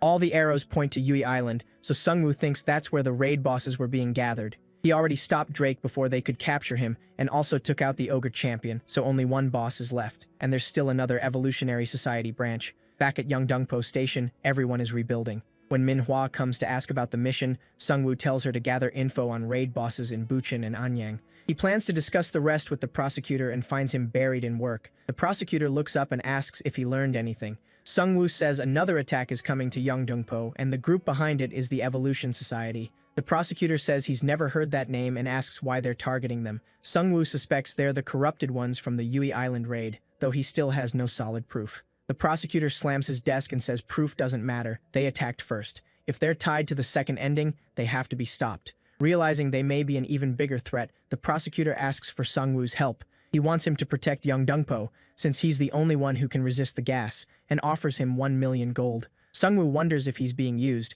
but the prosecutor isn't his enemy, so he agrees. He was going after the Evolution Society anyway, and now he'll get paid well for it. After the meeting, he steps out and sees the other leaders getting friendly with his group. Han-ho, though, isn't happy. Everyone seems to be trying to impress Jisoo. Then Han-ho gets a notice from the community app. The rankings changed again. The prosecutor dropped once more, and a player named Dr. 000 is now 3rd at level 15. Sungwoo wonders if that doctor is the head of the Evolutionary Society. He already knows that reaching level 15 triggers a first awakening. He isn't sure whether only 5-star classes get it, but the doctor has clearly gone through his already. That means Sungwoo needs to level up fast if he wants to grow stronger. Jisoo comes back after talking with the other guild leaders. When Sungwoo asks how it went, she says it was just awkward. Then Han-ho gets a little dramatic and asks if Sungwoo really thinks she'd switch sides. He says she cried her eyes out when Sungwoo disappeared. At the same time, the blindfolded guy assigned from the Liberation Guild gets knocked out after opening one of the jars his minions were carrying.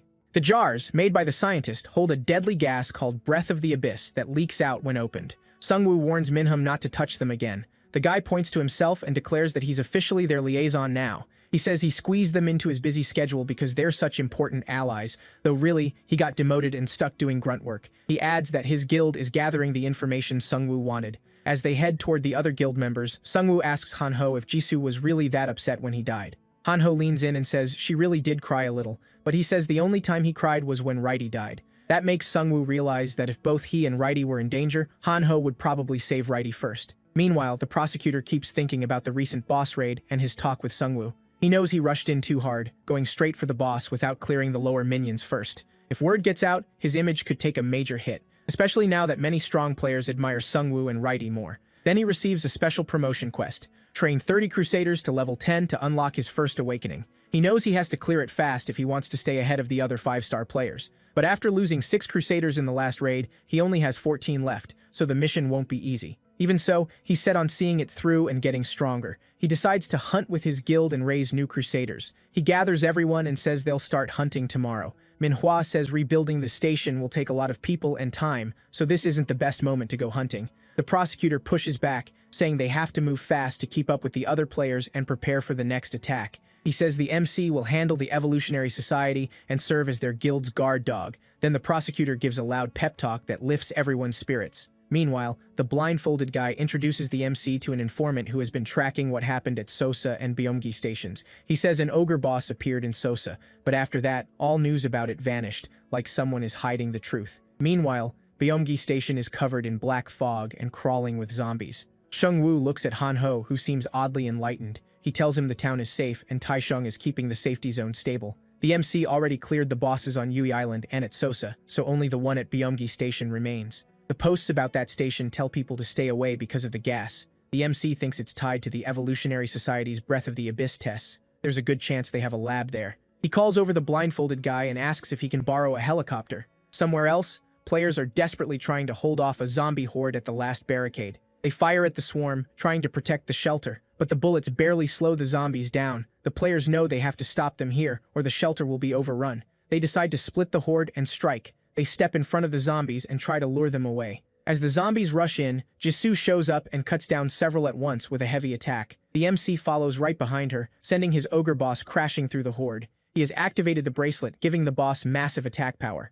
When the others spot the skeletons, they're relieved. The necromancer came to help. Back at base, everyone is still waiting for the MC's group to return. Hanho comes back grinning and announces that their hero has arrived, meaning himself, of course. He says he and the MC handled everything, but Hanho's dad ignores that and asks if he came back alone. Hanho turns serious and says someone has to stay and guard the town since another attack could come any time. The others figure he's been demoted. He adds that the safety zone needs gold to stay active, so he brought plenty to keep it running. He says they may think he got left behind, but he has proof of how much the MC cares about him. He opens a bag, and Righty pops out tied up with a rope, like Hanho's own little Pokemon. After seeing Righty, everyone gets excited since they trust him way more than Hanho. Meanwhile, at the university hospital, some kids peek at the MC through the door. They're amazed by him and call him a symbol of justice and truth. Jisoo watches the kids staring at them and feels glad they got there in time to save them. While she talks, the MC notices blood on her face and neck. She says she's used to the smell by now and just wipes it off with her coat.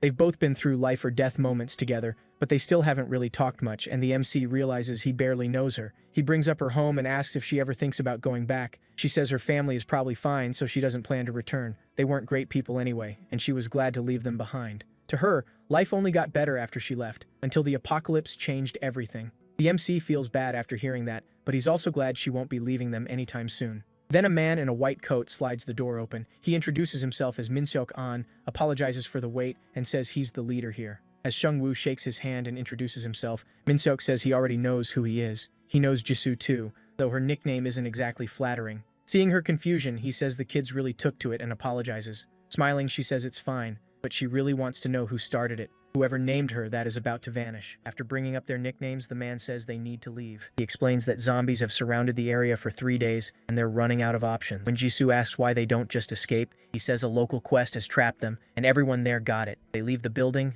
Zombies hunt them. The longer they stay outside, the more come after them. With children and elders there, escape is too risky. The MC realizes this group has gotten too weak. They wanted to help people, but without a real plan, they can't handle this quest. The leader asks them to leave before midnight so they don't get dragged into this mess. Sungwoo looks him in the eyes, realizes he wants help, even while telling them to go. He says he's staying. They came to help this station. They thank them for being willing to help. The wife asks if the two of them want to share a room. At that, Jisoo's head practically bursts into flames, and both of them quickly ask for separate rooms. That night, the kids come by and ask if they can come in. Jisoo smiles and says they all can. The kids are thrilled to meet the necromancer and the red demon. One child asks the MC if he can show them a skeleton. Sungwoo knows exactly which one to bring out. He summons Righty, and all the kids instantly think he's cute. That night in bed, the MC thinks about the smiles on the kids' faces. He can't believe something like that still exists in this world. He gets a quest called Death Comes for the City. It says he can run from death or face it, but either way, death will follow. Once he goes outside, the zombies will hunt him. Then the quest suddenly gets harder because the system detected a player above level 15 nearby, and the MC jumps out of bed. At the same time, Jisoo comes in and says something is happening all across the city. With her sharp senses, she feels vibrations from outside. It sounds like zombies have surrounded the building. A new alert warns that the zombies will now hunt all survivors, inside or outside. Minsuk comes to the MC and says this has never happened before. The zombies only hunted people outside. Seung-woo says the quest got harder because stronger players are nearby. It feels like the system is playing with them. He starts summoning his minions and says it's time to fight back against the system. The leader suggests moving the non-combatants to the roof. They can deal with zombies, but if ghouls appear, they'll be in real trouble. Ghouls are a different kind of flesh-eating monster, and here they're treated as a higher class of undead than zombies. While they get ready to fight, the leader's kids run up to him. He asks why they're here when they should be on the roof. The children cry and ask if the zombies are going to eat them. He promises to protect them and says they don't need to worry. They have the necromancer with them too. The kids wish them luck before leaving. The fighters on the first floor are struggling to keep the zombies out. They stack chairs and tables into a huge barricade, but it doesn't look strong enough. The leader estimates there are over 200 zombies in the swarm. As they close in, the MC realizes the space is too tight for some of his stronger skills. He tells everyone to move out. Fighting in such a cramped space is too hard. The leader trusts him, and they get ready to head outside. But the zombies suddenly smash through the glass and flood in. He can't use corpse explosion either, since they don't count as corpses. Instead, he summons beast skeletons and gives them shields, creating a strong defensive combo.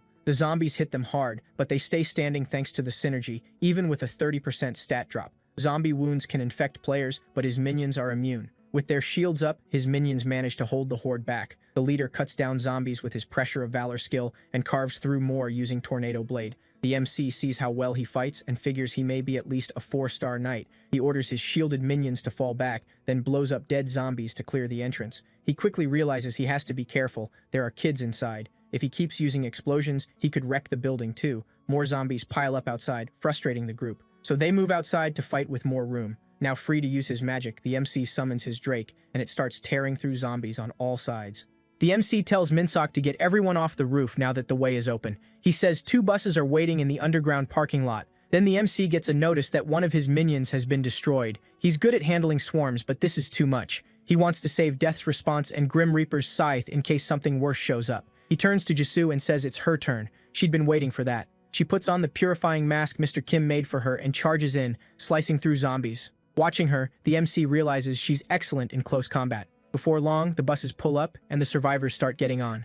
Then an alert warns them that the survivors' scent is drawing in the ghouls. Minsuk tells the MC that ghouls are much stronger and faster than zombies, and they go after children first, so the kids must be protected. He says one once smashed his car window and took his youngest son. Sungwoo pats his shoulder and promises it won't happen again. They move out with the buses in the center while the Drake and skeletons guard them. They're forced to go slow, and Sungwoo knows the only way out is to clear the quest. But the area is far too quiet. They pass a few corpses and realize others were attacked here too. As they move, Jisoo quietly tells the MC that something is following them. The other players panic, afraid it's the ghouls. A ghoul suddenly jumps them. Jisoo tries to warn a player, but she's too late. The ghoul kills him and rushes straight for the bus. Jisoo cuts it down with her sword before it can reach the children's bus. The MC realizes how fast the ghouls are. Only Jisoo can react in time. Then more ghouls appear, along with another wave of zombies. Minsok stares at the monsters ahead, eyes wide. He asks Sungwoo whether players keep their minds after being turned into skeletons. The MC realizes he's asking to be turned into a skeleton if he dies.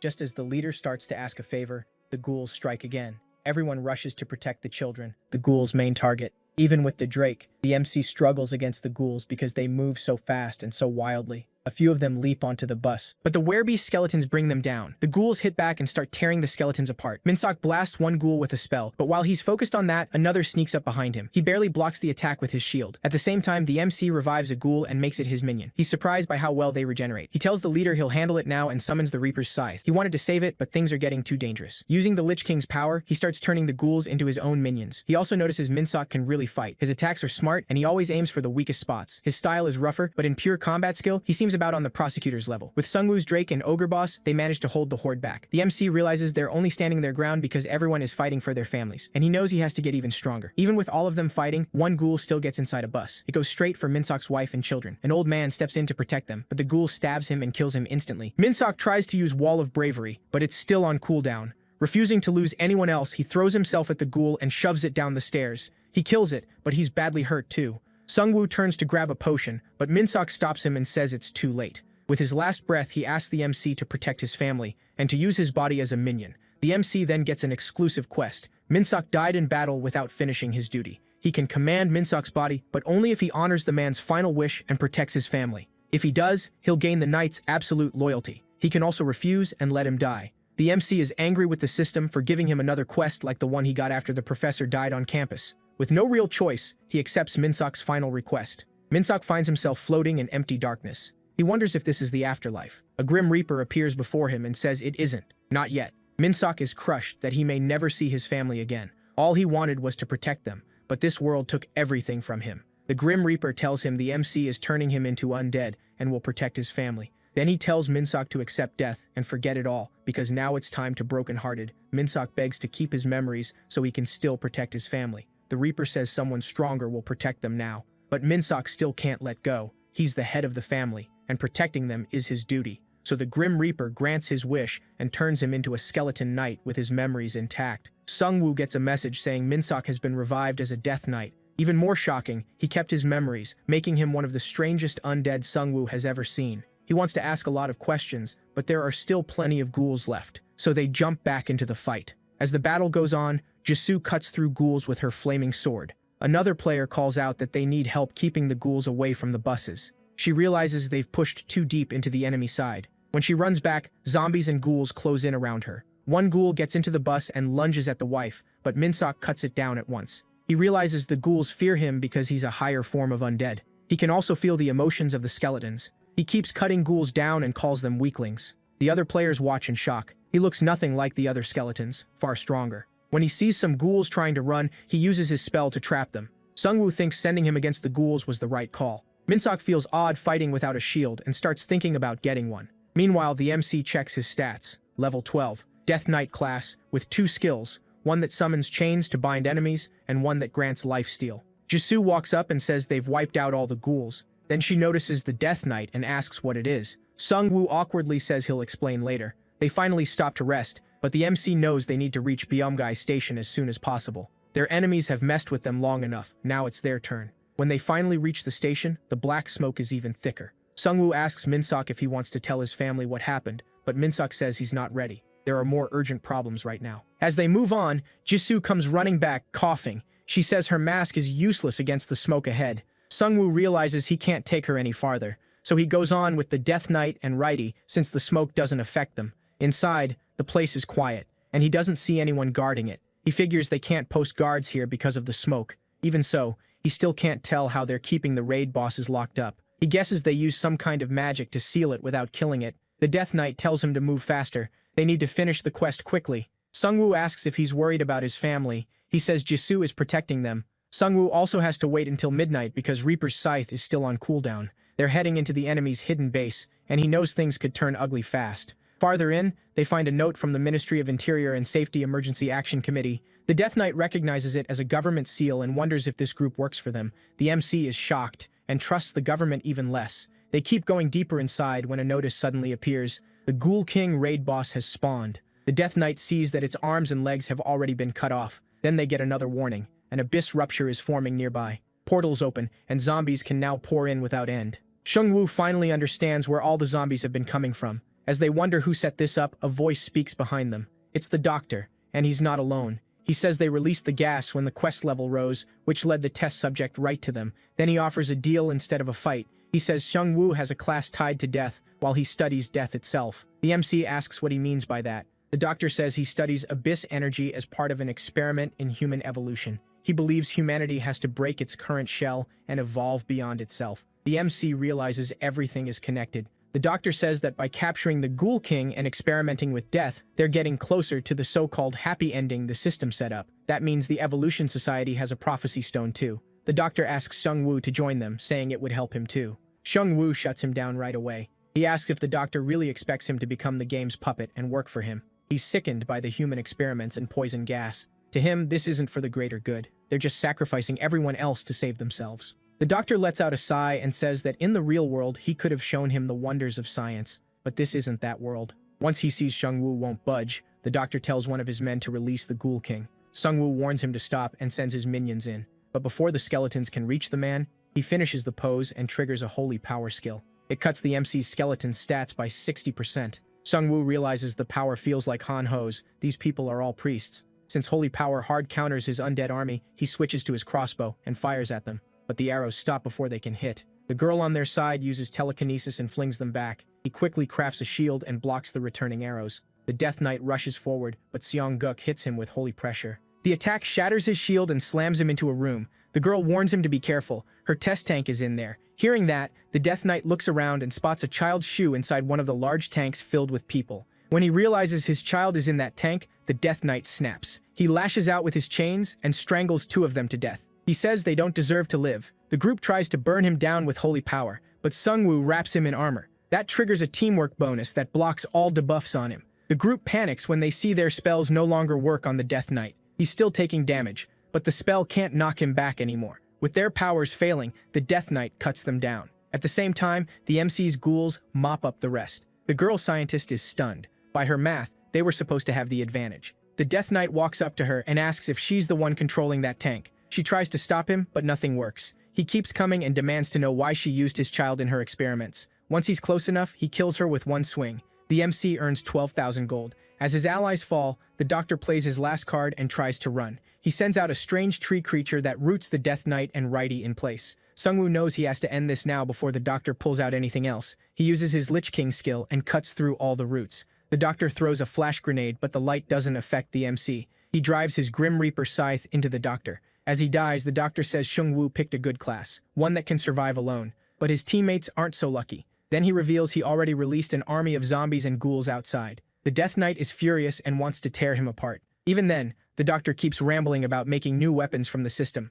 At the same time, the Ghoul King begins to heal. The doctor laughs and asks if they'll still fight after losing everyone around them. Hearing that, Seong-woo tells the Death Knight to end him. Minsuk cuts off his head in one strike. Then a system message appears. This doctor was only a clone. The MC quickly pulls out his phone and opens the community forum. The 5th-ranked player's spot has gone blank because it was the doctor's clone. They realize he has 5 more clones in the top 20 alone. That's how his group grew so fast and worked in multiple places at once. While Seong-woo is thinking it over, the Death Knight snaps him back to reality. They have a bigger problem, the Ghoul King. Outside, Jisoo finishes off another wave of zombies and ghouls with help from the Wandering Drake and the Ogre Champion. The players start wondering if it's finally over, but Jisoo senses more monsters coming. That sends them into a panic. They've already killed so many zombies. Jisoo knows she can't let anyone here die. Seong-woo trusted her to protect everyone outside. He's still stronger than she is, but she's doing everything she can to catch up. Without hesitation, she charges straight into the middle of the horde. Meanwhile, the skeletons keep falling because the MC isn't there to revive them.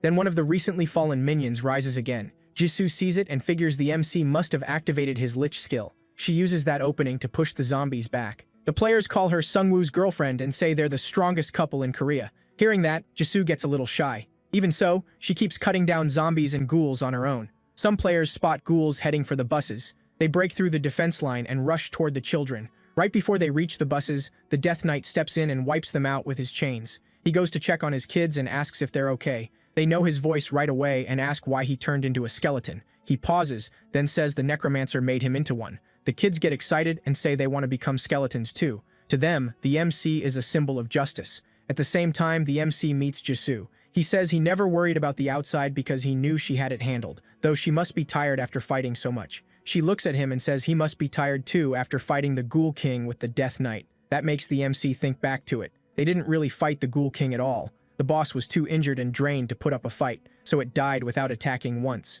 Still, to impress her, he says it was a brutal battle. Then a new message appears. Chapter 2 of the main story has ended unexpectedly. The game announces a balance patch and congratulates the players for surviving this long. It also lists raid boss kills. Gang Sokhan leads with 4, while Sungwoo is second with 3. The system praises those results and reveals that the Korean server now has the 4th highest average level in the world. Because of that, a hidden chapter will open for the rest of the time limit. They also get a warning. Huge monster armies led by powerful warlords will appear across the Korean server, and the event won't end until those warlords are defeated. The Death Knight realizes finishing the quest early wasn't really a blessing. Sungwoo stays hopeful. He knows the game has an ending because he saw it in the Prophecy Stone, and this is just another step toward it. He wonders if the system is really trying to challenge a necromancer in a massive war, because if it is, he'll crush everyone. Then he smiles at his allies and says it's time to go since the quest is done. Back at the shelter, Han-ho isn't happy about the new notifications. As he cuts down minions, he grumbles that the system is just trying to wipe out Koreans.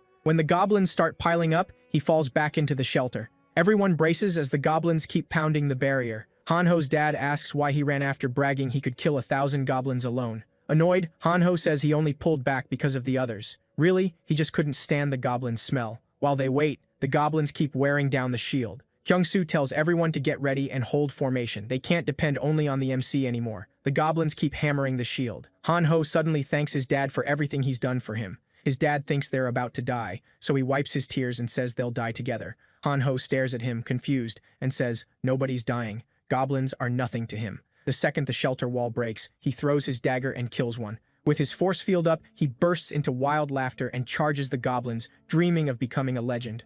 Han-ho goes full Superman and takes on the whole goblin army alone. He gets carried away and starts seeing himself as Korea's biggest badass. When the goblins try to surround him, he spins and blasts them all back. Sergeant Kim is impressed watching him fight, but Han-ho's dad feels very differently. He's embarrassed watching his son tear through enemies like a demon. Honestly, he's not wrong. Han-ho really does look like a monster. While he's slaughtering goblins without mercy, he notices Righty helping him. A moment later, the MC arrives on his Drake. Han-ho is glad to see them, but that fades when he spots the Death Knight. He worries the guy might take his place on the team. Later, back at base, the team talks about the problems that started with the new chapter. Safe zones are weaker now, monsters are stronger, and survivor groups all over the country are struggling. The Liberation Guild is also fighting thousands of orcs. Kyung-soo tells the MC they still need his help. Sungwoo agrees. They should help, since the Liberation Guild is their only real ally. If the Evolution Society attacks now, it could be a disaster, though they also seem busy dealing with monsters.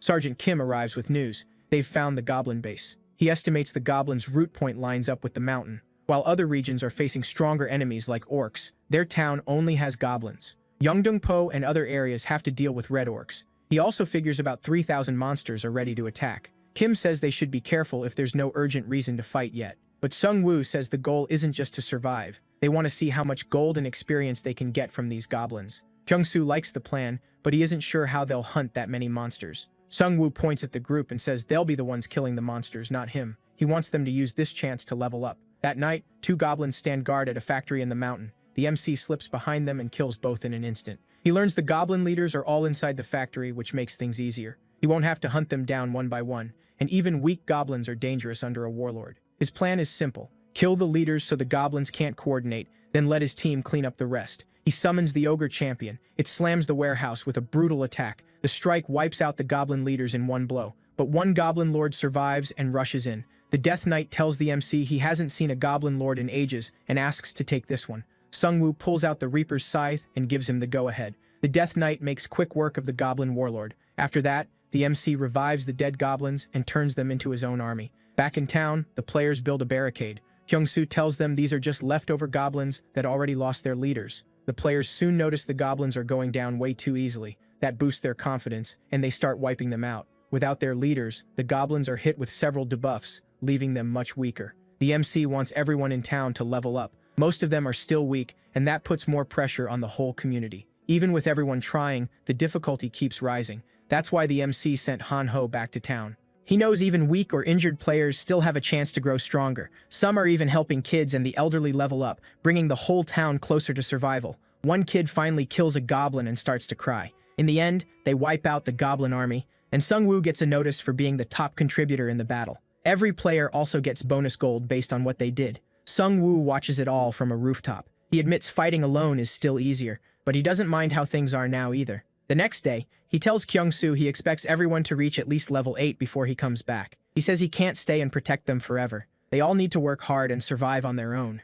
Just then, Hanho tells him the helicopter has arrived. His deal with the Liberation Guild was only temporary, but he's still willing to help in this disaster. The next morning, buses full of crusaders move out together. The prosecutor asks his scout how many monsters have shown up. The scout tells him to wait a moment. They're almost at the northern border. He sends up a magic drone to check ahead. From what he sees, about 200 trolls are coming. He tries to look closer, but a troll spots the drone and smashes it with a rock. Manhwa says they should destroy the bridge since thousands of orcs are also coming from Gimpo. They can't fight both armies at once. But the prosecutor wants to take on the trolls first, so his crusaders can level up, even knowing how risky it is. He needs them at level 10 to clear the exclusive quest, and he sees no other way to close the gap with the MC. Manhwa follows the order and calls in every guard she can, leaving only the minimum at the station. Then the blindfolded guy walks in and says the helicopter carrying the MC is almost here. Manhwa is relieved. She thinks with him there, they can take on both the orcs and the trolls together. But the blindfolded guy says the MC wants them to meet him where the orc army is.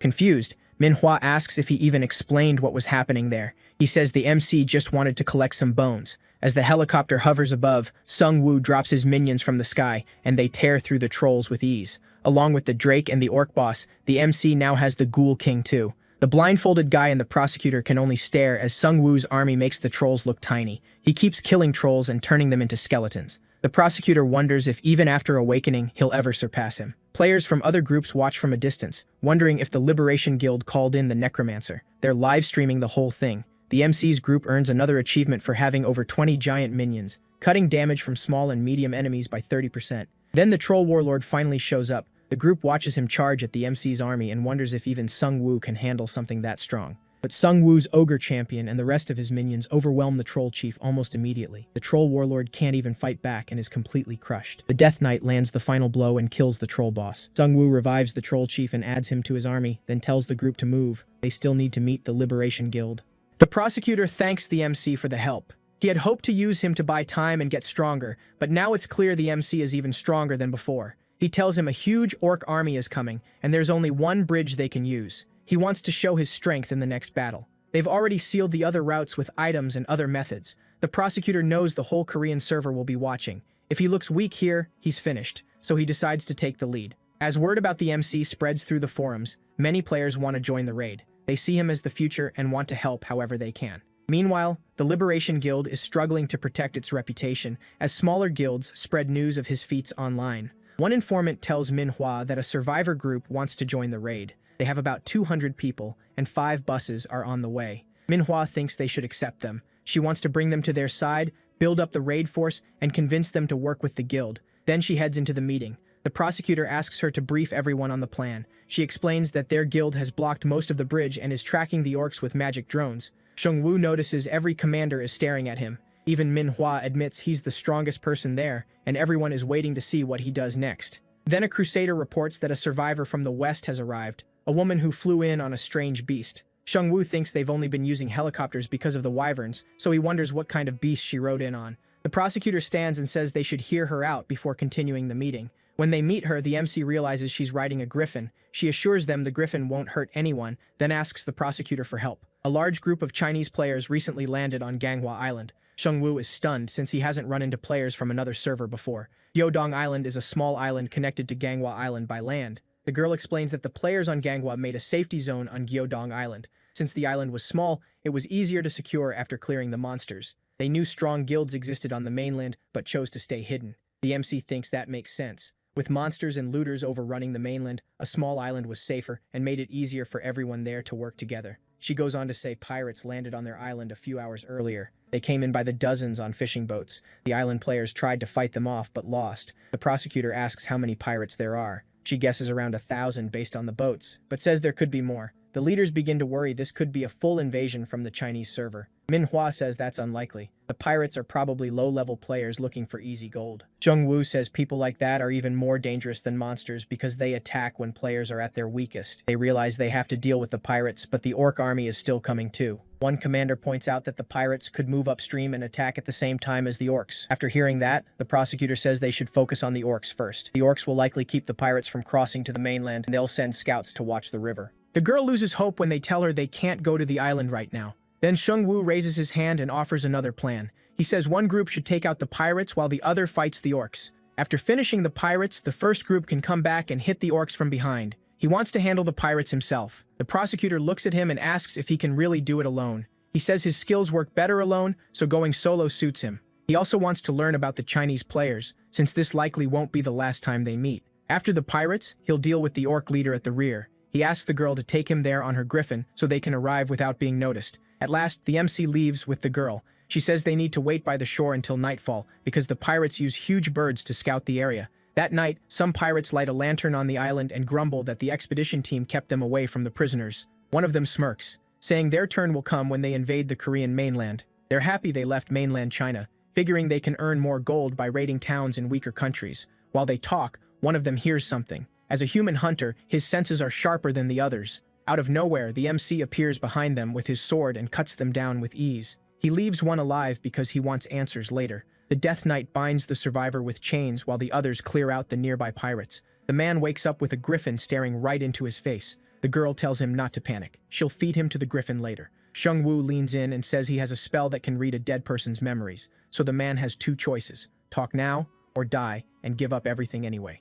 Meanwhile, the leader is enraged when he hears about the escapees. At the same time, he sends one of the giant birds out to find whoever caused this. As the birds spread out, the captain smirks. Sure, the enemy can't stay hidden on the island for long. Then one of his men reports that the missing pirates were found dead on the ship. The captain is furious, wondering who dared dump the bodies there instead of tossing them into the sea. He starts to think someone is trying to provoke them. As they run out, the man says it wasn't just one ship. Another one nearby is filled with bodies too. Suddenly, that ship erupts in a massive explosion. The captain and his crew have no idea what is happening. Then they hear others choking after breathing in some kind of black gas. One man says it's a dark sorcerer's gas. It paralyzes anyone who inhales it. Captain warns there may be more bombs on the ship, so they need to leave. They jump into their cars and race for the bridge. Through his birds, the captain keeps getting reports from all over the island. He decides the Koreans launched a full attack. Furious, he thinks they were caught off guard by biochemical weapons. He knows they must abandon the island and set up a new base for the main fleet, all for their general's plan. As they start crossing the bridge, a giant minion blocks the way. The captain stares in shock. He never expected monsters like this on the Korean server. These pirates came from China's second server. Because of China's huge population, there are 3 servers total. Sung-woo realizes they're only the advance force, sent to prepare a base for the main fleet. The captain gets out and orders his men to attack. As they step out, the MC summons all his minions and zombies. At the same time, he hits them with Breath of the Abyss, leaving them paralyzed. They've been trapped from both sides. Knowing he can't escape, the captain uses his bird spell and calls the birds in to fight the zombies. As the birds dive in, the other pirates join the battle too. The MC realizes these are the same birds the girl warned him about, but they are no match for his skeleton ghouls, which tear them apart in seconds. Then Sung-woo revives the birds and makes them his own minions. The captain realizes it's hopeless, so he jumps off the bridge and tries to escape on one of his birds. He believes the main army will crush these minions anyway, but the MC sends his skeleton birds after him and knocks the captain's mount out of the sky. He crashes down and breaks his back. At the same time, the girl returns on the griffin and says the islanders got their weapons back and are fighting the pirates. She thanks him for helping them. Meanwhile, the captain wonders who he really is. Sung-woo knows the captain won't talk, so he kills him and reaches level 17. Then he uses memory fragments to look through the captain's memories. He sees a huge ship that seems to belong to the same pirate group. A man at the front asks the crew where they should head next. Sung-woo wonders if this is the general, hoping he isn't another lunatic like the vampires or the scientists. The general says the second server is controlled by the elementalist, while the first is being expanded by a self-proclaimed emperor who wants to rule the world. Then he asks his crew what they should do next. One of them suggests getting outside help, and the emperor instantly cuts his throat. He tells the others they're drifting across the sea because they still aren't strong or brutal enough. He says they need to swallow the mainland like a shark. Hearing that, the MC realizes the general is insane. No sane person would think of invading another country like this.